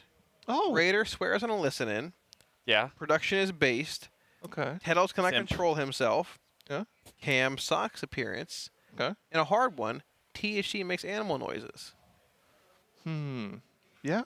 Those are all unique squares to be fair. We should have shuffled. I made this myself and I filled it out. Didn't even order Taco Bell for the free square, okay? Yes, you did. I didn't order. I haven't ordered it He yet. hasn't no. actually 2 nights ordered ago? Taco Bell. No, I went to bed. He said he wanted to, but then I was already in bed. I heard you talking about it as I was leaving for the day. Gotta keep this. And then Dranos is like, yo, Taco Bell? Yeah, I know. The sleep is more important. It is. It Because is. we arrived Monday morning, and at 11 a.m. he was like, "Yo, guys, I think I'm gonna order." It's like, why? It was fast. It was fast. Lunch is ready in like an hour. Yeah, but you gotta get your And I can smell it right now. We have these delicious Italian beef sandwiches coming up along there. Oh, yes.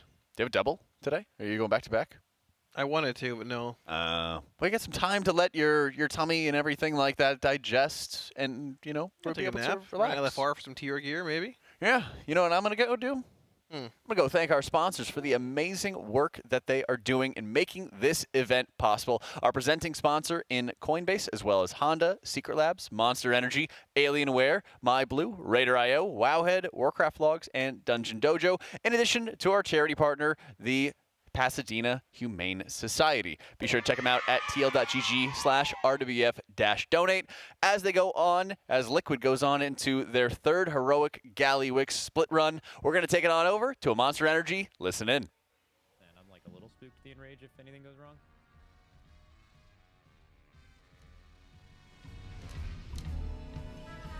I kind of want to keep lusting pull. But the intermission's kind of hard. Intermission is ass. It's triple disc, triple round. The intermission, like the little spinny one? Yeah. I think it's fine. But I just don't. The logic to lust below 50 is probably just to try to kill the boss in the last phase before you get that like crazy lineup at the end of P3. But if I'm not mistaken, lusting on the pull is doing the same thing. It's just with more cooldowns, right? Well, if you push the 50, you're not killing him faster. Well, but like the 945 in rage is like really what you're. Yeah, like you're not but killing. You're not skipping the mechanic by lusting P1, but you're killing him faster. Let's try lusting at 50. Another reason why is we're literally holding DPS above 50 anyway, so lusting above 100 doesn't really make sense, where we might actually not have to stop if we don't lust. Bad side of doing this is we're going to have to learn more of P2. But W. Let's get it. We're lusting at 50. This short stream is legit. Who are strong characters for PI in this group? Glaxo P. Damn, I sprang ramp. I got Good job, Stone. Someone. Damn, Lucy wasn't kidding. The music on this Discord stream is kind of crazy. Okay, I'm hard banning lusting at 50 though if we get the boss to move 3 times and have to do an extra coil. That seems really bad. We good? Yeah. Right up. No, it's on. Oh, by the way, now that we know that that move is gonna happen with those soaks, I think we I think those 3 soak people pre-move out. If that makes sense, like they just gate and spread out, and then we all move with the boss, and then just like move into those soaks, since we know what's happening. Yips, can you aim ZR second soak on the first group? Yeah. Thank you. Okay, we're moving. 3, 2, 1. We're moving. I'll get my dub.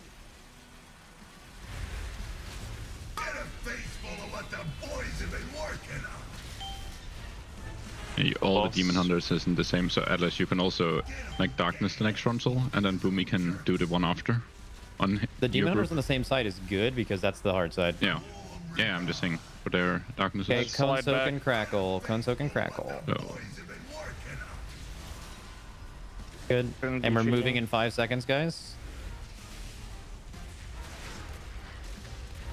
The next one should be semi-chill. Okay. Go and soak here.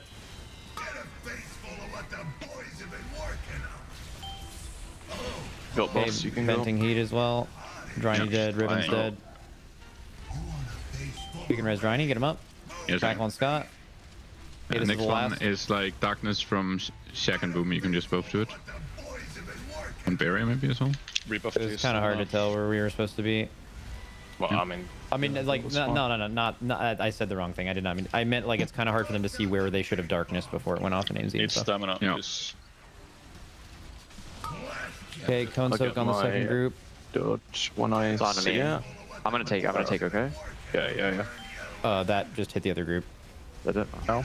Yeah. We're good. We killed Mark, right? We should die. Oh. Yeah. We should die for sure. We should definitely be using. How many barriers do we have?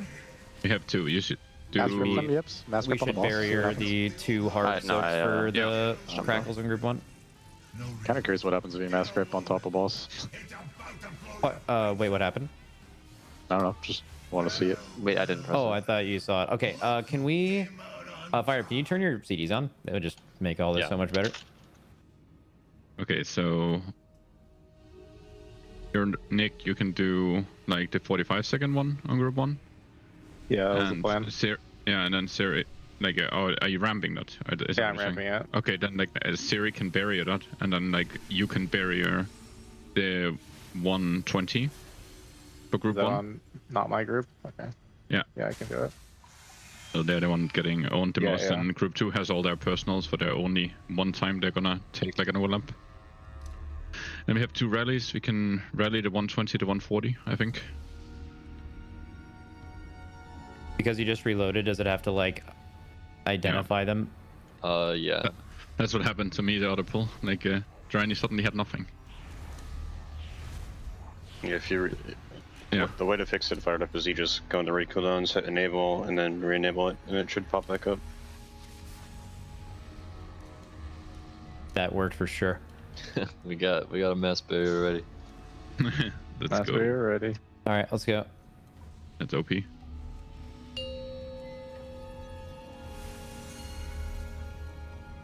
So... Oh, that's slowly coming. 5, 4, 3. ASP and Cindy can do the one at 140 for their group, like with mass barrier, and fired up your in group 1, right? So you can do the 120. Is that the second one, or? That's it. Yeah, that's the second one we say cooldowns. So I'll just Nice made by Jeeves. The 2 first don't matter. And the next one is gonna be the 45-second one. That's Yips plus Atlas on his group, plus Siri was giving barrier, right? Crackle on Yips before this timing Yips, if you ever can, is so good to have it before. Stasis. Yeah, it's just a little bit RNG depending on how far away. Oh, that barrier's so fucking insane. Barrier to move. We're moving in 3, 2, 1, go. Oh my god, we ended up across from each other there. Yips. Are we kind of cheating there? I think we. There's a lot of people in the So the 120 People have been cheating on that one every time. Okay, we'll just stop that now. The 120 is like Nick plus Shaq plus Boomy plus... You say the long. Fired up. Okay. And then Wolf Disco will also do like rally on that one. Okay, so this is going to be Cone Soak plus Yips. Get in this barrier. Alright, everybody, stop cheating. Get on your fucking marker right now. And then next frontal is like KSP, Sydney, Scott, like pressing their stuff. And we're moving. Okay, this is Cone Soak. And it's personals if you're not group. If you're in the group, you use big Percy's here. W Percy's. And stage 2. I was like miles away. Stage 2 in 10 seconds. Scott's Crackle is in 3, 2, 1 now. Very good. And Yips' Crackles in 3 seconds, but we're like by the healthy. mass. Yep. Triangle side. Make sure you do not bait frontals on the triangle pathway range. That makes sense. Just don't bait it on that thing. Oh, fired up. I fucking loving what you're doing right now. Guys, kill these technicians. Their like position is really dog shit or something. We had a bad ring, I think. I start to ring him toward the throw him off, guys. Yeah. Okay. So we're lusting at 50, meaning like we're definitely getting the. We need no healing on the next like thing, but Sang can press his stasis, then it's gonna be off later for correct time. Okay. The stasis, Sang.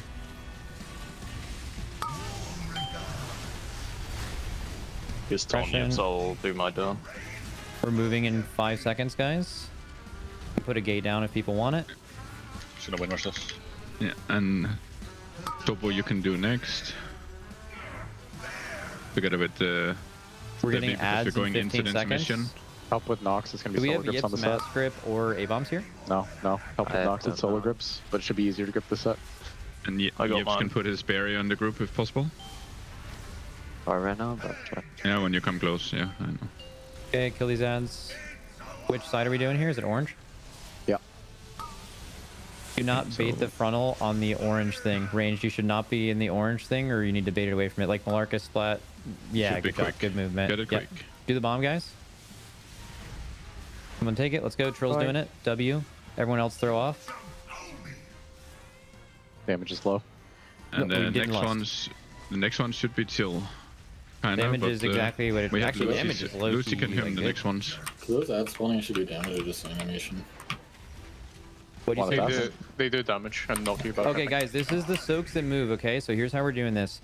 If you get one of these soaks, you are going put a gate down. You can take the gate. Down. Yeah. So Good. Lucy You guys pre-move. spread out when you get them. You get boss yips. I'll So stay group back. soaks, you gate and spread out. Pre-move and Nice, divine and him everyone go. the Everyone go soaks. and soak. Everyone go and soak. Divine him, Lucy. When you can. Good. Okay, and we have bombs here. Take boss when you can. Oh, you didn't go, yeah, okay. Bait this shit. They went down. Yeah, bait it Watch yips, correctly watch here. yips. Bait it correctly. We're lusting in. As soon as it lands, we lust. Sang, you can just stasis in the mission here. Lust. Yeah. Good. Crackle on yips. 3, 2, 1. We need to rally that coming down every time. Like, no matter what. It's so dangerous. Okay. Has anyone ever died there? No, but it's gotten really close. And It's just the timing we have of soaking the dirt. there's and like 2 having to go crackles. off They're getting terrain. 2 crackles and the jump down in the beginning of the intermission of the rally. It My seems stream good. is like liking Oh, that range. I'm gonna front all here, okay. We lusted. Yeah. Yep. Yeah. The animation's bad. It's always bad. It's Well, too just big. maybe the boss being close to the edge there, maybe we just ban that. If you're Okay. too close to Topo, the you boss, can it divine hits him the everybody. next soaks. And then I think they're on the outside here too. Okay, where are we moving here? Which way? Left, freckles. Moving left, res yips, Res. fine. We are in so Watch much Shay. danger. This is... Good. I fucking believe in healers. I believe in you. Fine. Should take we want to be in this section here Get on boss yellow. before they. Do you have time spiral? What killed you? We want to be in triangle, or we're good. Yeah, be in we're yellow. good. We want to be in Go yellow. check back.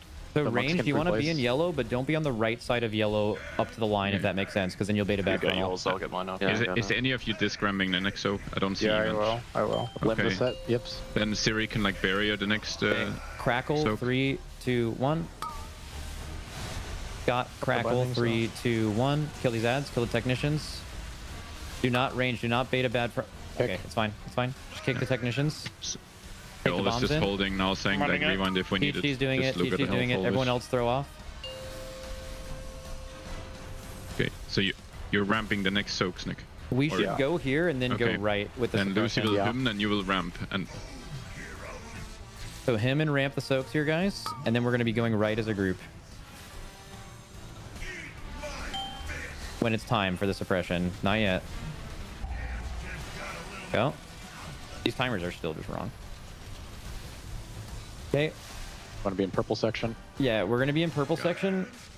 and boss- saying you do next. Yeah. Like next with your stasis, and if Scott needs to, then he'll rally on. Did you say ramping, sorry? No. Okay, I'll hold revival. Okay. Yeah. Oh, don't move like that, bastard. Yo. Crack on down. 3, 2, 1. Get in the soaks, guys. Maybe use a health pot after you soak this here. Health pot after you one soak for hurts. sure. Yep, this hurts a lot. We have big CDs here, I assume? I hear no talk. Yeah, Cool. sir, W. ramp. Purple W. side. Okay, Giga Coils, we're doing purple. Doing the purple coil. Do not bait the frontal in purple. Kill these ads. Kill the technicians. One's already dead. Someone get the early bomb. Yeah. If anyone sees it. Take that shit Get in. ready, Let's go. Sang, if needed. Please. Okay, we're good. Topo, you do next. Yep. And we Throw have the like bombs off, guys. Check here. Get some on. Fine. Suppression, move out together. Can trying the Max next soak as well. Okay, we're coming up with a really hard lineup. We need to have like rallies and AMs on the Blaze We have- set that's like yeah, super Scott. crazy. It's the next suppression is fucking crazy. Yeah, Scott can do that on the next We suppression. want to keep the boss in green, and we want to dunk in yellow. Picking up now. Did you get yours? Yeah, I just got out. Wait, no, I actually Fire think up, this might fire be up the you wrong can lineup. barrier as well, and the shack darkness. It might be later in the fight. Keep the It's like boss one in of the green, last we're ones I dunking fought. yellow. Big damage here. Big damage here. Good. Watch she.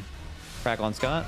Suppression, and then bigger batter bombs. This is it. It's going to do the circle right after this with blaze lines. Yeah, this is that's you, Scott. the Scott rally. Scott rally. Oh, I did it early. It's going to fall off. Yeah, It's okay. rewind, Skang. KSP mass barrier. Sang Zephyr. Watch your HP. Don't be too close. Oh, you're too close. Res, Okay, Rani, Res, and KSP. Res, Rani, and KSP both. Yeah. Crackle and Scott. 3, 2, 1. Stack that on yellow.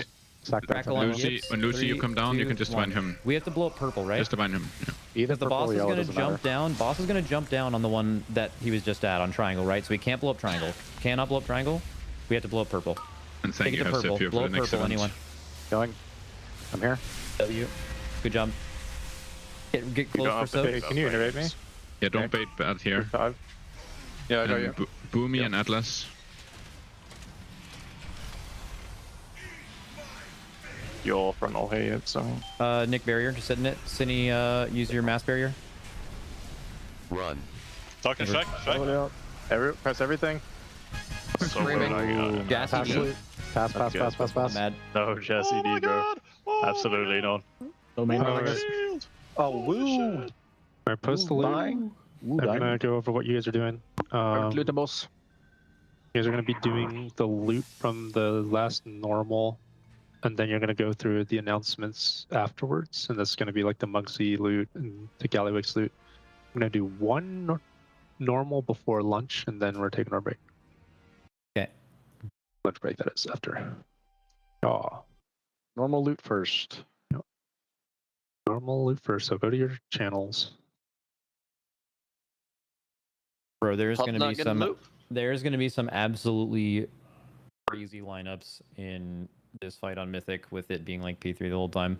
Because there's some, bro, moving away from the boss with suppression plus the blaze lines with the healing absorb is fucking crazy. That is insane. Yeah. I feel like it'll just be chill. Have you changed your rating on this fight yet, THC? Welcome back to the Team Liquid Race to World First, presented by Coinbase here. My name is Max, and I'm joined by Dratnus and Tettles both, so buckle up. It's going to be a fun cast as we are checking in with how the Raiders have been doing on their heroic Gallywixes? Wixes? What's the plural? Gallywix. Gallywix? Wixi, perhaps? Wixi, yeah. Do that kind of Gallywooks. pluralization. Gallywooks. Could be, yeah. It sounds like they're going to go and do a normal before lunch. So Yeah. they're splitting into groups now. Maybe we'll do 5 again, simultaneous normals. Get a bunch of helpers in. So check the group finder, see if that's something that you can come in and help with if you want. You get some gold. Not buy your only the vaults. group finder, actually head on over to discord.gg/liquidguild, and then you can see everything straight away. They're usually looking for pumpers for the heroic splits, but for the normal, maybe a lower gear level might also be enough. So just check that in case you're interested, in case you're still not saved on those normals, on those heroics. Definitely worthwhile. You get a bunch of gold from the guild and you get to run with them, get rate lead by Atlas or Max. Like, great experience altogether. But we do want to thank all of our sponsors for making this event possible. So a huge shout out to our presenting sponsor Coinbase, but of course as well also a huge shout out to all of the other sponsors that are making this event happen. Thank you to Honda, Monster Energy, Alienware, RaiderIO, Warcraft Logs, the DungeonDojo, MyBlue, and our charity, sorry, I was already ahead of myself there, the Pasadena Humane Society. We are trying to raise money for them, so all in all, we got this event going. How are we feeling about potential of Mythic splits or of Mythic season Mythic was after the splits? Mythic Dude, splits I don't know. I'm still unlikely. waking up. Okay, give me a second. It's actually, it's not been unheard of. Mythic splits have been something that no, happened no. a little bit to a greater or Revert. lesser extent. Not gonna happen. Years. But in terms of Mythic itself, I think we're still a ways off of that happening. There's a lot of Gallywixes left to do, and there's definitely still some normals that need to get done as well. So we've only seen 3 Gallywix be done. How many Mugsies have we seen? Also 3? Not sure. There were 3 I yesterday. think we've seen just 3. I think we've Yesterday, seen yeah. more Mugsies yesterday. Okay, if there were more yesterday.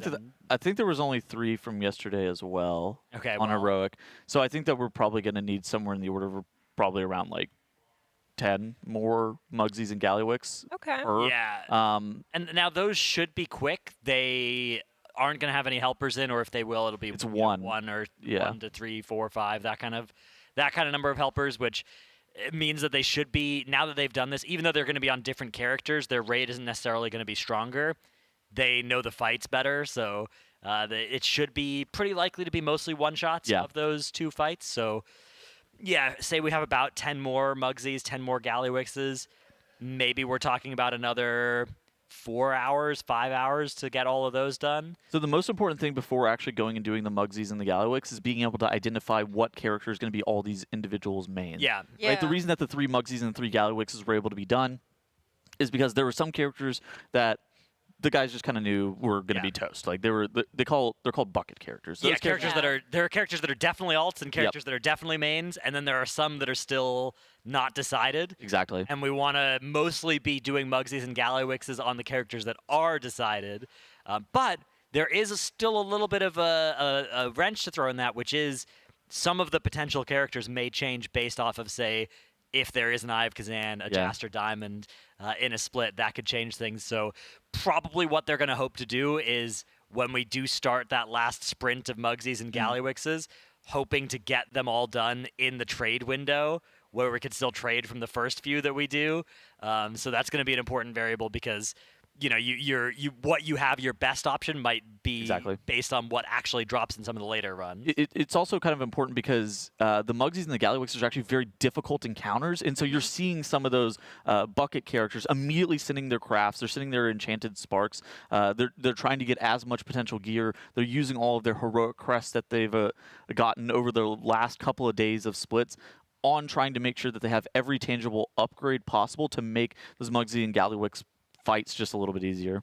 As Bart walks by, speaking of trade windows, trading is actually something that we are doing with you guys if you're interested, because Coinbase, our presenting sportner, why can I not talk today? Our presenting sportner. That's right, our sportner. Our presenting sponsor. I was putting sponsor and partner together. Man, but yeah, they are giving you $20 if you sign up over on TL.tg/Coinbase and you use the promo code TeamLiquid20. And with that, you also get eligible to win one of these jerseys. We raffle them out every day, or when the guild kills a mythic boss. And if you are keen on maybe seeing the race to world first from a first perspective in person, Coinbase will fly one lucky winner out to take part in a giveaway. You need to fill out the form at TL.gg RWFBTS, and then you are eligible for that giveaway. And one lucky person that wins will see you next race. So I would definitely check that one out. Dryness will shake your hand as well. That's right. If you want that. Yep. So shout out Coinbase, our premier sportner. Our sportner. But so yeah, basically what's next is kind of normal splits. We're going to see some more of those Gallywixes, some more of those one-armed bandits. Those are probably the most valuable bosses just in terms of identifying what character is going to be whose main. And so it'll be probably normal last 4, because the first 4 on normal don't really have all that much that matters. Exactly. There's obviously, it's good stuff for most of us, right? Most people in the world, it's like, oh yeah, need the tier. Some venerated shoulders, that's great, right? Like that's going to help us get 4 pieces. But for Liquid, they have all the 4 pieces they could ever want from these Gallywix tokens. So really, the only thing that is valuable from normal are the chase trinkets and the very rare items from the last few bosses. The chase trinkets, of course, can be upgraded up to 658 even from normal, so that's not bad. That's pretty good. Yeah, I mean, you don't have that hero track flexibility to spend some gilded crests to make it go higher, but they only have 90 gilded crests this week anyways. We'll probably find good uses for those regardless. So absolutely. A normal House of Cards is almost as good as a heroic one. And then there's the very rare items, which actually drop at pretty high item level anyways, but just when they drop. So you're pretty happy with that even on normal. And again, you can upgrade it same as heroic. It kind of doesn't. There's really not a huge difference between the champion track and the hero track on a lot of these pieces, as long as you have something good to do with those gilded crests. And again, only 90 this week. It's pretty easy to find something good to do with all 90 of them. The value of the gilded crests, I think you really want to be spending on looking at some of those weapons that you can potentially get. Some of the Galley Tech enhanced weapons, the best in slots, the fist weapon that's off of Mugsy, the Capo's fist. They're going to try and not spend any on hero track pieces if they can avoid it as well. They're going to hopefully be able to use all of them on myth track pieces if they can. But of course, that may or may not actually be an option. Yeah.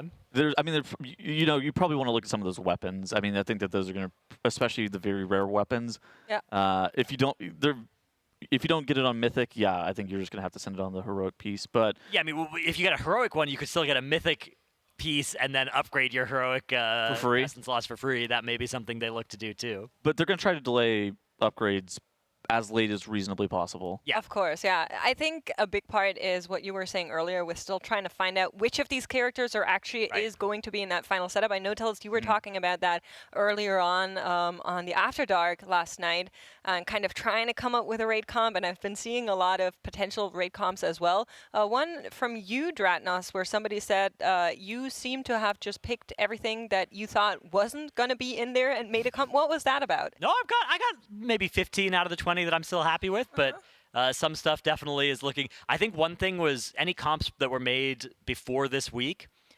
Gallywix has technicians that look like control effects on them are going to be pretty valuable. So yeah, DK. I think a Blood DK is pretty likely to be something that a lot of guilds will be interested in as a result of that. So I think we're probably going to see a lot of guilds playing at least one of those. Maybe you could play a Vengeance Demon Hunter instead as well. And then I do think that the execute specs, all look really sick. Even Gallywix. Gallywix maybe damage is going to be valuable all the way through, but the two before it, execute looks really good for like Mugsy and One-Armed Bandit. So I think specs, again, like the Arms Warriors, like the Mages, like the Shadow Priests, I think are going to get a lot of play on those. As we are seeing our summons come out, it does look like they are indeed splitting into 5 simultaneous normals of these last 4. What do you think about the healers? Because Thune DM'd me earlier today thinking that they were actually going to pivot to like a Resto Druid, Disc Priest, Double Mistweaver. So yeah, the healers that have been getting the most hype are the Priests and the Mistweavers. Absolutely. Mistweavers are great because they do a lot of damage as well, and that's one of the things that is most valuable in Race to World First, right? It's just which healers are going to be able to heal the content while doing the most damage possible. It's probably going to be, you're going to use Mistweavers and Priests, and then you may need to sneak a raid buff or 2 in there. So Druid is definitely a good option because then you don't have to play another Druid, and the other Druid options may or may not be very good, depending on, again, like maybe you can play a Feral Druid, get away with that. Bear's probably not the worst thing. Yeah, Bear, good single target damage if you can play it as, you play that Druid of the Claw, you do a bunch of single target damage, although that might be the same sort of thing that a Prot Warrior could do, but maybe less well. So yeah, you're maybe trying to avoid. And you don't have the execute from the warrior. Right, and then the balanced druid is also something where it's like, okay, if we're doing places where Starfall gets a lot of value, we're pretty happy. But on pure single target, we're probably hoping to bench them. It's good on bosses 1 through 6 and bad on bosses. Right, which means it's bad. 7 and 8, yeah, which exactly means it's bad. But Resto Shaman you could also put in that spot. I don't know. I think Resto Shaman's being slept on a little bit as an option for one of those healers. Enhance is good. Though it's good, but is it great? Is it, if you could transmute an Enhanced Shaman into a Shadow Priest, into a Warrior, into a Mage, is that something that you'd be happy to do? Might that be worth using one of your healer slots to make that happen? I don't know. I think usually Resto Shaman is, in terms of utility, a healer that gets interesting when the fights suddenly benefit of something like the Ankh Totem, like the SLT. Like that is usually where you will see a Resto Shaman suddenly rise in priority if they are really good in that scenario. So I'd be curious on how it's all going to shake out. Of course, with Gallywix, there is still the secret face Like the elephant in the room, what is that going to look like? What are we going to be seeing there? Is it really there? I mean, a lot of people seem very, very convinced. I think the chances for it are likely, but of course, it's not been officially confirmed. I think it's less a secret phase and more just like there's nothing in the Dungeon Journal about Mythic Gallywix except for one phase anyways. Like at that point, is it a secret phase? I feel like this is just like no information. Secret boss. Yeah, it's not. I mean, I don't know if it's necessarily secret, more that it's unpublished as to what's going to go on in the fight. We know very little about what Gallywix Mythic is going to look like. To the best of our knowledge, it starts with the like intermission into P3 thing, and then P3 has all the P1 mechanics as well and P2 mechanics as well. That's like the best of our best guess about what it looks like at the start. And then we have no idea how long that goes on or if there's more changing phases and stuff after that. Exactly. And I mean, most end bosses have probably around 3 phases. That's kind of the typical model for an end boss. Very few have had fewer, yeah. Exactly. Very few have fewer. And there's literally only one phase that's posted in the Dungeon Journal, which kind of is why everybody's looking at that world. They're like, okay, well, there's very little reason that it would only be this one phase with just these mechanics. There's probably going to be some intermission or some phase break, at least a second phase, probably.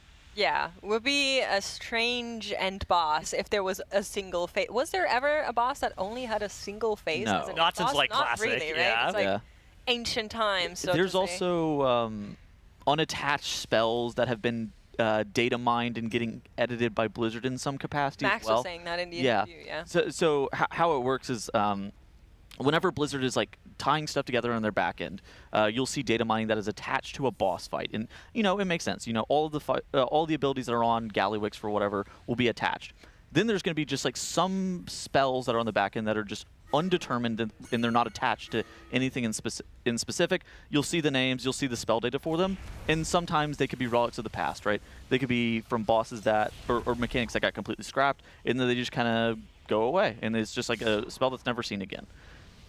There's some that, kind of similar to what the Jailer's Mythic mechanic was like, if you guys remember that shield, that aren't attached to the Jailer, but Blizzard continues to tune even after the fact. When you see a boss mechanic that's like, oh, this is doing 30% more damage, than the previous build of the patch. Like, what's going on with that if it's not attached to any boss? Exactly. And so the best guess is often that it is going to be a secret mythic thing of some kind. Although Blizzard has sometimes tuned some of random abilities as a prank in the past. They definitely have, and they've done it as certainly as a joke to try to throw people off. Yeah. I do think that's kind of fun, even though like the Raiders will complain about it. Yeah. I think it would be very lame if every single time we see a spell exist and be tuned on like some unknown capacity, we would be like, oh, that's definitely a mythic phase. So throwing some freebies in there that they occasionally like change values on, just to maybe set you off on a trail that's not entirely true. Of course, usually you can tell by like the context, but it has been that there were spells that we just never saw the light. Yeah, I think that this one is less about a secret mythic phase from the fact that there's data mining and stuff like that, but it's more about an absence of information that you I think it's both. Max was saying it's both. Yeah, also it's worth tempering our expectations here, because when you hear about secret mythic phases, you're thinking about like, oh man, Gul'dan, Illidan drops out of a crystal, right? Imperator Margok, Cho'Gall drops down. Yeah, it's unlikely to even be that. N'Zoth, right? Like you teleport to a room that isn't in the previous difficulties. Gallywix might just have a different phase that happens still on the platform, right? Where it's like, okay, this is mechanics we don't see on the other difficulties, but it might not be like a different story of the fight it's just on those ones. Even Jailer, right? Exactly. Where it's like Jailer clears the room and you do an entirely new phase. That may or may not be what it looks like. Although there is ways, like if you look at the Gallywix room, there are things they could do with it that could be sick. Mythic I was twist. hoping We're at so hard later on. Oh, yeah. What I love is when bosses start being vertical. And we were talking about this yesterday for a little bit with Zyro and Cams. Gallywix has that platform, and there is definitely lava underneath it, but in the middle, like the pit where you can also throw bombs, there are a bunch of red arrows pointing down. What if you had to jump and then there was a portal and you ended up somewhere else, or if the platform broke away? Like something like that would get me quite excited to kind of show off in that very last fight. But just a quick mention, we are collecting money. We're raising money for the Pasadena Humane Society. They've been helping with the pets that have been affected by the LA fires here, and they have been helping taking care of them, taking them in, treating their wounds, treating the burns, and getting them back with their owners, or finding new owners for the ones that don't have any anymore. And you guys, you've been donating like crazy, so thank you so much for helping us get some money raised for them. We have reached 2,000 check marks, so we're on $2,040. And I believe you guys have been sending in some transmogs as well. So we're going to be taking, yep, that is a good transmog. You can get this one actually. Yeah, that's some of the RWF apparel that you can pick up as well. There are a lot of good RWF apparel this race, and then they become collector's items that you can keep around for future races. So. Whenever you buy that shirt, do you look jacked like him as well? You just get bigger arms? That comes with it as well. I'm pretty sure we can't promise that. So. What about huge quads like him? Okay, we have it's Mursa sending in a Mibby, and she said, "My mage, don't sass her. She'll out-sass you any day." She does look the part. Oh yeah, we saw this one yesterday, I think. Yeah, I was gonna say this is a great one. Yeah. Yeah. Love the weapons going with the rest of this. Me, you, and Cams, I think. Yeah, exactly. And then this person sent in their shaman as well. Yeah, I think we gave this one like 8 to 9s. I think we were. I was very high on this one, yeah. Even though it's a gnome. The gnome is the only thing that I don't like about it, but. Oh, I'm with you, Dratnos, but it's a cool mock on especially in a goblin patch, I think it's especially offensive to send in a gnome transmog. Probably true. Yeah. I do like that it's a mage and it does look like a mage. I'm always a big fan of when that kind of comes together, and I do like the blue being all the same hues working out here, so that is really nice. I'll give it a 8.9. Oh, okay. Nice. Yeah, I think I was on a 9 for that one. A rat? Okay, we've got Gweg. Gweg. That's a great name. Gweg the Volpera. It doesn't even... it's Gweg the Volpewa. The Volpewa. Yeah. I see. It's sent in by Nang, and they said accidentally shrunk into a Volpera. And this is a Mystery Reaver as well, Mystery Reaver Monk. I like the guild name is I Have Seen Worse, and then you look at Gweg and you're like, okay, you have seen worse. Where? Is my question. Let me know so I can avoid it. I'm a big fan of the Volpera, okay? Sue me. I like them. I like this. I like that it's simple. It's obviously not like the most difficult mog to put together with like just pants, bracers, and a stick. Yeah, you could get this mog once you hit like level 10 in Elwyn Forest. You have all the pieces you need, I think.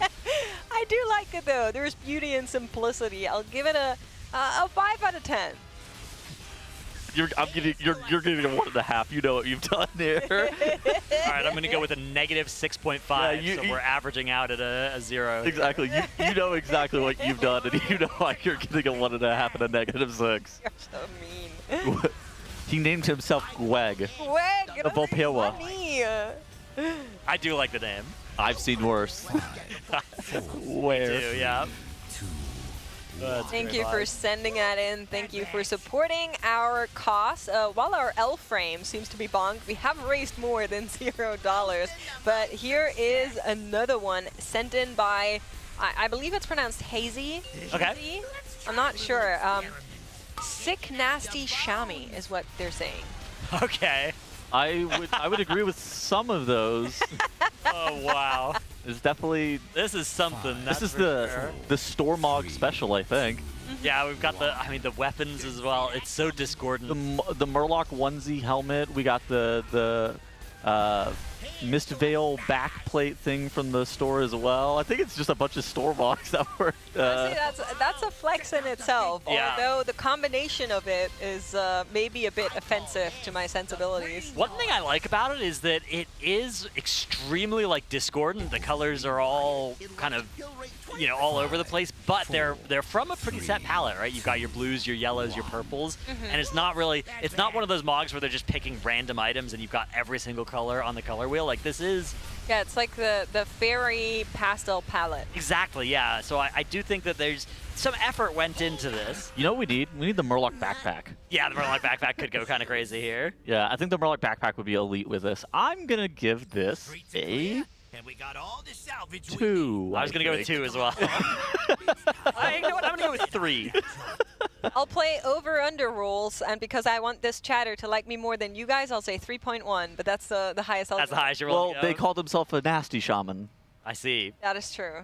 Yeah, I won't comment on that. We do collect and rate your transmogs here on air. If you want yours sent in and maybe hated or loved by the casters, you can by sending it our way. $35 for the Pasadena Humane Society is all it's going to cost.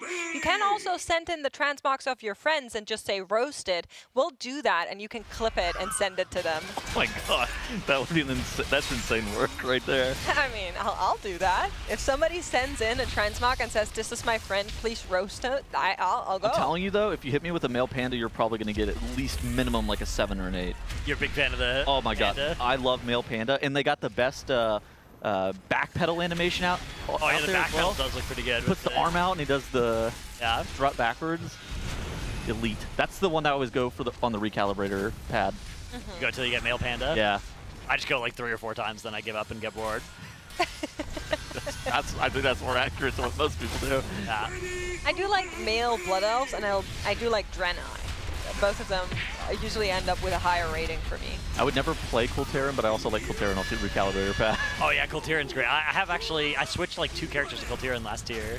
That race is just kind of good for tanks. It's got Shrug It Off. Yeah, you got Perma Stagger. Yeah. Well, I don't know if I guess, Pretty much. Yeah, I guess sure. Yeah. Pretty much Stagger. Well, not even Stagger. Like it's Stagger hot instead of a dot. It's great. It's even better than Stagger if you really think about it.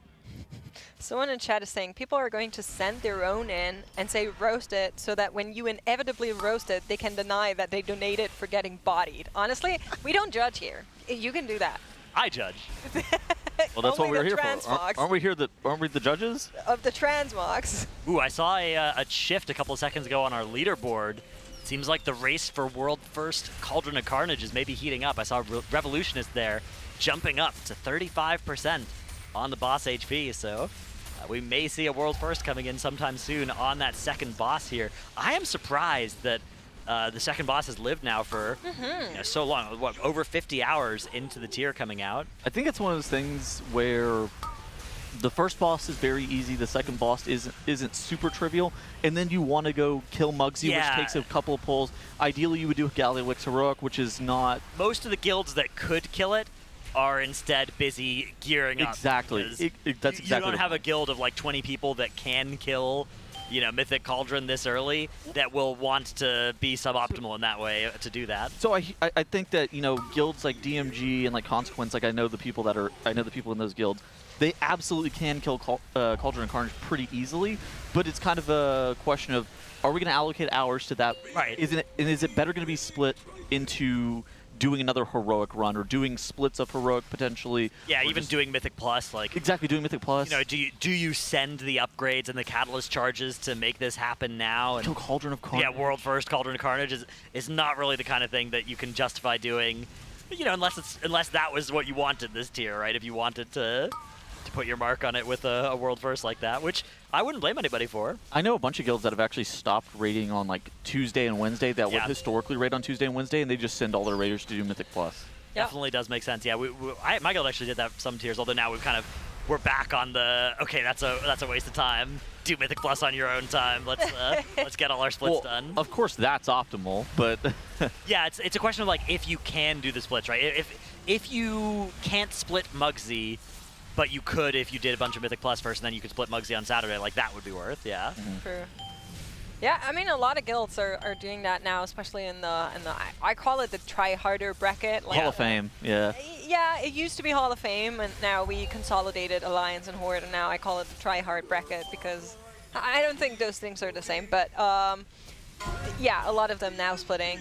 Are you saying that like there's people in the Hall of Fame that aren't tryharding, like scrubs? Saying like, oh yeah, Hall of Fame got world 180 bigger. Yes. Okay, yeah. That's crazy that she just called Hall of Fame raiders bad. That is insane work on the broadcast. I just don't think a World 30 guild is the same as a World 190 guild.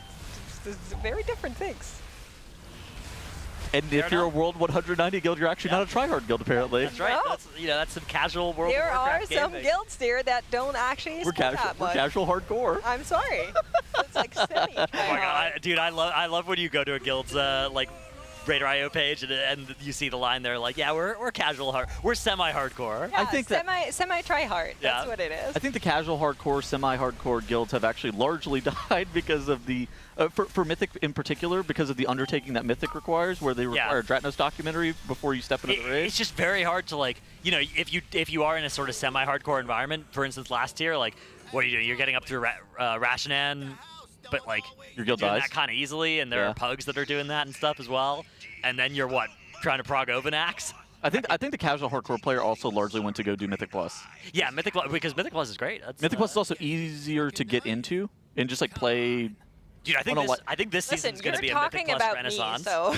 It's a casual schedule, right? Like, you can play Mythic Plus on your own time, as opposed to having this less people. This scheduled gaming type of situation as well, too, where you're just like, well, I have to raid Tuesday, Wednesday, and Thursday, or I could just do Mythic Plus whenever I kind of want. Yeah. It's much easier to get 5 people coordinated than 20 if you ever tried to meet with your friend group. Absolutely. You know what I'm talking about? So yeah, it's a lot. People have lives, and Mythic Plus takes less people. I used to raid in like World 160, 180, and I just don't think it's the same kind of like sweat as the World 50 guilds. I'm sorry. Can you imagine if on the Potty C you had this opinion, what they would say about you in the comment section? I just thought about that too, because I would get completely obliterated. See, but I'm talking about myself, so I'm allowed. That's fair. That's fair. Fair enough. I will not be claiming it's a brave opinion, and I'm glad you said it. I will separate myself from this one. This got nothing to do with it. My opinion is that so scared. Anybody who kills even a normal raid boss is doing great. I think they're. And I'm proud of you. Too. It's just different levels of sweat. I don't think you're you know, some kind of casual scrub over here. like some of my co-casters. I can't see the chat, but I'm sure that there's being perfectly normal and fine. I don't know why you're flipping out. Chat is behaving great. I'm proud of them.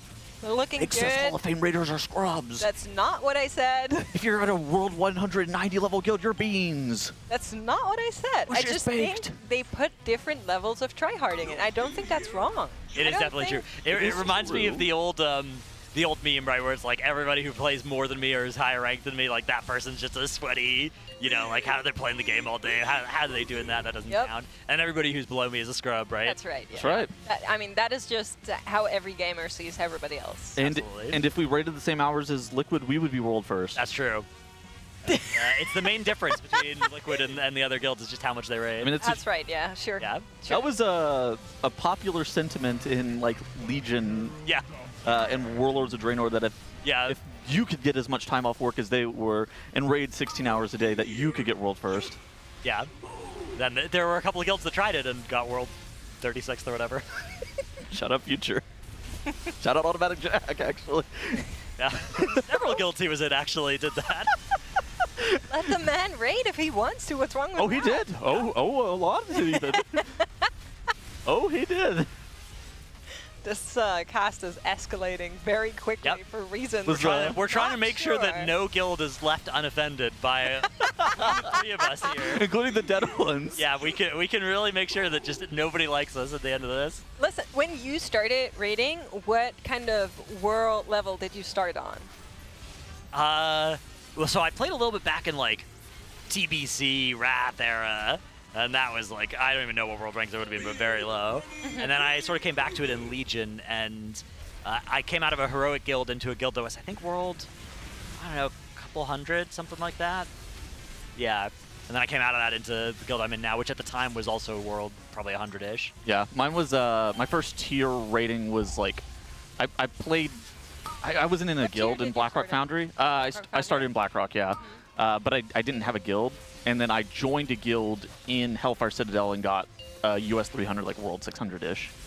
So that was my starting point. And then you like worked your way up from. Some would say guild hop, but yeah, you could use worked your way up as a nice way of describing what I did. guild hopping. That's I think that's how you gotta climb. As you are like actually improving, I don't think guild hopping is that bad. Is that another cook take? No. I think that's it's a good take. If you are jumping between like guilds of the same world rank, then that is definitely, or like roughly the same world rank. That's more guild hopping than if you go from like world 800 to world 700. Also, if or you're like 500 or 300, like if you go up the ladder, then I don't think that's guild top. And if you, as long as you're not doing it like mid-tier Yes. when you're in these guilds. How many that are, like- tiers did it take you to get to PC? So I raided in a heroic guild in Emerald Nightmare. Yeah. And then I raided in a mythic and a cutting edge guild for Trial of Valor and Nighthold, and then I joined this guild. Yeah. That I've been in ever since. It took me a tier and a half to go from World 600 to World 60. Okay, yeah. So yeah, a similar. It depends on, trajectory. yeah, exactly. Like to some extent, there's obviously like, you know, you kind of got to get lucky. You got to be playing something that people are trying to recruit, right? And then, you know, connections help as well. You have to care enough to want to raid more hours. Mythic Plus is a great avenue as well. Like if you can find yourself doing Mythic Plus with people in a good guild, that can make it easier. One copy of House of Cards normal does come out here. Not bad. That is great. But yeah, I think that, you know, a lot of raiding as well is being able to make sacrifices and commitments to raiding more hours, like Dratnos was saying, potentially even like re-rolling, but a lot of that now is like, you're looking for raid buffs. A lot of recruiting is just contingent on maining raid something that is in demand, right? Like if you're, say, a Havoc Demon Hunter main, your life is going to be a lot easier if you're trying to climb the guild ranks than if you're a Survival Hunter main. Absolutely. Even though, you know, a lot of guilds could play a Survival Hunter, there just aren't as many looking for one. Mhm. It would be a case of like, oh, we're recruiting this player who is sick. But everybody needs a Chaos brand. Yeah, exactly. If your guild doesn't have a Demon Hunter, you know, you are heading down to your local supermarket. You're trying to find a Havoc Demon Hunter, get that thing into your shopping cart. Yep. Yeah, I agree. I do think it kind of also changed on how recruiting worked throughout the years with like how the game changed. Like you were saying, with the raid buffs, of course, that was a big part in what you were kind of looking for. And I think now, I don't know if that's just me being cooked and like my peer group being cooked as well, but I think a lot of players nowadays have more than one character that they are like playing. They made the game easier to play multiple play characters. alts. Exactly. Warbands is literally a feature that it's great. Everybody loves it, but it only matters if you play multiple characters, right? Warbands literally is a feature that does nothing if you are a single character. It's also like the AP, the Azurite power, the artifact power being removed, where in the past you would play like I played my Druid for all of Legion because to get any other character close to the same power as my Druid, it's not happening. Like I literally cannot get it close enough because of the artifact power that I was gaining on that alt character. And now they've basically opened it up to be able to fully gear a character. The only thing that's going to stop you is like being crest limited and are you going to be able to get enough myth pieces out of your vault, that kind of stuff. Yeah, I think my first alts were in BFA. To like my first serious alts were also in BFA. Yeah, I did some in Legion, but it wasn't like serious alts. It was like casual. I had some you had some to get the artifact It's weapon funny because transbox. like Legion, there was actually a lot of content. Like from one perspective, it had the most actually different content that you got. Like if you played a different character, you got an entirely different class hall. You got an entirely different class campaign, class mount, all this stuff that was like the Mage Tower. Yeah, the Mage Tower experience. Like you got all this different stuff on different characters that now you kind of don't.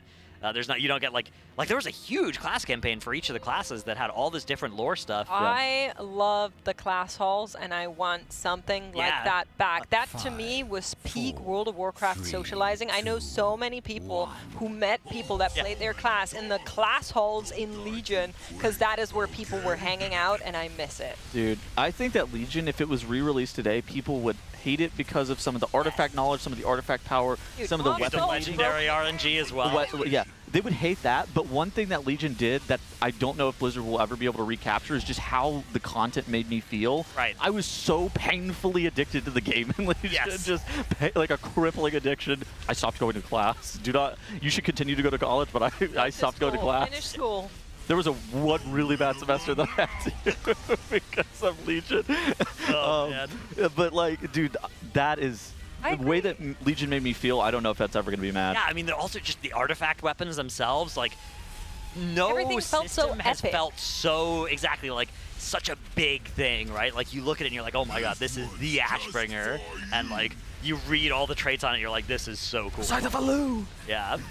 Maybe not the Scythe of Alu as much. I guess I will say, I was one of the people that was like really unlucky with the legendary Yeah, drops. that was sucked. And Me too. I also really suffered under like AP farm. I remember my guild like taking me aside and saying, make sure like 10 levels below. You need to like grind this week. If you don't match it, we'll bench you. And I was like, oh no. Dude, and I was put into Mauve Souls prison, and I like played 16 hours of Mauve Souls +8 every day for like a week. It was bad. I spent my entire 3 weeks of winter break, and I mapped this out. I needed to do 8 Mauve Souls per day to be able to get level 54 my weapon before Nighthold came out, and that was cursed. And that was a lot of grinding for that weapon. Yeah, it was some of the grinds were definitely tough.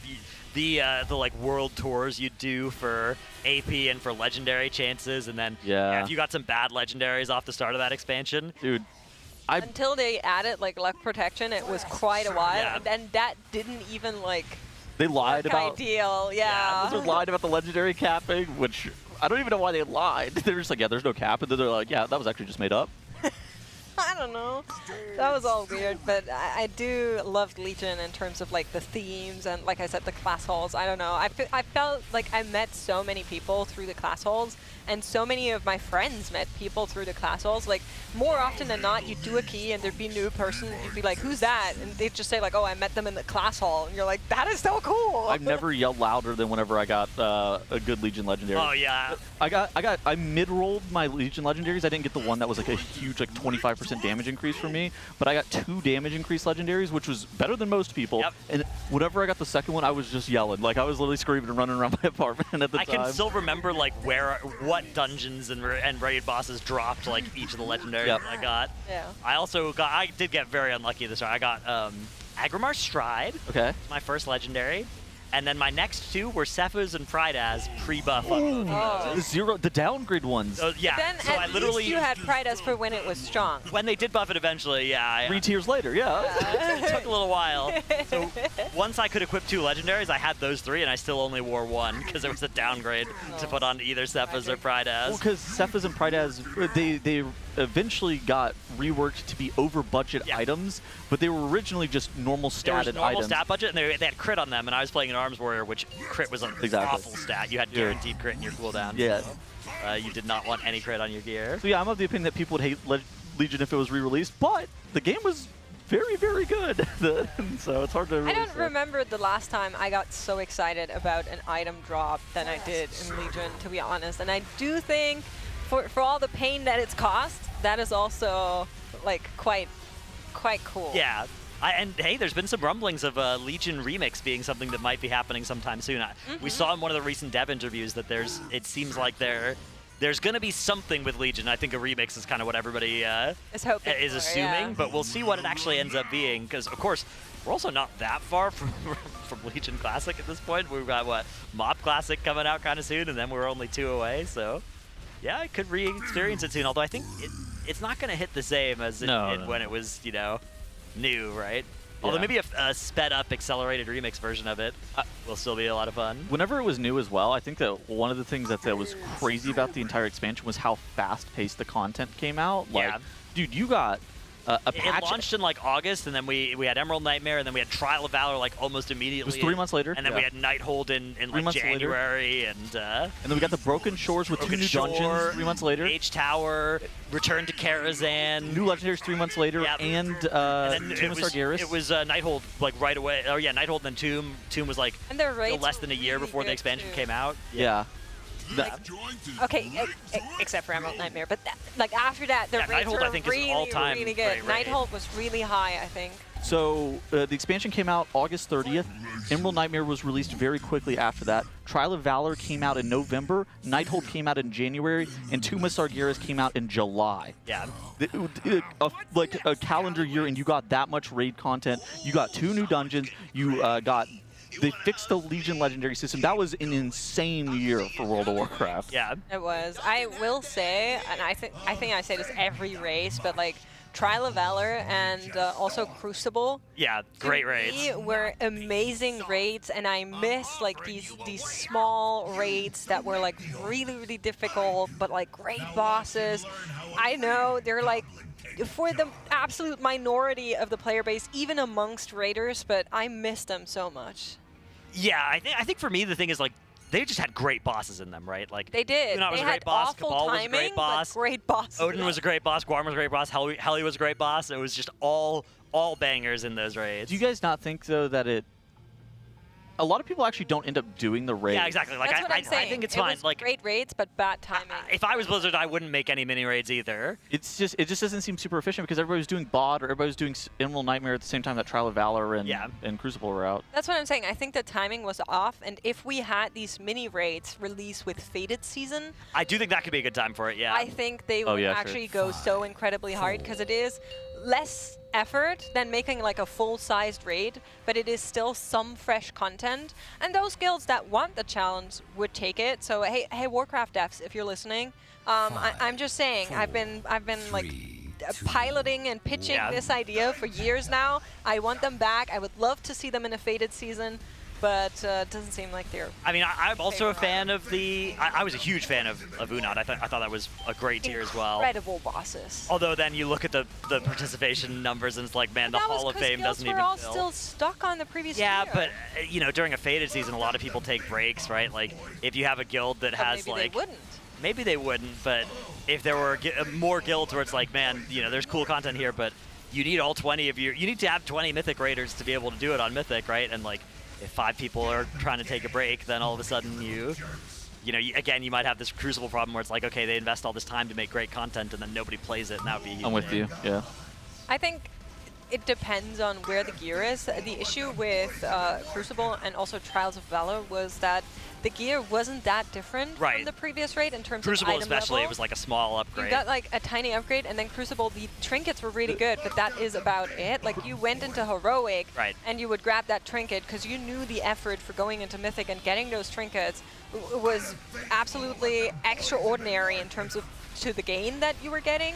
So people didn't really do it for that. But in a Fated season, if everything was like kind of on par, then you would have the choice of doing like, hey, do we want to do Fated for the guilds that do Fated anyway and like do cell runs or whatever, or do we want to like have a progress into these bosses? You could even split it. You could do like 2 nights a week we do Fated, and then 1 night we proc these bosses or whatever. It's good because like the content and the progression experience was good, but a lot of people don't raid for the prog, they only raid for the rewards, right? And that's kind of something that you have to factor in as well. And they're not going to be, there's no reason for them to go into there unless the rewards are so compelling.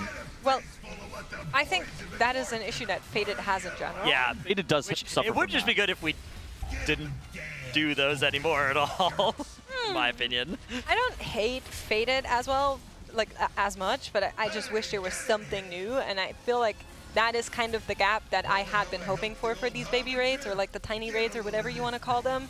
And I love them so much, and I want them back, and the bosses were great, and people just hate on them because they were released at awful timings, and I think the stats that Blizzard has garnered on these raids therefore is incorrect because of the timing release, and that is my rant. Thank you very much for listening. Fated runs into this issue, in my opinion, that it's too soon after the tiers launched that you don't necessarily want to go back and, you know, experience whatever that raid Fated as Vault it of was. the Incarnates. Yeah, Fated Vault of the Incarnates as it kind of was, not exactly as it was, but as it kind of was. Yeah, like right? slightly easier mode, Vault of the Incarnates, right? If they slammed Fated and then they were like, yep, and now you're going to go back to different, like, you know... Fated Nighthold, I'd be down. Exactly, Fated Nighthold, and that was the raid. I think it would be a little bit of a different experience, but since it's been so recent on some of these raid tiers as well, it's like, I don't know. But people just in general aren't as compelled to do Fated content. They're just kind of waiting for the new systems, they're waiting for the new expansion, they're ready for the new game. And again, you have this coordination problem where if half your raid wants to do it and half your raid doesn't, it's really tough. Yeah, well... A lot of guilds died during Fated because of that exact problem, right? Where if there was no Fated, everybody would just be waiting for the new season together. Yeah. But because there is Fated, you know, 10 people want to play it, 15 don't. The 10 people that do go find a new guild, and all of a sudden your guild's gone. I think it's a great Mythic Plus season because Mythic Plus Mythic Plus was pretty good in both the Season 4s. But Mythic Plus players care about the replayability of the content, and that's what they want anyway. Also, the Fated seasons have just featured free gear, right? You just get...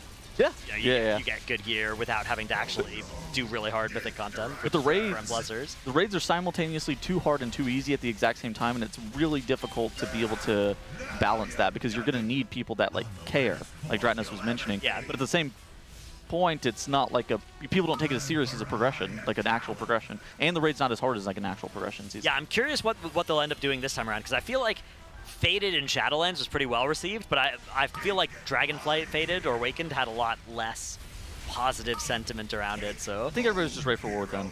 Yeah, we'll see this time, I guess, how it all shakes out. I mean, we don't even know if we're getting, you know, a 4th raid this expansion, or if it's going to be 3 like it was the last 2 as well, or, you know, what exactly it's going to look like. Yeah, player housing is going to be huge as well. Although Are you excited for player housing?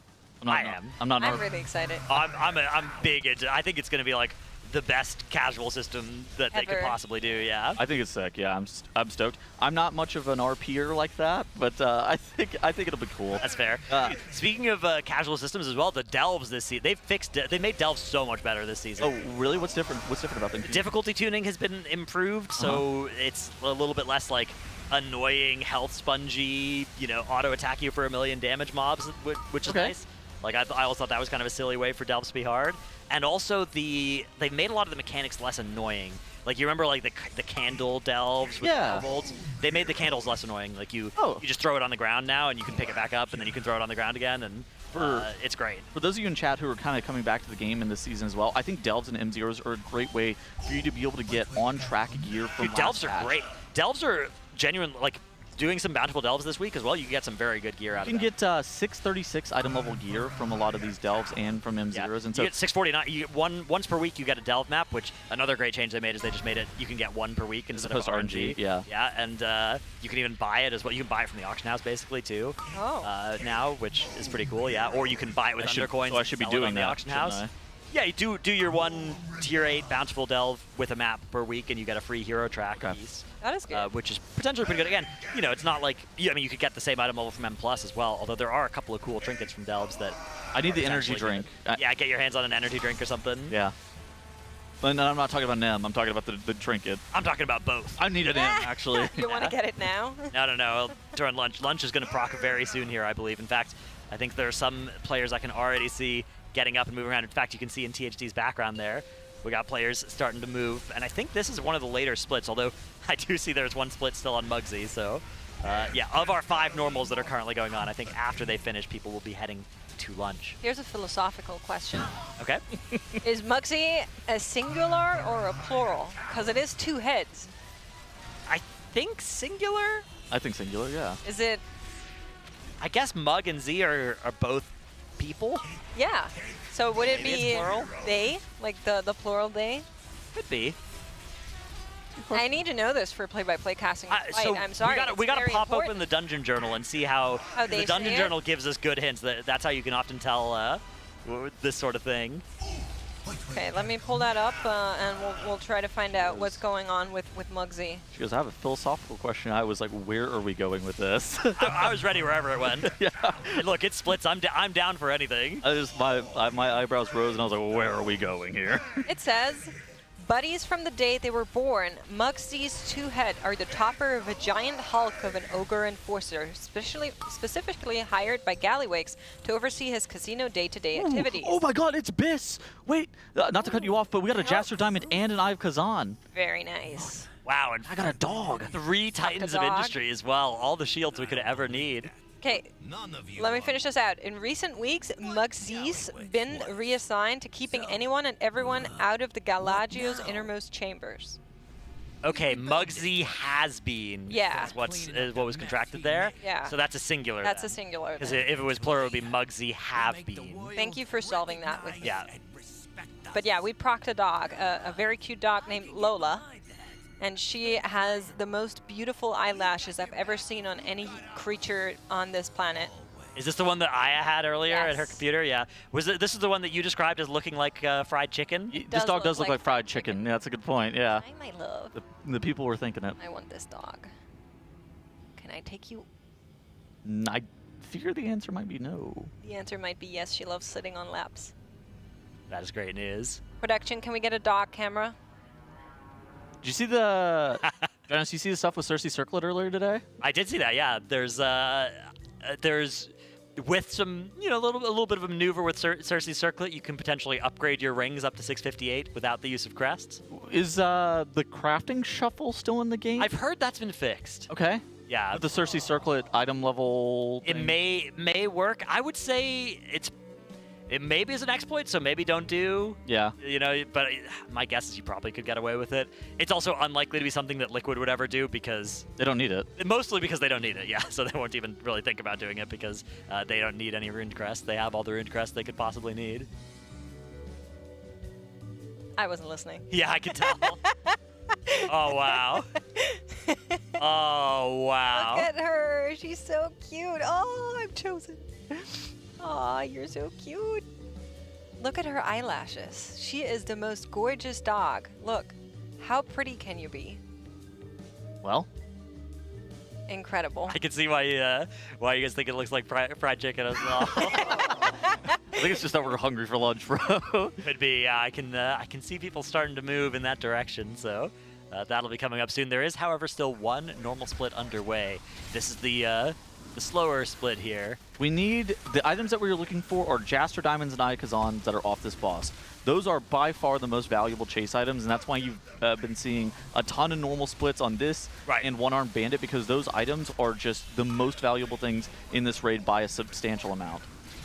Yeah, big value if they can get their hands on them. And, you know, as we move into Heroic as well, the Heroic versions of those items is going to be super valuable too, although it's a little bit interesting because, you know, identifying what your main is, the sequencing of when you can do that, right? But if Heroic's the last thing you do, Heroic Gallywix, you might kind of already know whether you got a main or not. It might already have a normal Jaster Diamond, and then if the Heroic one drops, you know, maybe it's a smaller, actually a smaller upgrade, or it goes to somebody else's main. The problem is the BIS item is like, you know, the best in slots Heroic, the Jaster Diamond Heroic. But the second BIS item is the best in slots normal, the Jaster Diamond normal. And there's actually, again, there's not a huge difference between the normal and Heroic versions of these items because you can upgrade the normal ones to 658 or the Heroic ones to 658. Going past that requires Gilded Crests for the Heroic one, which it's a fairly limited resource. It's a fairly precious thing, so it might be your best use of Gilded Crests, but if it is, it'd probably be by a pretty small amount, so it's not a huge value difference. Why do they just do that transition scene just to show us Dazer's POV again? That was kind of weird, wasn't it? So I'm just looking across our screens, and I believe this is the very last split that is happening. We've seen a bunch of the Raiders just walk past us. A lot of the cameras are already empty, so hopefully they can get this one done quickly. Tell us, what are you reacting to? Production's in my ear yelling at me about pointing out the fact that they made a mistake. It's always really good. They love it whenever you point out anything that you can see that's wrong loudly for the whole audience to see, just in case any of them didn't notice. Yep. Right? That's what production loves, is if you can call attention to that sort of thing. Now they're constantly talking in my ear, trying to distract me from the cast. Not like it needs much to do that, so. Yeah. Real. You guys notice the leaderboard as well has updated a little bit again as well. We've seen a bunch of guilds now. We've got 5 guilds sub 50% on Mythic, Cauldron of Carnage. The race for world first is on. Did you pull Vexy and Cauldron yet? No, not yet. I haven't done Mythic. That'll probably be tonight, yeah. Hopefully get my own guild up here on the Coinbase leaderboard. Oh my god, the Corn Dogs. Yeah. Capital G. Could be, you know, potentially, if tonight goes really well, world first Cauldron of Carnage could still be on the table as well. Although I suspect that a lot of guilds are going to be getting to that point tonight in NA, because it'll be the 3rd raid night. So any guild that has been, you know, efficient and not playing an awful lot of splits will kind of have run out of stuff to do. I do like a Saturday raid with some friends and some like Hall of Fame cutting edge alts and stuff like that. Look at and what we're trying to do this week is we're trying to clear through normal, we're trying to clear through One-Armed Bandit Heroic, and then we're going to kill Vexy on Mythic, and that's basically what we're looking to do just on a Saturday. You should clear trash as well after Vexy. There was a Wowhead post earlier today that says the BOEs come from the lieutenants. Yes. So once you clear Vexy, you get access to like 5 of the lieutenants. Go clear those, get all your BOEs, hop on your alts, do it again. Can somebody clip that piece of technology by Dratnos and send that to me? Because I'm going to need to link that to our raid leader. There's a Wowhead post, yeah. You can. You can link just. that Oh, okay. Or I can just steal it from Wowhead. That's even better. Yeah. Great place for World of Warcraft news and one of the sponsors. That is right. We love our sponsors. Yep. Our Sportners. Our Sportners. Yes. It's the German version, of course. Actually not. Well, it is now. Both sponsor and partner are the same word in German. Oh, that's easy. Sponsor. Oh, we say that. It's like it is pretty much Sportner. Yeah, exactly. It's Sportner, yeah. Okay, whatever you say. Sounded about the same. Just with an accent a little bit. Ja. Ja. Ja. Fortnor. Sponsor. Gesundheit. There's no tea. Okay, bets. What are we getting here? I say we'll get an Eye of Kazan. I'm gonna say nothing valuable. Oh, that would be sad. 2 Eye of Kazan. Okay. 1 Jaster Diamond. We used up all of our good luck in the last run that we Jaster Diamond, Leech.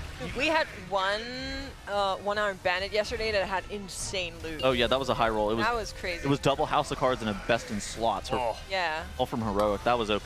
That is great. Atlas was yelling. As he should. I've done my 3 Heroic, 3 normal 1-armed bandits this week, and we only got 1 normal best in slots. But we got a bunch of House of Cards. You guys killed Mugsy? We've done Mugsy normals. We haven't done Heroics yet. Gotcha. That fight looks kind of tight on Heroic with the current gear, right? Like if you're walking in there at 640 item level, the damage check seems a bit tight. The heal check is actually also a bit rough.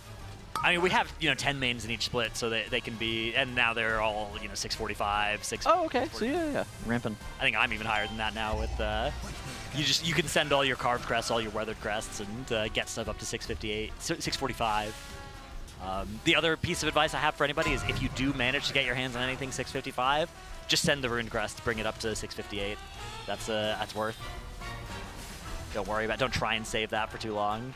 Yeah. You're not going to need that many Rune Crests this season because of the fact that you can get so much Hero 3. M plus at level 10 is now Hero 3 instead of Hero 2. So if you can do the 10 keys, again, that's a big if. But if you can, then you have a permit to just send those Rune Crests. I grant you license to do that. I gotta figure Okay, fill it out, everybody. Yeah. Ratnos permit, send those Rune Crests. I've done 2 10 Cinder Brew meteors. How are they feeling? That dungeon is criminal. They're easy if you. That is an illegal dungeon. That particular dungeon, though, I've found it to be much harder than the other ones out there. I think it is 100% a PTR gap. Like if you did a bunch of PTR dungeons, I think that like Greg and Evade were doing keys at 620 item level and timing 10s. Yeah, I mean, I think that 10s are definitely not that bad. There is, I think, a bit of a disparity between some of the dungeons. Let's see what loot we get, though. I see nothing good. Yeah. That's how that word works, yeah. Yep. A couple of Galley Tech limited editions, but those aren't going to be particularly valuable on normal, probably. Yeah. Not the end of the world, maybe some small, medium-term upgrades. Taking a look at Boss Dam there. Ooh. A bit of a zoom in. Thank you so much. Yep. Yeah. Okay. Unfortunately, no Eye of Kazan, no Jester Diamond. Yeah, unlucky. Yeah, we used all of our good luck in the last run, so that's okay. Did. Yeah. Can't be too greedy. That's the thing is, the RNG doesn't matter that much because if you're only doing 1 normal Gallywix, it's a big deal whether you get Eyes of Kazan or not, right, in your guild. If you're doing 30 of them, it's all good. And actually, I think Liquid are doing probably 75 total normal Gallywixes across these last couple of days because they're doing 5 simultaneous, 15 characters. So that's a lot. So we are in a casino, so we're just trying to high roll. That's true. That's right. Trying our best for sure, and the Raiders are going to go to lunch now. What's for lunch again, guys? Do you I believe Italian it's a burger beef. bar. Oh, it's okay. I thought it was a burger bar today, but maybe I was reading the different one. It's Italian beef sandwiches. Yeah. Ooh, exciting. Shout out Chicago. Yeah. Shout out Chicago. I've been learning so much about American food, to be honest. They get weird about Italian beef in Chicago. I see. Do they? Yeah. That and Interesting. deep dish pizza. Oh yeah, dude. That's not pizza. I'm just gonna tell you that's like soup in a bread bowl. If that's pizza, then a clam chowder is a pizza when it's in a bread bowl. I don't know. I can't. Dude, they call it pizza, and it's just crust and then like basically tomato soup in it. Okay. Cheese and like. See, I have bad opinions. I wouldn't want to offend anyone. If you like eating your bread bowl soup, you can. I'm not saying it's bad. I'm just saying calling it pizza is. Maybe not it. Yeah, it's the word ceases to have good meaning if it just refers to anything. Okay. I mean, anything can be a salad. That's true. There's a lot of like things that fall under the salad category. Why can't that be true for pizza? It's just, it stops. It's one of those things where it's like, oh, is a hot dog a sandwich? It's like you could have these semantic arguments about it, but then if somebody's like, oh, hey, I got you a sandwich, and they hand you a hot dog, you're gonna look at them like, come on, what are we doing here? All right, interesting. I don't know about that. But we are running once again as we go to lunch. MyBlue is doing the daily derp giveaway. So congratulations to today's winner. I hope I'm correct saying that correctly. Osotox has won $50 in Team Liquid store credit. So you can put that towards any of the Team Liquid or Race the World First apparel. And if you guys at home watching want to also win $50 in store credit, all you have to do is log into MyBlue and complete your daily quest. You know, you're WoW players, you know daily quests are important, so get on in there and you'll be entered for a chance to win. We also have community rewards over there on MyBlue, where the more players are competing in the MyBlue challenges, the bigger the loot for everyone. So play WoW, watch raids, win stuff. Very easy. We have completed the very first community reward, so everyone signed up on MyBlue will get the community wallpapers. Congratulations. And production has made a wheel that will get spun every time we hit a community reward. Evil smiley, evil smiley. The more people who join and participate, the faster we can hit these goals. For more info, head to tl.gg/bluerwf. And behind me, What did we just get signed up for? Wait, is what? is a evil wheel. What's on there? Skibbity kiss. What does that mean? Blue yourself.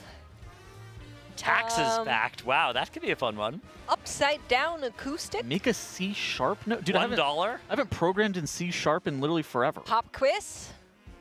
I have Are we spinning this thing? a lot of questions. You go ahead and spin it. Is this production? Is this what we're doing here? Or is this... You All right, go for it. Go Spin for All it. right, here we go. Chris! This one, okay. Make C#. We got pranked. Chris stopped it. Did you guys see that? What? What was that? So, okay.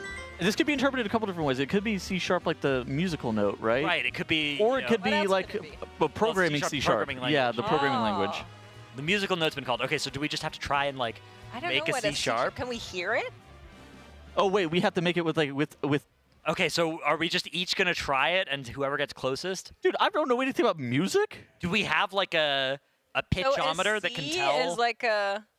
And then what is a C#? Is sharp higher or lower? I think it's higher. Yeah, like a. Like. Is it? Oh, that's way too high. No, It's like. is it C# higher or It's higher, I lower? think, and then I think flat's lower. So like.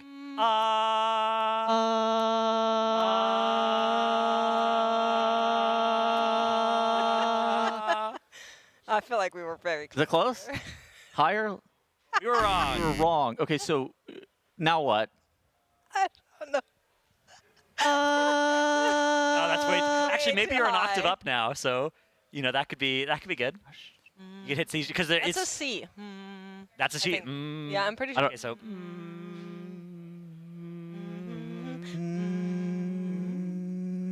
I don't know. I Mix was off off by by a a semitone semitone. earlier, See, which- yeah, that's a sharp. I don't know the sharp. Yeah. That makes sense. It's they call it hashtag on X.com, the everything app. Right, we needed to make a C hashtag note. That makes sense. That was what I was misunderstanding.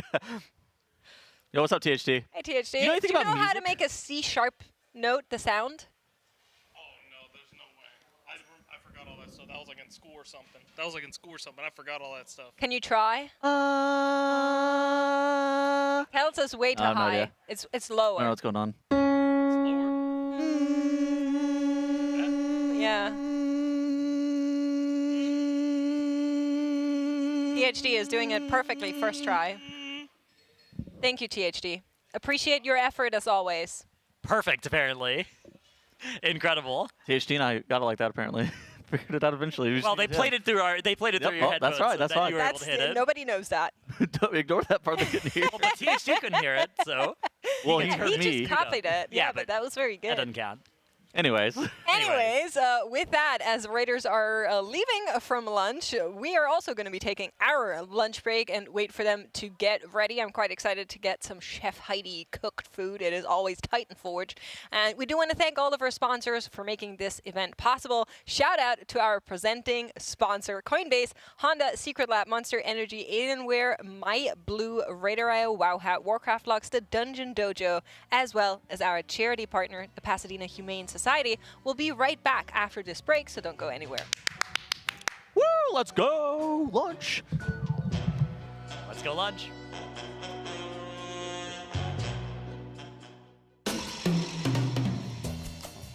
Listen, we need to have a conversation about apparel. The fact is, you signed a contract guaranteeing certain concessions. One of those being a spot on this broadcast. Well, that's where I see things differently. Contract or no, I will not sell out for an impeccably designed and high-quality t-shirt. I'm sorry you feel that way, but that's basically the nature of the race. Maybe I'm wrong on this one, but for me, the race doesn't include selling cozy 100% cotton hoodies with graphics specifically designed for this race. Oh, this is cozy. Max, you know what I'm talking about, right? It's like people only do the race to sell t-shirts. And that's just really sad.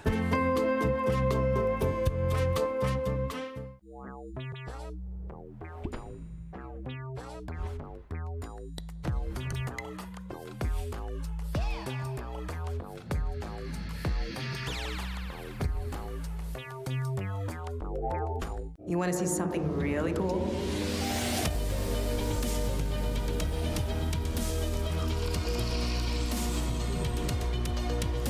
Where else can we go?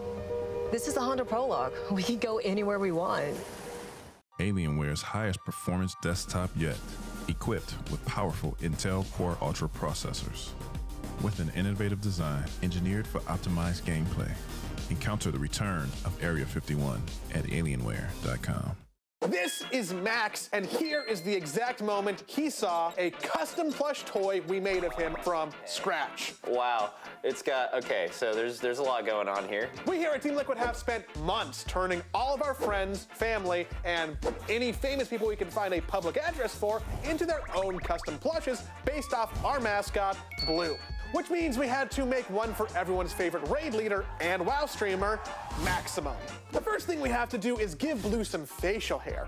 Using some fur and this deep, longing photo of Max, we remade his scruff 1-2-1. It's got a crazy beard. I was certainly looking that homeless during the last race. And Max's face would be unrecognizable without his glasses. Important for raiding and seeing. Then we realized he was still without clothes, so we made him decent with a custom jersey. And at this point, he looked a little less Max and a little more Seth Rogen in a t-shirt, so we added some memorable WoW items, Ramornia and the Gift of N'Zoth, both 3D printed and painted to match the game. Finally, we delivered it to Max to capture his reaction. Look, he's real cute. He's got my little Harry Potter glasses on. I get to keep this, right? You can make your own. You just gotta go to tl.gg/myblue and you can customize it however you want.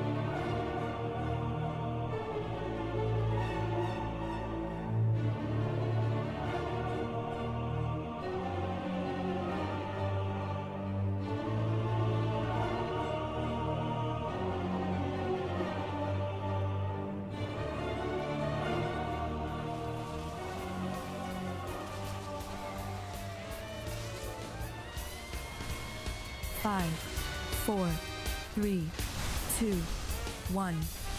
Didn't see that coming. Here's to not enough juice. Streets are clear, and we got all the salvage we need. Meet me at the Gallagio. It's time we blow the lid off that joint. You chumps really think a little explosion's gonna faze me?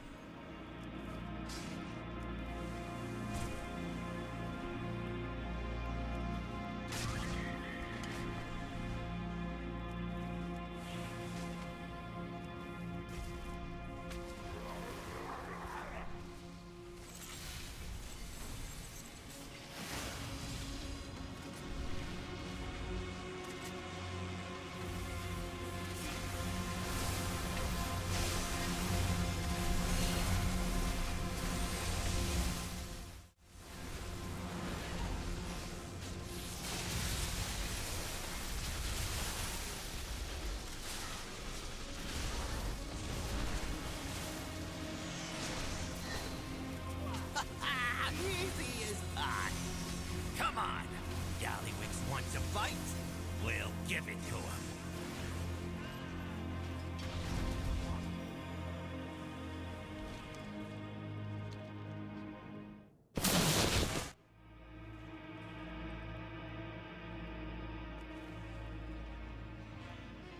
Look who made it.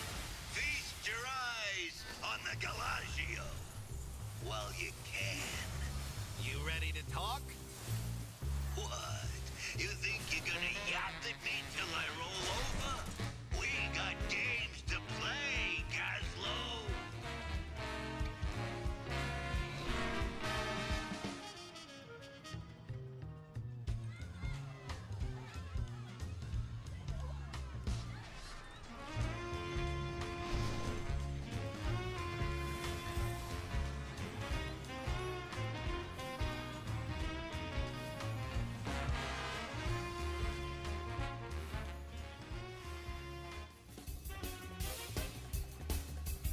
Welcome back to the Team Liquid Race to World First presented by Coinbase. We're back after our lunch break. You guys enjoy your lunch? Yep. Why are you both laughing?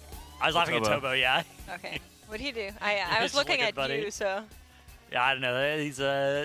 He's always funny, humorous Just his individual. essence? Yeah. Okay, fair enough. Was reminded he was here. Brought a smile to my face. Yeah, he's quite the character. I like talking to Tobo. It always makes me happy. But we do want to thank all of our sponsors for making this event happen. So a huge shout out to Coinbase, our presenting partner. But of course also to our other sponsors: Honda, Secret Lab, Monster Energy, Alienware, MyBlue, RaiderIO, Wowhead, Warcraft Logs, and the DungeonDojo, as well as the Pasadena Humane Society that are making this event happen. And I believe, because it hasn't been enough giveaways just yet, I believe there's yet another one. I've negotiated a great deal from Blizzard. Oh, great deal. Do you want to share with the class? All right, chat. So write this one down. Blizzard, John Blizzard, I called him up and I said, yo, I know you got codes. I know you got codes for some cool stuff. I've seen it in the shop. And he said, yes. And then I said, hypothetically, of course, if there's an opportunity to get some of those for a giveaway for chat. And so thus, I have graciously been awarded some Grizzly Hills Packmaster and Auspicious Arborworm or a Winter Witch bundle.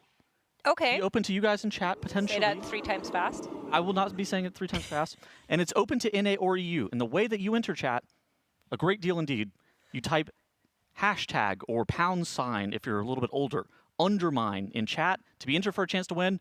Also keep an eye on your DMs for the mods so they can send you a code if you won. Actually, I think you have to DM the mods if you win. But I'm not sure. So hashtag Undermine. Well, I just the code bringer. I don't know about the logistics. I'm not a big logistics guy. The thing is, hear me out, Chad.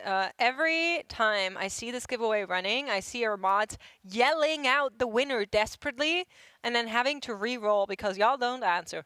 So maybe today can be the day where our mods actually roll a winner and instantly find that person and are able to DM them. The last time around, there were also some verification issues. There was an account that wasn't actually able on the Twitch end to send and receive DMs. So what?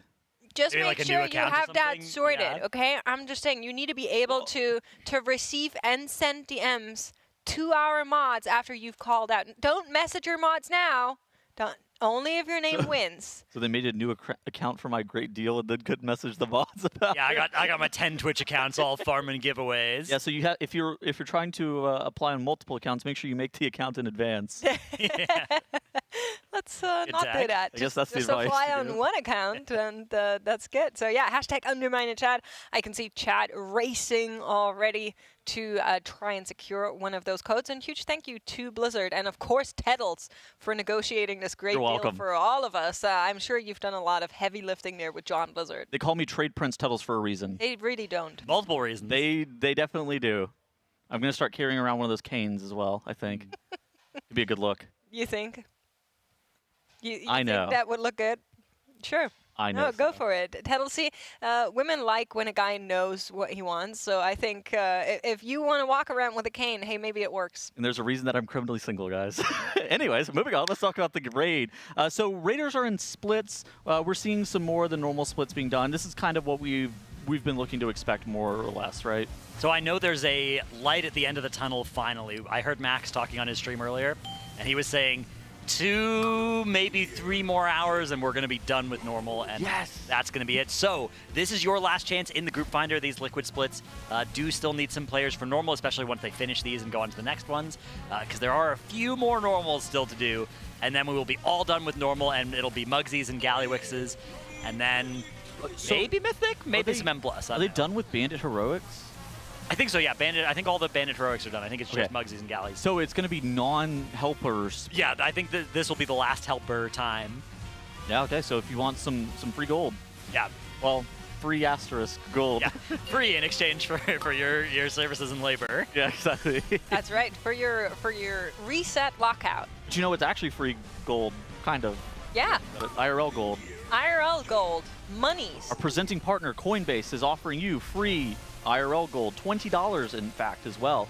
If you sign up with the code TeamLiquid20 on Coinbase, you can get some free IRL gold. Dratnos is, how much is it? $20, correct? $20, that's right. Oh, a great deal indeed. Very good deal. TL.gg/CoinbaseRWF is the place to go there. And again, code TeamLiquid20 when you do sign up.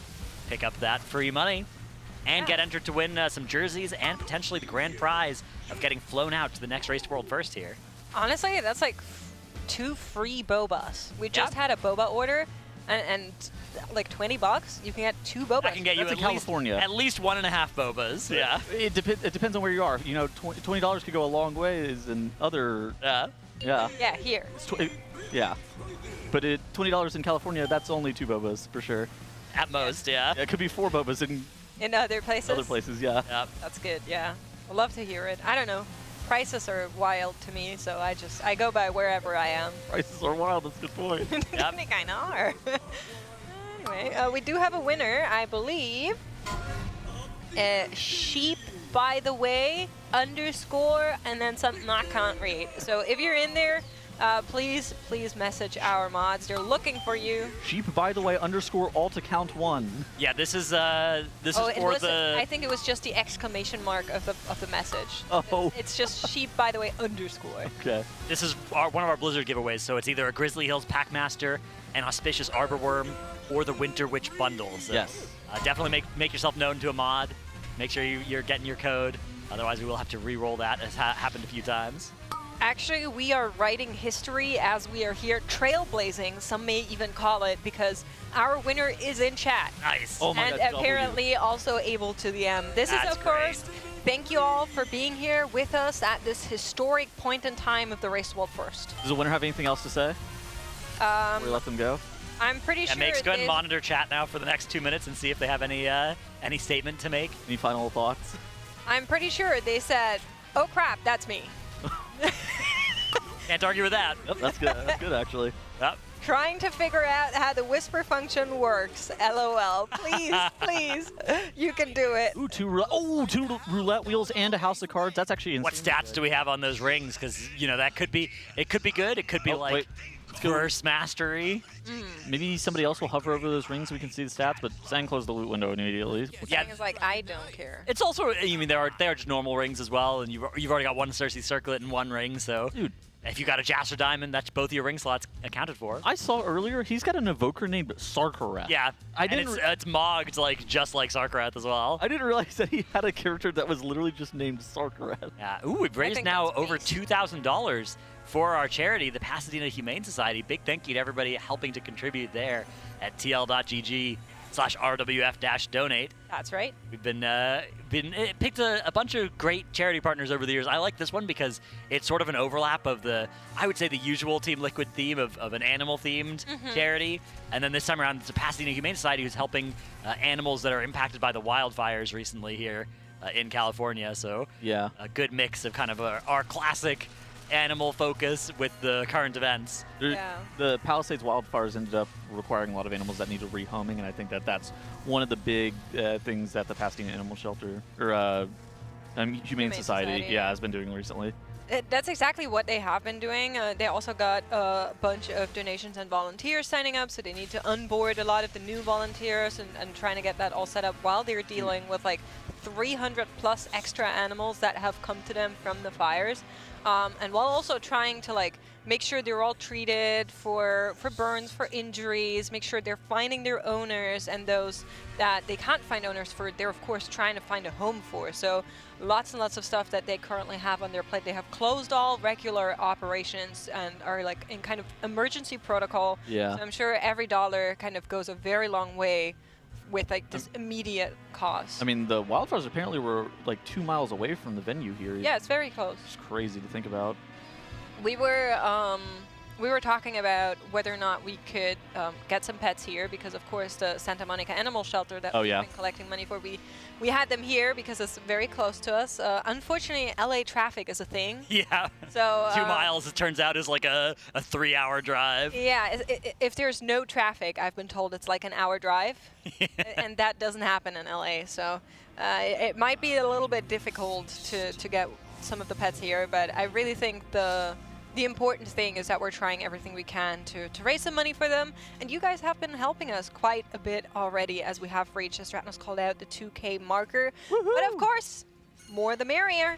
If you want to send in something, we're trying to make it a little bit sweeter for you. We have some charity stretch goals, and I believe we are getting close to the next one. Yeah, 2,500, the next charity goal.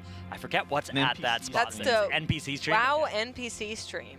Do you know what that is, Dratnos? So NPC streams, that's like the TikTok phenomenon where the person just like, they just have like a couple of voice lines, they just keep spamming them. Work. I stream so good. I can do some of the WoW voice. I can do, job's done. Something you're doing? Oh, that was pretty good. Maybe you should be doing it with Ion. That can be fun. King's honor, friend. Yeah, that's a good one. Can you do the Sylvanas for the Horde? No. Probably. That's like really loud scream. Right? It's like for the Horde! Yeah. Champion. I can do Craymane's forces hold this Warden Tower. Break their ranks. Show no mercy. Do the Magni. Oh, yeah. Someone in this cave is mining azurite from the world's open winds. What a stop to it. Oh, that was actually pretty good. Oh, the Magni was on one spot. You're good. Have you heard the like ASMR like Magni knocking on your door clip? Yeah, it's like knock, knock, knock. Champion. It's so good. The wounds, yeah. That was a good one. I'm very impressed with your Magni impression, but that is something we'll be doing once we reach that 2,500 marker. We'll try to get Ion Dratnos on here to act some of the WoW classics out for you, You did the in a TikTok format. You did the Vic Goth Kultiran, the don't let this beast eat me. Get this thing off me. Now I'll get this cat cannon prep for some payback. Now watch me, help me get this cannon working. Yeah. Chad, I think we've lost them. Well, so now you actually have to get the $2,500 because we just did the NPC stream for free, maybe. No. We'll do that with like cameras, vertical format. We'll get it nice and. Ooh, wait, not vertical format. Vertical format's cursed to watch. No. We'll get Aya and Jetnos. It's authentic. Yeah. We'll have to like have it on there. Like the TikToks, like the TikToks that the youths are doing. That's right. I don't think any of our audience know anything about being youthful or TikTok, probably. Dude, you have no clue. Do you know how like insanely good the World of Warcraft TikTok account is? The average age of our audience is probably 35 years old. Okay, and They don't use TikTok, and yes. don't make assumptions from your own reality on the reality of other people. You're wrong. Anyways, The World of Warcraft account on TikTok has 263,000 followers. yeah, and somebody and they're who's building incredibly good. and somebody who's building the Leaning Tower of Pisa in Fortnite has 700 billion. The Leaning Tower of Pisa. Okay. Actually, no build is quite fun, but. Oh yeah, Fortnite no build is definitely that's the only one that my like boomer reflexes can handle. I can't build. See, people in chat are saying they're 30 and they use TikTok. Get out, Tells. Discriminating? Shake my head. Pop quiz, Dratnos. Which side is Mug and which side is C in this platform? I think this is Z's side over here. Yep. And then Mug's side is the other side. Wow. You know it all, don't you? I got 50-50, the lucky guess. others with this. You got a but PhD. Dratnos, of course, knows. He's a knower. Yeah. They don't call him Dr. Atnos for nothing. That's true. Yeah, there's a big like bigwigs alert when it goes to the other side. That's like Mug takes over, Z takes over. Here you- yeah. I guess we're not They're going in to the see intermission now. Yeah. This is a bit sketch how close the boss got to the wall here. Yeah, you can just get shot here. The stun is just the circles, actually. Yeah, they should have just tanked the bullets rather than getting stunned. Yeah, that was a little bit sketch, but it's all good. This fight noticeably harder on heroic. Like the enrage, the damage check that's required, the healing check that's required on this fight is substantially harder whenever they're doing it in the full liquid run than it is with the helpers in normal, of course. Wait, the heroic difficulty is harder than the normal Well, no. Okay, so hang on. What I meant, Hang on. This is a big news being broken here by Tettles. Is that true for the other bosses as well? Well, okay. I was more referring to the fact that the damage check is substantially harder. Oh, it's got a harder damage check on heroic. Well, they have helpers in this one. That is very impressive. No, all right. No, I mean, yeah, that's good comms. This is why we pay you, Tettles. Great analysis. We shut him down. He's not talking anymore. He's just got his head in his hand. It's like rubbing his forehead saying, oh man, what am I up to? But yeah. I could put on the desk with both of you idiots. Does it also do extra mechanics on this difficulty? You think so? Like something like a heroic difficulty level? Yeah, they should do that more often. That makes a lot of sense. I wish this was Kalamazoo instead of me. Yeah, me too. You wouldn't bully Kalamazoo like that. That's not true. He would never say something as silly as that. He would say sillier things. True. Any good items here? Boss goes down. The Mug's Moxie Jug trinket. Oh, two? Oh, wait, is that one Moxie Jug or two? It looks like one Moxie Jug. Uh-huh. Sorry, I'm Like trying a to ring. squint. You wait, guys maybe have the better screen. Maybe that wasn't the fist weapon at the bottom. I don't think it was. Is the fist weapon? Oh wait, maybe it was. No, I think there is a fist weapon. Maybe. Is the Corpo's fist weapon good? It's pretty good. Yeah, I mean it's not like as chase as some of the other stuff. It's obviously a lot more niche. Yeah. It just goes for fist weapon users, and there are some specs that can use it that, you know, maybe won't. But it's mostly like I think Brewmaster is not going to use it if they have a good two-hander. Oh, yeah. Okay, but like. But I think everybody else that can use fist weapons, yeah, they're Havoc Demon Hunter Enhancement Shaman. I think they're going to use it. Yeah. Okay. Like a Windwalker Monk. Yeah. Stuff like that. And Brewmaster still can use it. I think it's fine, especially on single target. Just a little bit worse than AOE. You said Prot Warrior can? Prot Warrior can wear it. Yeah, I actually don't know if it's good for them. He's pulling out his phone. Right, let me pop open the. In the meantime, Tells, let me ask you a question. Did you know that heroic also drops better loot than normal? Actually, that's a common misconception, but this year it kind of doesn't. There's not a huge difference. Fair enough. Camp Track and Hero Track, Sleeper the same thing. Sleeper? He got you. Yeah. He does. Yeah. He got you with that one, even though you're trying to be a jerk. Dr. Atmos. Actually, it's really not that. You should have an emote on Twitch of like the actually. That would be a peak Dr. Atmos emote. There is one. It's called Dratty. That's true. Yeah. That's true. Yeah, Dratty exists. It's when he's keeping it dratty. Huh, I don't see anything on the Wowhead guide about the fist weapon. Let me see if I can. Maybe I'm looking the wrong page. Yeah, he's investigating now. Tettles. Because it does have strength on it. So we were talking about this earlier, very briefly. What do you think happens with this platform here on Mythic? Any cooks? I suspect that you probably just fight the boss on this platform for the entirety of the fight, and there's nothing new and unique with the platform. It's kind of interesting. They have this cool mechanic where you see on screen right here, THT's throwing these bombs in the hole, but you also have to throw the bombs at the coils that are off to the side right there to be able to activate and deactivate them. And I think that that's probably going to be a mechanic that they're going to want to maintain through Mythic just because it is such a cool and new mechanic for Blizzard. So I kind of suspect that this is just the platform that you're going to be fighting the boss on. There's going to be no You don't think it changes like at all? I don't think so. Don't like go up in an elevator. It doesn't break off parts as I think we you're get coping. Look at the texture on the ground, right? Like Right? these pipes. I don't know. The little sections could they could rotate around. Do a lot of stuff like that. I don't know. Blizzard loves their new novel mechanics, and they're going to force you to throw the bomb at the coils. Very I do possibly. think you'll throw the bomb. Yeah, I think that will happen as well. Those things are mutually exclusive. Yeah, there hasn't been a secret phase that hasn't, gone somewhere different or had a new boss or something like that. Like, anytime there's been one of those, except for, I guess, the Jailer, which used the old platform. Sire Denathrius was... Yeah, that had, like, a huge twist, though, right? That was, You walked through the mirror? Yeah, but then you were, like, in the inverted realm, right? Whereas, like, that was quite different. You walked through the mirror, you went to the side platform. It wasn't like we're going to a different... dropped from the ceiling. Right. Phase 1 was something entirely different. You were up, then you were down. Right, but that was the same as the other difficulties. Yeah. And also Phase 3 was also, like, in... This, it was also a phase in the other difficulties, right? It was just different. It wasn't like that, exactly. It was less a secret phase and more of like a mythic twist on the heroic phase, right? That's kind of what I'm expecting more or less on this fight, where it's a mythic. There's stuff that's not published in the Dungeon Journal. It's just that there's a bunch of stuff that's unpublished as opposed to it being a secret phase. And I think it's kind of, in my mind, similar to Sire Denathrius, where it's not necessarily that it's... But see, the difference with Sire Denathrius is Sire Denathrius P3 Mythic was the same. Heroic P3 Mythic, but with the Mythic mechanic. Gotcha. Right? Yeah, I guess. Whereas with Gallywix, if it has a different phase, it will be an entirely new phase that is unlike the other difficulties. Yeah, you're right. I think it's a pretty big difference. I think that there is a bit of a distinction there. Of course, we're all it's pure speculation what that might look like. Well, you know what would be cool?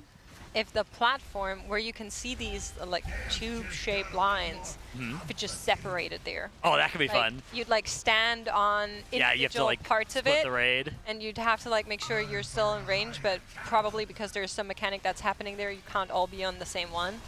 Blizzard, you may take this idea and run What with if the it. mythic difficulty is just those pipes weren't there, and so anytime you crossed over one, you had to jump, and if you missed your jump, you just fell in the hole? That would Romnak be is really never funny. killing this boss. That would be a really good mechanic. Oh my gosh. I could also see it being like a trash chute where just like random parts of the ground just like open up and you just... Oh yeah, some of them randomly... kind of like Jailer. Yeah, the Jailer holes where opening you're and just, like, closing. Imagine you're in the melee pulk and suddenly the pipe beneath you just... Yeah, disappears. What did you call it? The melee...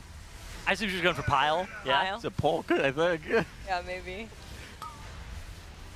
But yeah, that could be... Could be fun. Yeah. I really hope the I think this fight's platform sick. changes a bit. I like how- that when that happens. I actually enjoy the aesthetic of this fight, how he's also got this like robot phase where he's attached to this machine, and then he's got the phase where he's like flying around on the edges of the room and he's just ahead. Yeah.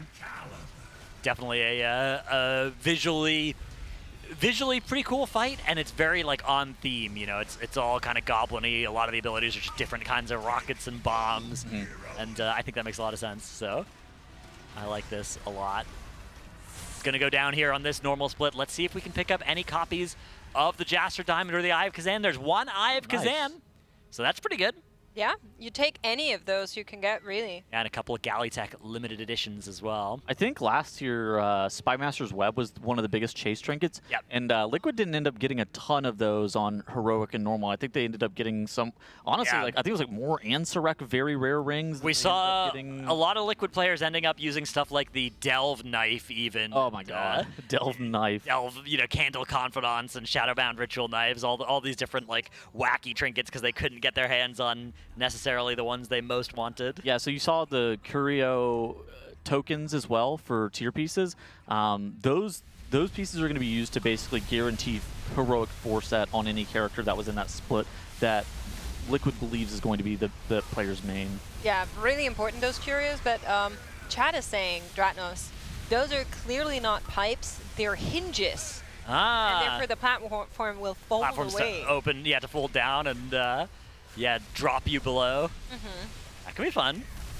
Also, they're asking, why is Eye of Kazan good? Why do we want that trinket? Yeah, and it's usable for everyone. So it's got any stat on it, and it builds up over time, basically, sort of like Spymaster's Web, except instead of the Spymaster's Web ability to, on use, turn it into a bunch of stats, instead what happens is if it would proc and give you another stack when it's already fully stacked, it just does a damage or healing proc. But the main reason is just that it's over budget. Like as long as the fight is long enough for it to stack up, it's way more stat than any comparable same item level trinket. So it's best in slot for most people. So it's similar to Spymaster's Web in the sense of it takes about 4 minutes to fully stack those 20 stacks. But like Dratnos mentioned, the moment that you reach the 20 stacks, it's like a huge deal. So, but you'll look at sims, and if you're doing like a 5-minute sim, the 5-minute sims on like raid bots or whatever will average out. It can be plus or minus a minute on those sims. And so, sometimes the Ikazan will be pretty good, but sometimes the Ikazan will be pretty bad.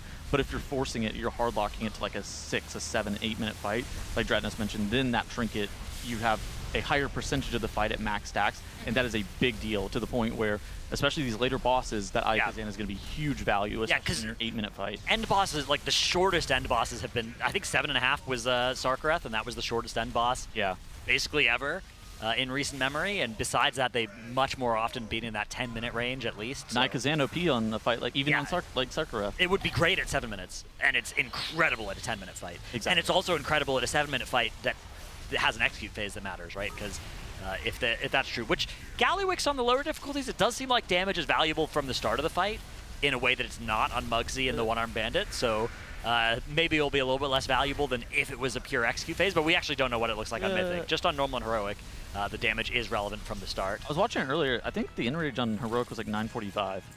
Yeah, so, but the main question is, like, is there a damage check that starts at low HP? And if the answer to that is yes, then Eye of Kazan and Execute classes skyrocket upwards in value. And I mean, there's some...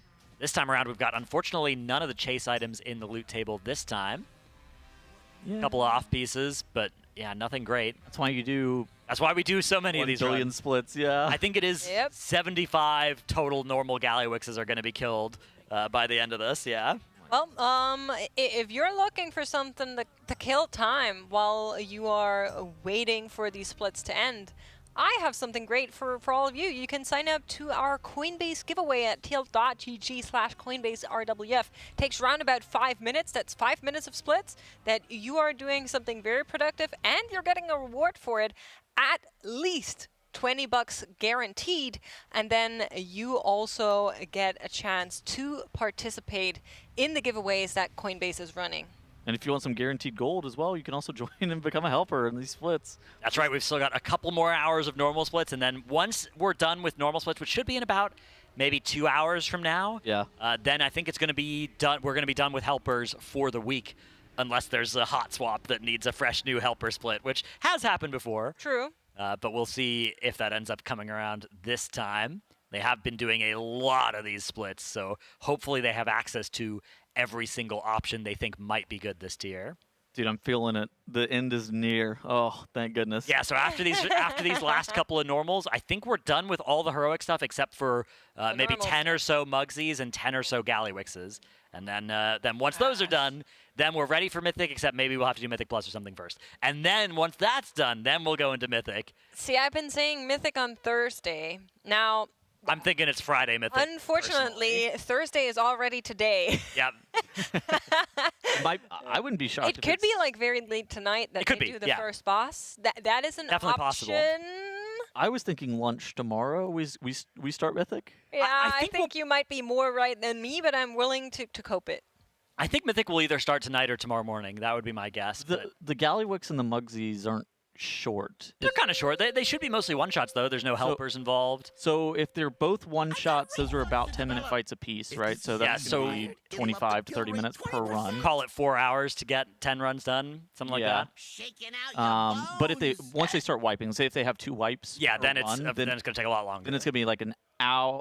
But I'm pretty confident. After watching the last Gallywix heroic they did before they started doing these normals, I think they'll be able to one-shot the vast majority of them. I would agree. I think that they were, whenever they were doing the Gallywix and the Mugsies, not only were they just trying to get the boss killed, although that was obviously the main goal, but I think that they were, Max kept talking about it, they were doing the boss with the intent to learn how to do the boss consistently, and I think that's a huge deal. It absolutely is. If you want to support the splits, you can still sign up to discord.gg/liquidguild. They're still looking for helpers for pumpers. You need to be unsaved on the raid to help out, though, because you will be trading away your gear. In the meantime, though, we had some donations fly on in from you guys, so thank you very much for supporting our charity, Beefy Cheese. Thank you. $10. Oh, I think we had you for lunch today. We actually did, yeah. Sent in $10. Said, I moved to the UK from the US 3 years ago, but I will always support Team Liquid. Thank you for raising money for such a great cause. And then sent in by, oh wait, that's a different one than I have here. Hold on, you guys talk, I'll find it. Oh yeah, we seen these pets last night. Yeah, these are great pets. This is Penelope and Simba. Stratus and I were doing some weird geolocating on the city in the background. Miss Penelope is top, and 30 LB Simba is at the bottom, relaxing and lording over Honolulu. Ah, oh my God, Honolulu. Wow, thank you, Grandpa Grumble, for sending them in. You were thinking like Europe, so pretty much the exact opposite side of the globe, huh? It's crazy. Why were you thinking Europe? I wasn't necessarily. Yeah, I don't know. He's gonna change history. Oh wow, Ruby the quarter horse here. Wowee. That's a big horse. I heard you wanted to see her again. Fun fact: her favorite treats are bananas from Quasar. Is this for your bingo? Oh, I already got a bunny. I got it crossed off, but yes, this would count. Oh, okay, yeah. It's Mursa sent through her bunny yesterday, but Ruby the quarter horse, very cute. Thank you for sending that in. I love seeing your pets. If you want to show us your pets, it's $35 at our charity, tl.gg/rwf-donate. And here comes Darby. Darby sent in 3 images, no notes. But thank you so much for supporting our charity, and thank you for showing us these adorable pets. Look at that pupper! Is this black and white dog the same dog? I think it is, yeah. I think they're taken at different times. Yeah, I think left and right are Yeah. earlier, and middle is probably current. But He evolved. That dog is gorgeous. He evolved from a Poochiana to a Houndoom, I think. Yeah.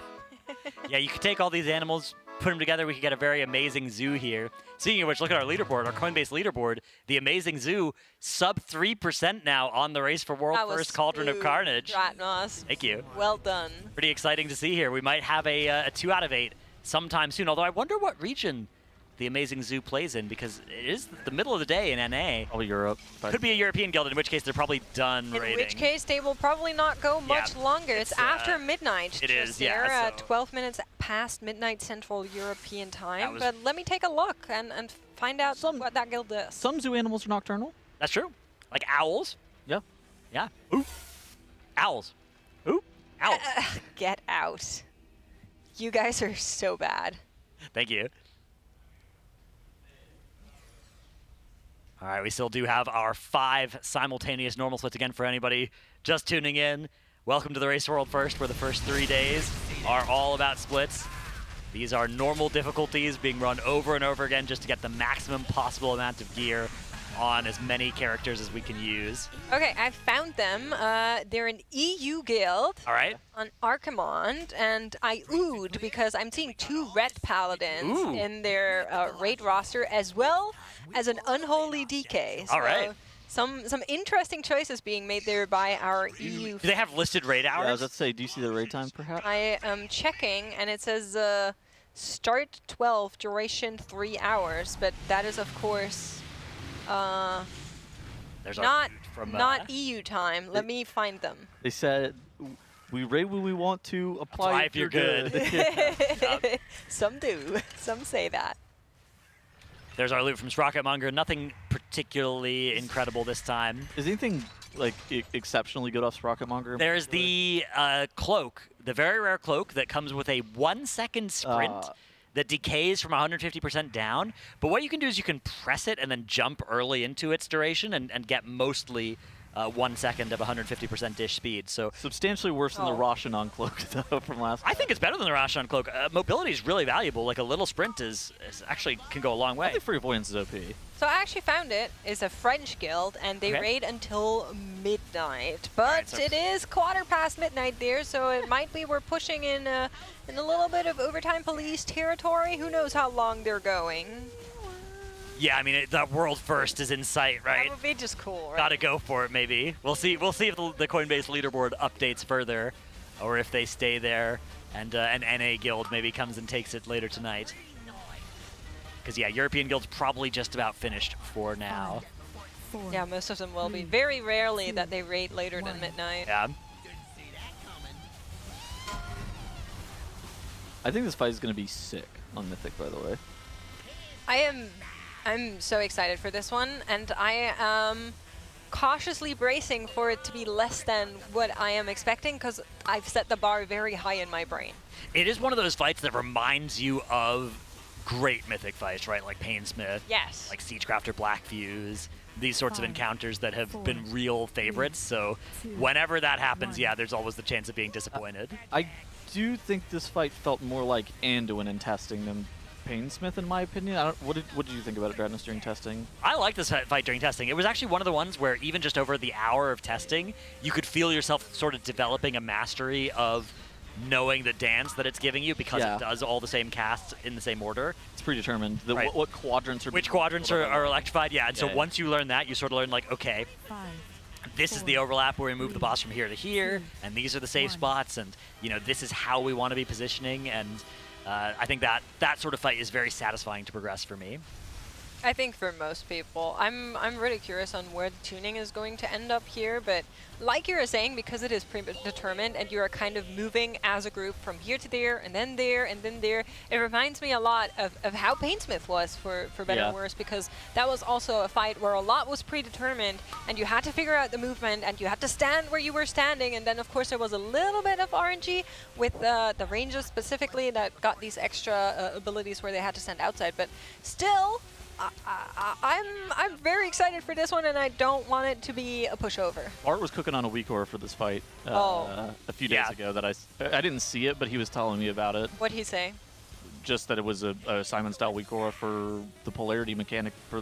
Because the Mythic mechanic, you don't see it on screen right here, but everybody has like a marker that's above their head, and if you walk into a player with the other marker, it's not like the other polarity mechanics where you just explode. Instead, you knock them back 20 yards. You do also get a nasty dot, so it is pretty bad to run into people with the other polarity. But unlike, you know, Silken Cord, it doesn't just instantly one-shot both. Exactly, but the weak aura was basically assigning people to soak the mines. Right. Because the mines on Mythic, instead of, you know, on Heroic, you just had that vulnerability debuff where you can't soak another mine within 2 minutes. On Mythic, you have to soak a specific color of mine, like the same red or blue color that you have over your head.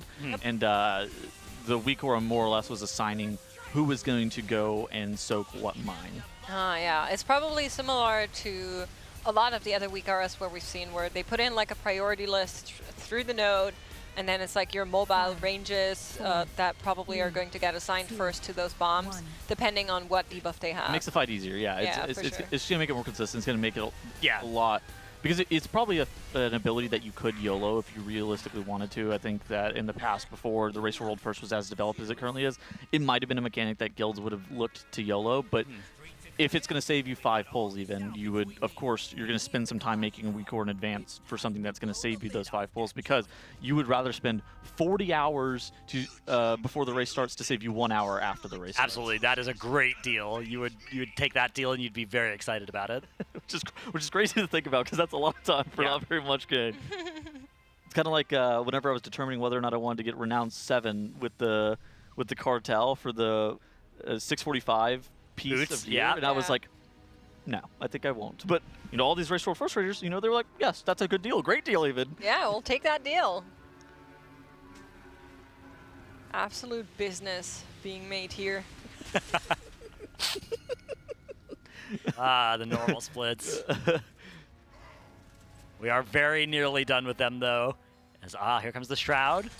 This is going to be the skip through to the One-Armed Bandit. One of the most lucrative bosses in terms of loot. Has multiple very chase items. The House of Cards, the Best in Slots, being things that are I really want that trinket. very good, yeah. I need to be able to kill that fight in my one night a week Saturday runs. That would be ideal for me. Alternatively, I could just buy it with the dinar, but it would be ideal if I could kill this Well, boss. it's going to be a while until that dinar comes around, right? So, yeah. Yeah, it's 11.1.5, right? Exactly, yeah. We're going to get access to an item that lets us buy anything we want from the raid, upgradable to full Mythic item level. It'll probably take me a while for my group that raids literally like 2 hours a week to be capable of killing One-Armed Bandit. And it might even not be possible. Yeah, Mythic. Oh, yeah. I mean, there's a lot of bosses before it to get through. I mean, we killed Nexus, Princess Kaiveza, and Brute Twister last year. So that was, But it won't be. It'll probably take at least a month or two before that's on the table. Oh yeah, I mean, Bandit probably wouldn't even be on table for. I'm thinking maybe like 2-3 months minimum. Wow, look at Nick there, getting his whole bicep in the frame. That's crazy. That's a pretty wide camera considering that it got his entire bicep. Yeah, that was impressive. Yeah, impressive camera even. Big stretch. I tried to drink something, like, just for a second, get some hydration, and you let that off. Come on, Dratnos. Please, some consideration. Was I supposed to not comment on it? Everybody was thinking it. Sure, if you say so. He's swole. Like, I mean, yeah, yes. It'd be impolite not to. It's a big dude. All right. Did you see Nick actually on Instagram posted a very flattering picture of himself to tweet that they're now live with Race the World for a stream. It's just like a very close up to his face, but like from below angle. It was interesting. Apparently last race, if he got like 500 subs and they won the race, he was going to post a shirtless pic or something like that. Oh, wow. I don't know if he did. Anybody have a link to that? I'm not really sure. For research purposes, Dratnos? Just wondering. I'm not really sure what ended up resulting with that. I don't know. I hadn't heard of this. It was a narrative last year. I was here, but I hadn't heard of this. Yeah. Maybe it ran past me. I don't know, but we'll investigate, of course, as good journalists, right, Dratnos? Exactly. Yeah. Just doing our job. Been doing a lot of research today already. So. What did she mean by that? Oh, tell us.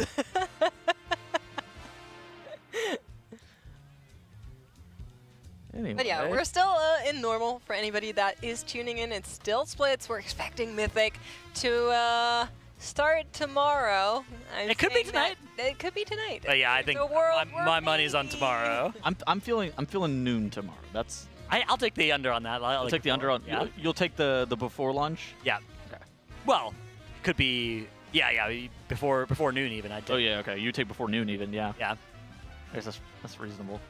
I got a good feeling. It's kind of been interesting because you take a look at the landscape of the Race World First, and I've been watching Method and Echo a little bit as well, and they've been grinding away at their splits pretty hard as well. I feel like all the guilds have been honestly just like kind of crushing their splits. It seems like everybody has like splits seem to have been going well. I haven't seen something like Smolderon where like a lot of guilds have been losing an hour per split to try and get that boss dead and having to cycle in and out helpers. That's seemed like something they mostly got under control. The closest was probably Heroic One-Armed Bandit, but yeah, it's been going well here for Liquid. It's interesting. I was watching a little bit of Echo. It seems like they have a little bit of a different strat with their splits, where they would do normal first, and then they would do Heroic with the same group, and that would let them kind of have helpers that have built up experience, I guess, with those fights, in exchange for maybe a slightly less efficient, because you can't like reshuffle around who's in which group that way.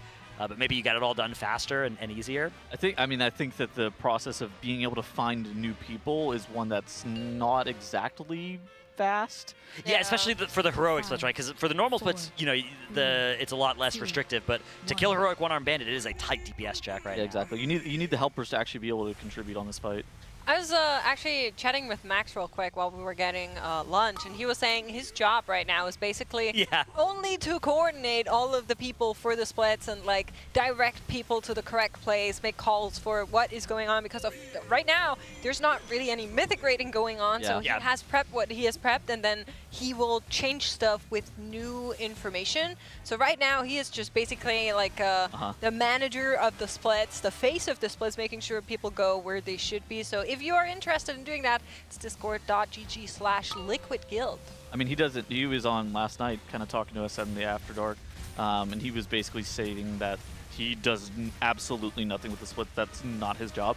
But the moment that they make it to Mugsy Heroic, Gallywix Heroic, then he has a lot more stuff to do. And yeah, if there's anything that he could be doing, looking at some of the strats for Mythic, potentially thinking about the Mythic bosses, looking at the Gallywix normal and heroic and thinking about the strat for that, that will then be his job, because, you know, he's leaving Atlas to raid lead some of these groups. He's leaving Shakib to raid lead some of these groups, and he'll jump in and raid lead occasionally, but it's not the primary job for him right now. Yeah, absolutely true. But we are getting word from our friends at RaiderIO. Thank you very much. Okay. They were watching the Amazing Zoo, who are currently top in the leaderboard, to try and see if maybe there would be 2 out of 8. But they have called it for the night. It's not going to be the card. At least not for this guild. Maybe one of the NA guilds. I suspect that it is going to go down tonight. Raiding soon, right? It's hard to imagine a guild like DMG doesn't kill it tonight, unless they, I guess, maybe they have a bunch of heroic left to do that they didn't do before. DMG led by a former Pop-Tart Corndog Raider, Frosty. Oh wow. Let's go. Yeah, somehow he got control of an entire guild. I don't really know what happened with that. Somebody messed up along the line somewhere to make that happen. I'm not sure who. Interesting. Yeah, it's definitely, depending on how many splits they run, they may... Well, the thing is, I mean, I think everybody still has to do heroic Gallywixes, right? I don't think that DMG does splits. Yeah, well, it depends on if you feel like you can do heroic Gallywix this reset, right? I suspect they can. I think it will be doable, yeah. I mean, it depends, I guess, on how much M+ is getting done. That's the thing, is like doing heroic Gallywix on Tuesday, Wednesday, Thursday versus doing it on like Sunday and Monday. Like, you're just going to have 10 extra item levels if you do it on Sunday and Monday. Yeah. Because everybody's going to have all that 655 M+ gear. That's the big thing, is like, I think that you try to delay the Gallywix and the Mugsy as late as possible, assuming, because that damage check looks pretty real. Yeah. Should be pretty fun to watch. I'm looking forward to when we start seeing more guilds getting the 8 out of 8 heroic and really starting to grind against that Mythic.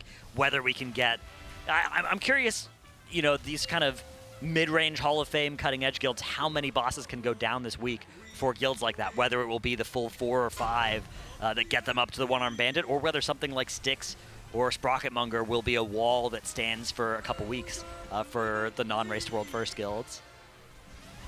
Yeah, I'm really curious. I actually thought we might see the second boss die by now. I'm surprised that it's not dead, yeah. I mean, look at how many guilds have been pulling it, and it hasn't died for them. Now, I know, of course, splits, like you were kind of talking about just there, have become more profitable, and more guilds are doing it, but still, if this was a normal curve progression, I feel like it should have died by now, so maybe the Amazing Zoo getting closer tells us already a little something about how that raid tuning is looking like.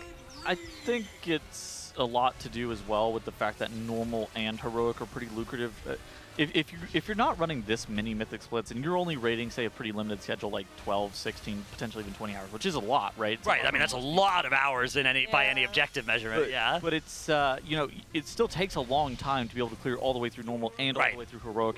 And in a lot of those guilds, too, that are probably capable of killing Cauldron of Carnage would instead then go do splits. Like a guild like Dratnos is absolutely, like, right, or even just like heroic Gallywix progression, right? Like, that is going to take hours. Even if you're not a split guild, you're going to have to spend some time doing that, and that's more lucrative than doing something like Mythic Cauldron progression, probably. Yeah, I mean, your guild probably could go in and kill Cauldron if they put enough time into it. Yeah, I think if there are a lot of guilds in the world where if their goal was to kill Mythic Cauldron, they could have done it by now, but all of those guilds are guilds that are instead trying to gear up, because every guild that's capable of doing that instead has the goal of killing Gallywix as soon as possible on Mythic, right? Like, that is the driving motivation for almost everybody. You got a few guilds each tier that are trying to do something like melee mechanics, or the early shift has in the past, where it's like, hey, we want to get as many world firsts at the start of this race, right? Get the early bosses.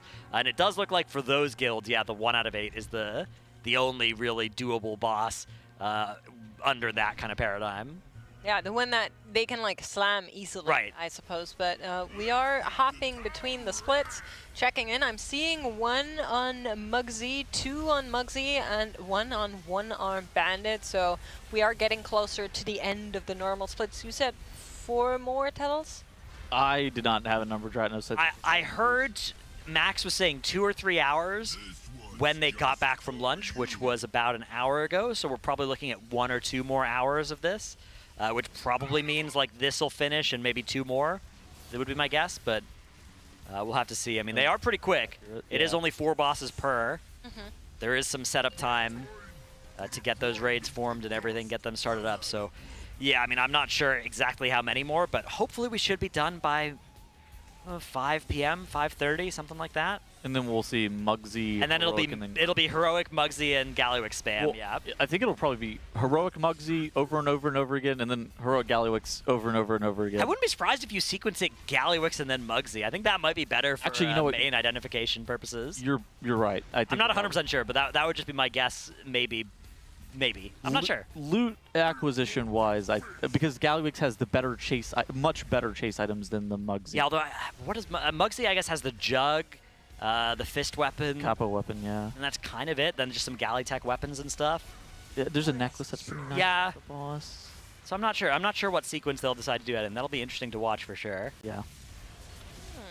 Do you want to explain to our viewers why the sequencing here matters, even though they're on the same like item level bracket? It probably won't too much. You could probably do it either way, but basically there are things that can happen that will determine which characters are mains and which characters are alts, right?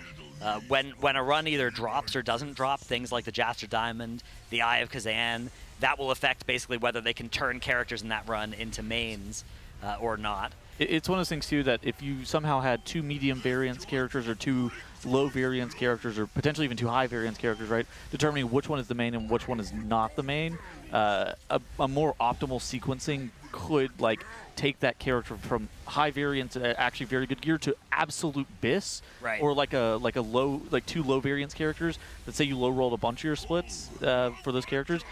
But one of them, you know, if you go to that Heroic Gallywix first, say none of your normal Gallywixes were dropping Jaster Diamond, Eye Kazan, but the character wanted that, and then they have to go back to Mugsy after the fact and say they also wanted a fist weapon. That's kind of why you would do it in that order. So there is another interesting turn here, which is Gallywix is sort of 2 different types of split boss, because not only does it drop the Eye of Kazan and the Jaster Diamond, which can help you decide which characters are mains and which aren't, it also drops the 3 tier tokens that let you turn a character that got good loot into a character with 4-piece. Yep. Right? So one thing that they might try and do is they might try and do all of their Mugsies and then run all the Gallywixes they can within a 4-hour window before the loot becomes untradeable. And then, you know, the information from the later Gallywixes can help them decide which characters get those tier tokens from the earlier Gallywixes. Well, so you'd probably do 1.5 hours of Mugsy, and then you would do all of the Gallywixes that you would need to do so you could do it within. You might just window, do right? all the Mugsies and then make the final decisions that need to get made, and then you can run some Gallywixes, knowing which are the last points of, you know, randomness that will be determined by stuff like the Eye of Kazan and the Jaster. But you could keep all of the characters that did the Mugsies, like with that loot unlocked. Yeah, I mean, there's not too much that drops from Mugsy that you'd care about in the same way as Eye of exactly. Kazan and Jaster Diamond. So I think it would probably be a case of I think they're going to do Mugsy and then Gallywix, because I think you do want to try and do Gallywix last and do it within that 4 hours if you can. Of course, that's going to mean that wiping on Gallywix would be costly every time that it happens. Because they have a lot of characters. Fitting them all in 4 hours is going to be tough, even if they don't wipe. It's one of those things that you could, if I could see it going a bunch of different ways. It depends on how much they value specific pieces and whatnot, right? I think that's something that some of the analysts, you know, one of the questions that we get sometimes is like, how do they have enough work for 10 analysts? And one of the analysts they have is Dorvan. He does a lot of data mining, but one of the also things that he does is he'll sim a lot of people's characters just for them and like help Bubba assign loot. Yep. And that's one of those things that like I don't want to say it's his primary job, but that's like a big part of what he does, right? And knowing what that priority is, how much more valuable Mugsy loot versus Gallywix loot is, that's like a big deal. It absolutely is, and honestly, if you were to go into, I lovingly call it the analyst cave back there, you'd actually see how crazy some of these monitors look. There are spreadsheets upon spreadsheets and calculation and code, and it all looks so insanely cool. And I am always, whenever we do splits, if you look at all of the data gathering and all of the math that stands behind that, it is quite impressive. The sheer workload to facilitate these splits in the most optimal way that they can while constantly getting new information about which loot now has dropped and which characters are in or out is absolutely baffling. It's so funny because whenever you look at like the damage differences, some of those decisions that they're going to make on like whether or not they go to Gallywix versus Mugsy first is probably going to end up making like 1/10 of one item level difference, and potentially like less, like 0.2% damage maybe on like 2 or 3 characters max, right? So we are talking very, very minimal damage gains across your the entirety of your raid. But ultimately, like, especially if you think that a 1-week clear is on the table, or even if you don't necessarily think a 1-week clear is on the table, but you need to optimize that loot, there are reasons that these Race World First guilds optimize gear as much as humanly possible, and you know, they could make a concession and go into Mythic and try to kill Sprocketmonger locked inside, probably like today, even if they really wanted to. But long term, that's just not going to be in their best interests. So let's talk about this a little bit, because I know we looked at our predictions at the beginning of the race. We're now a couple days in already. We've seen the first guilds attempt some Mythic bosses. 1 out of 8 looking, like we were mentioning, quite doable. 2 out of 8 looking already a little bit tougher. How are we feeling about the perspective of, could this be a 1 reset takedown? Yeah, I think so. I don't think we've learned really anything. I think that how much difficulty the guilds currently on our Coinbase leaderboard have been having with Cauldron Mythic is basically irrelevant to how long the race is going to last. I mean, it could be an indicator, it could be an early warning sign that the raid is going to be harder than people were thinking, but you know, by the time Liquid rolls in there, they're going to have 15 item levels on these other guilds. You're also going to have 4-piece on everybody. Yeah. You're also going to have like 70 hours of pure Mythic progression. And also, like, they have strats prepped for these bosses. Most of the guilds currently on our Coinbase leaderboard are sort of probably YOLOing most of these fights. And, exactly. You know, it's one of those things where... Honolulu. Yeah, once you see Liquid do these bosses, you sometimes look at it and you're like, oh, right, okay, that's a lot better than what we were doing. So we'll see whether that ends up being true, but I don't think we know yet. Let's take a look at our predictions together and see what all of us were thinking on these bosses. Tails, we already have talked about it quite a lot. Your Lock and Stock and One-Armed Bandit, rather low in comparison to the rest of the field. Is this the first time you're seeing the full spread? I think I saw it yesterday. How are you feeling about that perspective? Actually, Dratnos, you're the second lowest. Yeah. I'm on the couch with 2 believers, it seems. I just took the under on the. I think I took the under on the tier. Like, you know, it's one of those things that it's really difficult. I did PTR testing for all the bosses. I saw all the bosses during PTR testing, but Blizzard changes so much from PTR testing to the live in terms of just difficulty, and some points that weren't necessarily as difficult during PTR testing become a lot more difficult once they hit live for one reason or another. And it's one of those things that I kind of anticipated a bit of a swing back after Narrowbar. Blizzard looking to maybe tone down a bit of difficulty with the raid just because of how very challenging Narrowbar ended up being. And so, you know, I kind of took the under on a lot of bosses, assuming that the Blizzard was going to maybe react or potentially even overreact to what we saw in Narrowbar. But half of the raid a one-shot? That's normal. Yeah, that's not an unreasonable guess. It's, yeah, it was true last year. Yeah. Yeah. Half the raid was one-shot last year. It's not that crazy, I don't think. Yeah, even in a historic, like last year was historically hard, and the first 4 bosses were all one-shots. Yeah.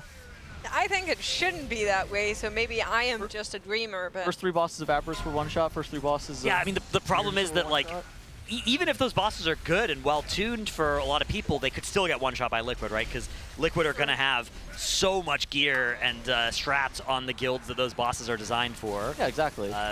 You know, the guilds that those bosses are designed for are going to be...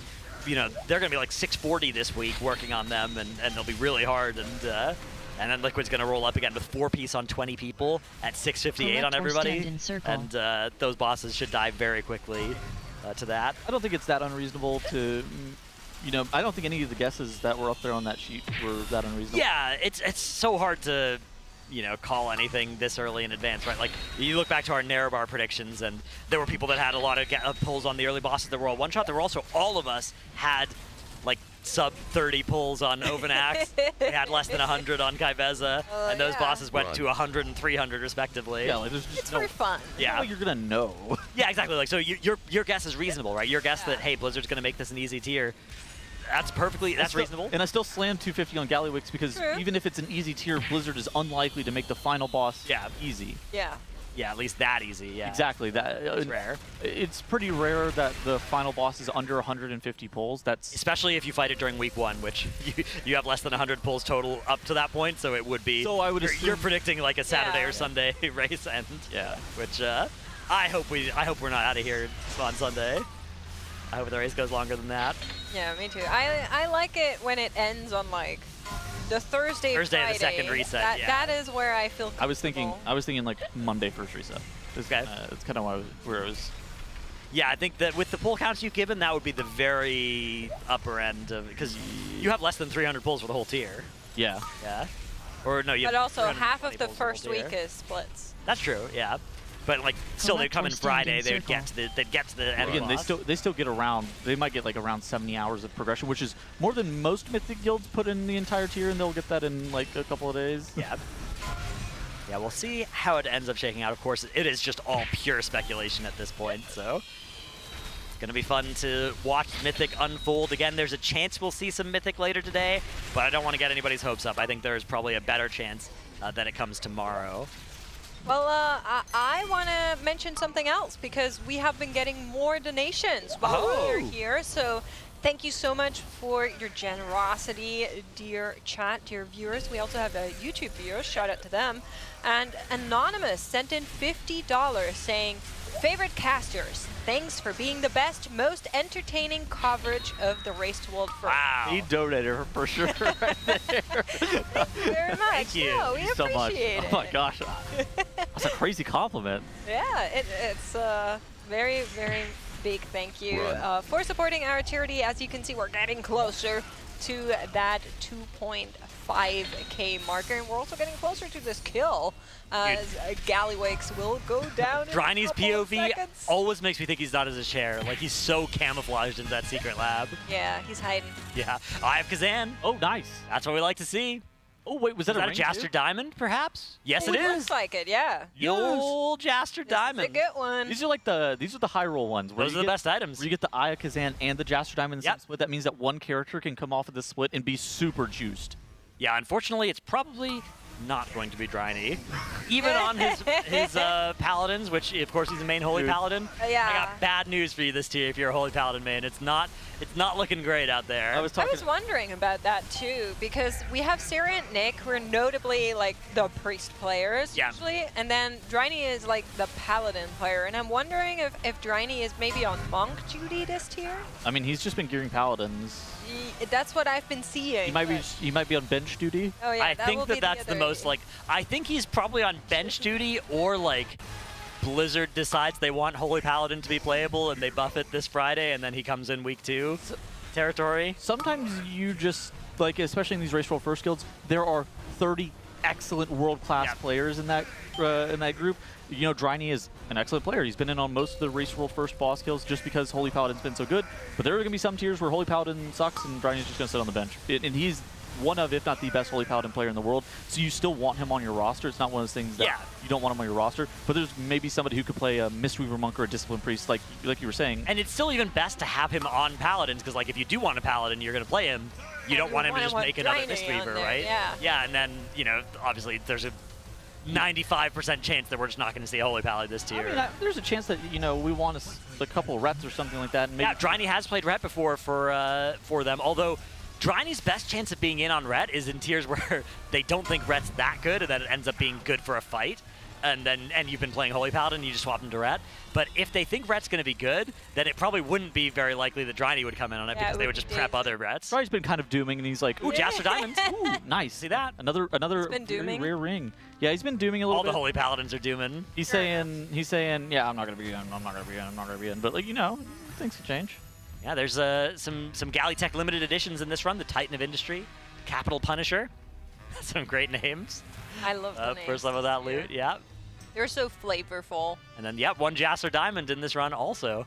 Yeah, I mean, that's pretty exciting. Again, that's the best item. I think that the Eye Kazan is also very, very valuable. Yeah, but what you can do now is, well, I guess, yeah, the Jasser Diamond is going to have to go on somebody, yeah, and then... I think that Jasser Diamond is even more valuable than the Eye Kazan, but it's very close as to which one is supposed to be better.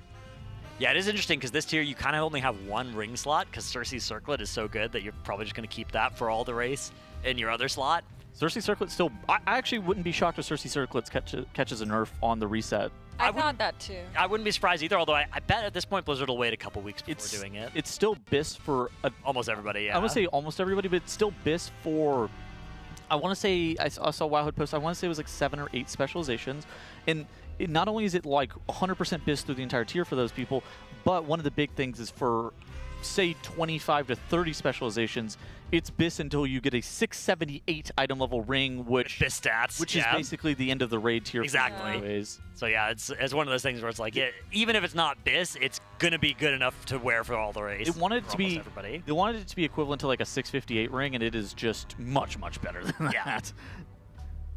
Yeah, I wouldn't be surprised if a nerf came at any point. However, now that it's still good now, I don't think it will come during the race. What happened with the ring and the Onyx Amulet? Onyx Amulet. They nerfed it more leading up to the tier, and then they gave it actually another small nerf in the tier, yeah. Yeah. Well, they nerfed it enough going into the tier that everybody wanted to replace it. Gotcha. I do remember it being nerfed coming into the tier, but there were still some specializations. It was like tank specs. I think it was the tanks and the healer specializations that were still wearing it, but when did it catch the second nerf is the question. Yeah, it was a couple weeks in. It wasn't right at the start. Gotcha. There was a...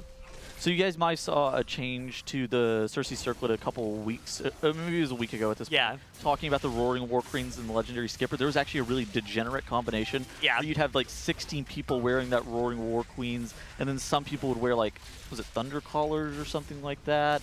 And then everybody would wear Legendary Skipper, and they would just like, it would just be this infinite loop and just do a billion damage. Yeah, so there has been some interaction change. It's actually worth re-simming as well, just to make sure that you have your correct like the Legendary Skipper getting a nerf for Moonkin, we weren't really going to wear Legendary Skipper anyways. We were going to wear wind speakers. Yeah, now you definitely wear wind speakers. Now it was never a question. Now you definitely wear wind speakers, exactly. Yeah, definitely sim yourself. That's, I think, one of the things a lot of people overlook when they're not as sweaty and try hard as you guys, but... Yeah, I mean, especially with an item like Cersei's Circlet, it can be nice to just put 3 in and forget about it, but... It's just obnoxious is the problem. Yeah, it is. Sure. Because you have to care about your character so much to care about the performance, and then you have to care about your character so much that you download a bunch of add-ons, and then you go to a third-party site, and then you're like, well... Then you need to know how to operate that third-party site. It's not very straightforward. Yeah. You're like, I can't Like, figure oh, out. you forgot to select an unsocketed version of this gem. Sorry. Forgot to replace the existing enchants on that little check mark. And, it's like, and subscribe to our Patreon for faster queue times on your simulation. Yeah, that's just fair. I mean, that's like gets a lot of traffic. I didn't think it was like unfair. It's more just like it's annoying. It's a lot of hassle as the end user. Yeah, exactly. It's just annoying to sim your character. That was the only thing. It wasn't even like a... It's not an issue of like, I think Raid Bots is actually sick. I think Raid Bots is very good. It's more of like, the concept of simming your character sucks so much. It is a lot of work for to do, yeah. A lot easier to kind of just YOLO it. Coast by. Yeah. That's why most people just like, it's enough. You just put on the highest item level piece and go from there. Blizzard tends to do a pretty good job of just being like, yeah, well, this is an item level upgrade. You can kind of expect it to be an upgrade. But sometimes... Sometimes it's not.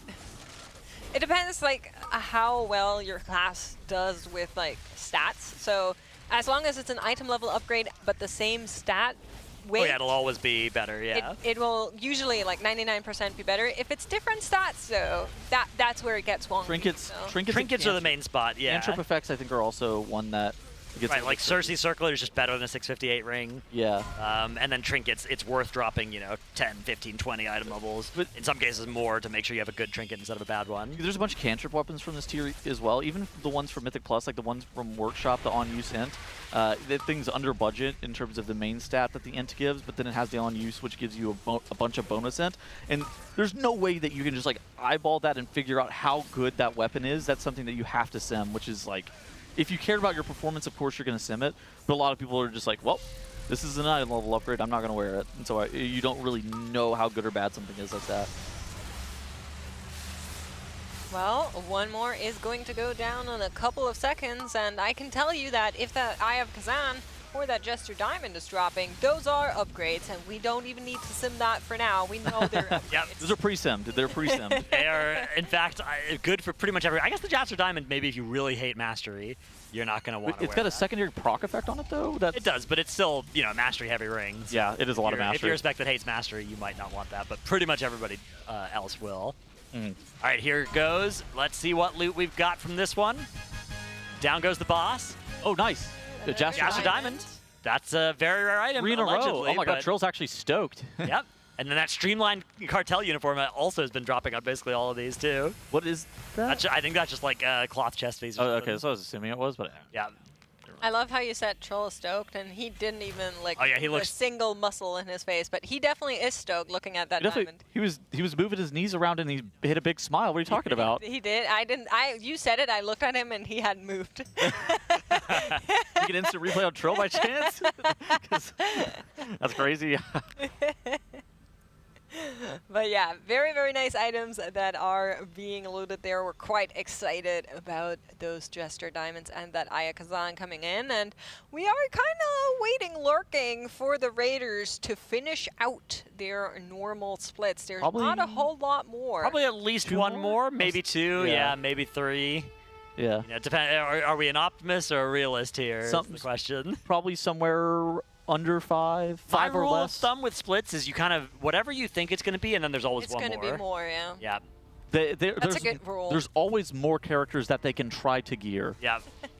There's always more splits. The worst thing to me about splits is when we think we made it through, and then there is a boss, and they're like, you know what would be good here?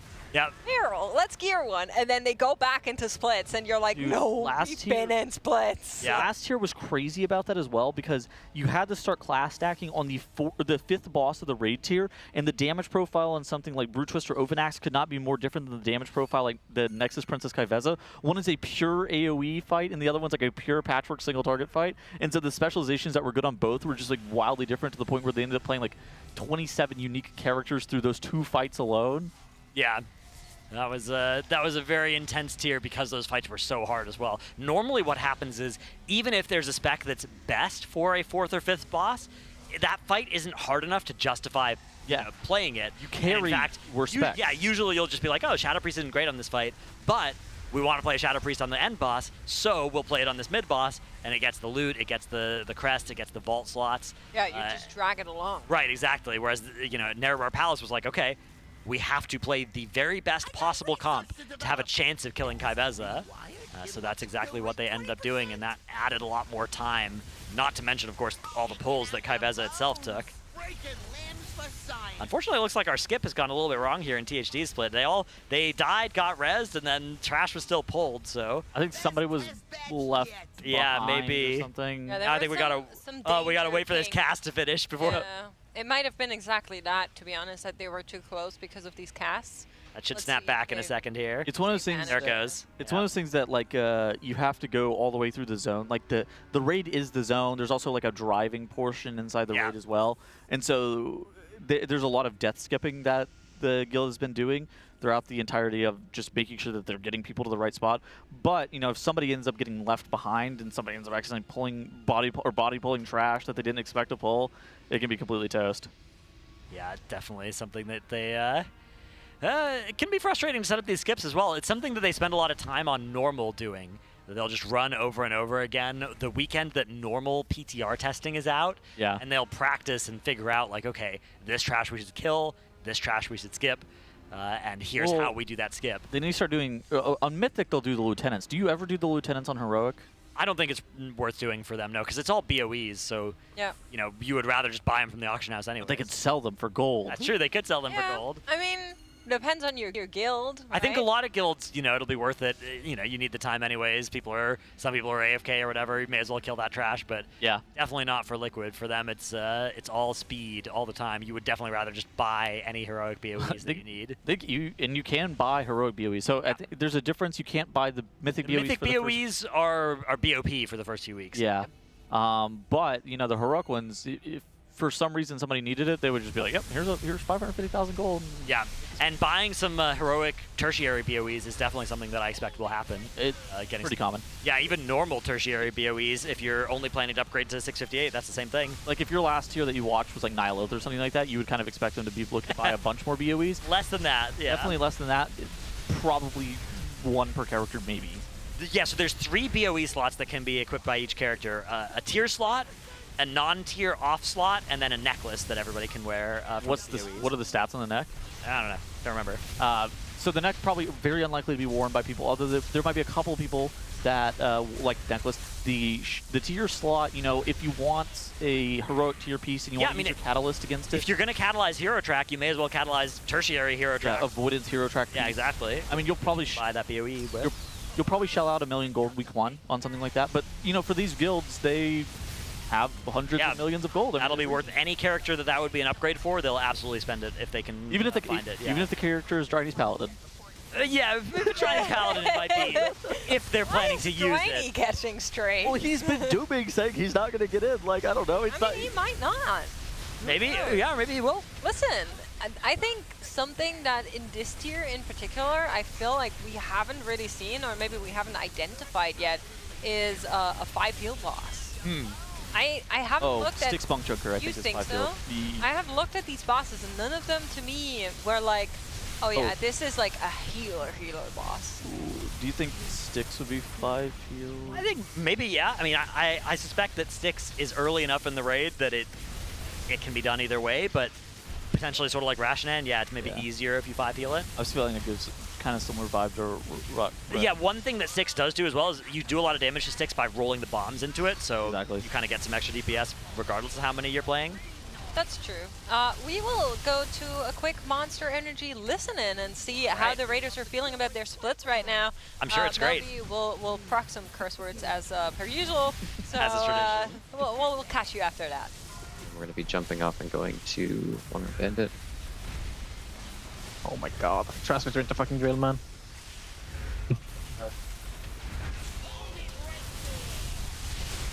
I played Transmitter on our last Galley Heroic and it went in the middle of the fucking boss. Yeah. Like in the hole. It's real good. Can't wait in there for the trinket again, man. Oh, very close. Warbomb. Holy shit. Very good. Yo, we're gonna put a wee fucking ring off the alley. We're gonna get unless you can loot. Yep, res, so you guys can loot the boss and then we're gonna.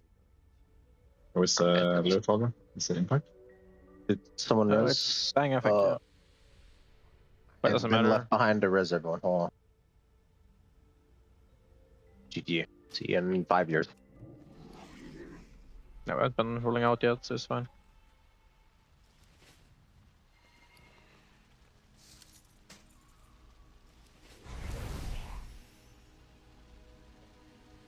You guys can hit the boss and then jump off and release.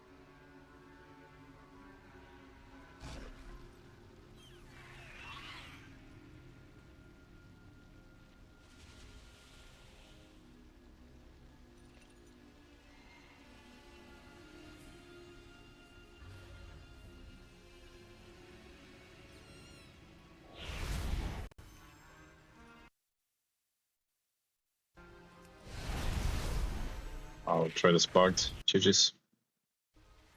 Okay, just release. If you're dead right now, we're going to be running to one.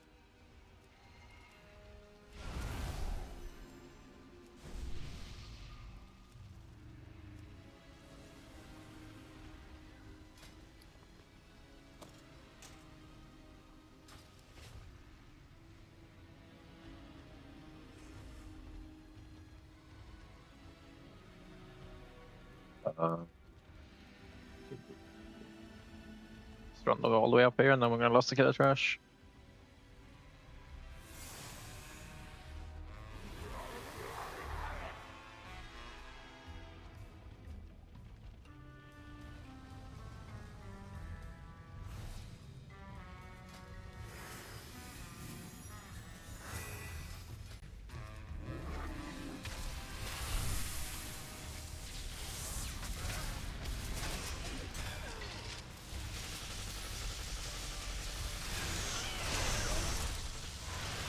Replace this one guy who left. Come on. Gallywix wants a fight? We'll give it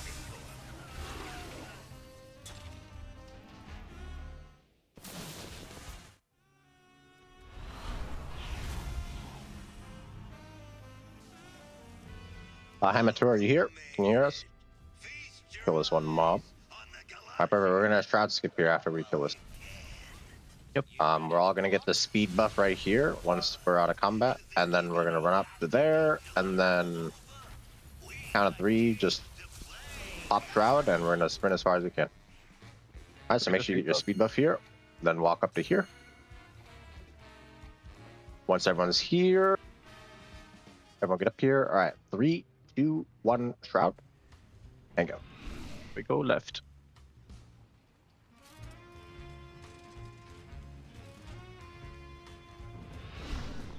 Don't walk in the pool.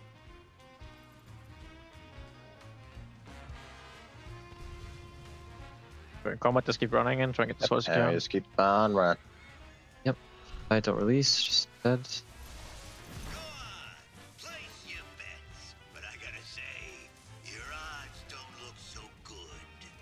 Something tells me this. Back up. Alright, just die at the good spot.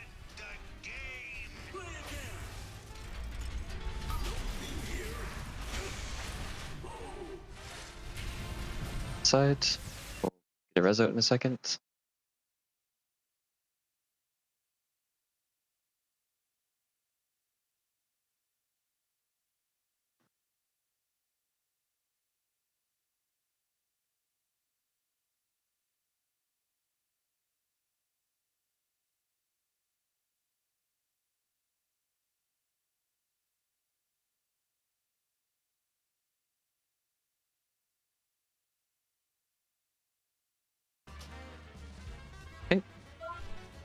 Do we need to find one? Someone leave?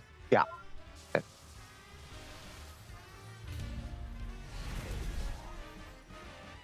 If you didn't get the res, just release. We'll...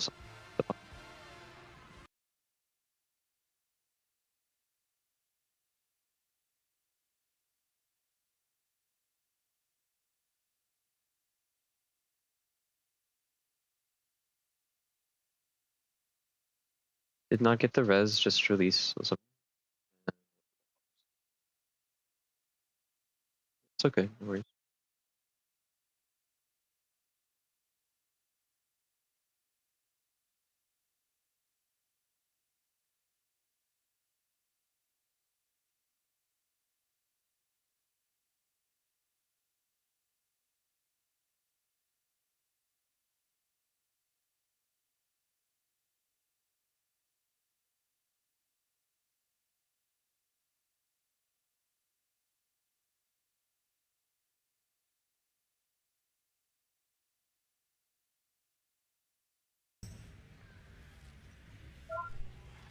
I'm not repairable. Might have one. I had like 4 differently.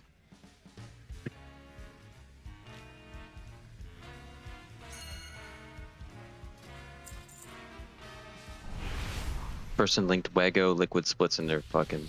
Oh, that means they know what's going on. It's ready to be locked in. Yeah, they linked the whole weak aura link. That is crazy. That is the type of commitment we would like to see. All checks are good and well, boss. They would go hard if that that would be kind of funny. Our friends, we're just gonna hit the boss, and then there's gonna be some ads, and we're gonna hit the ads. Just make sure you do not stand on top of the ads when they die, so you avoid picking up the thing that we put in the boss. Mid battle shout.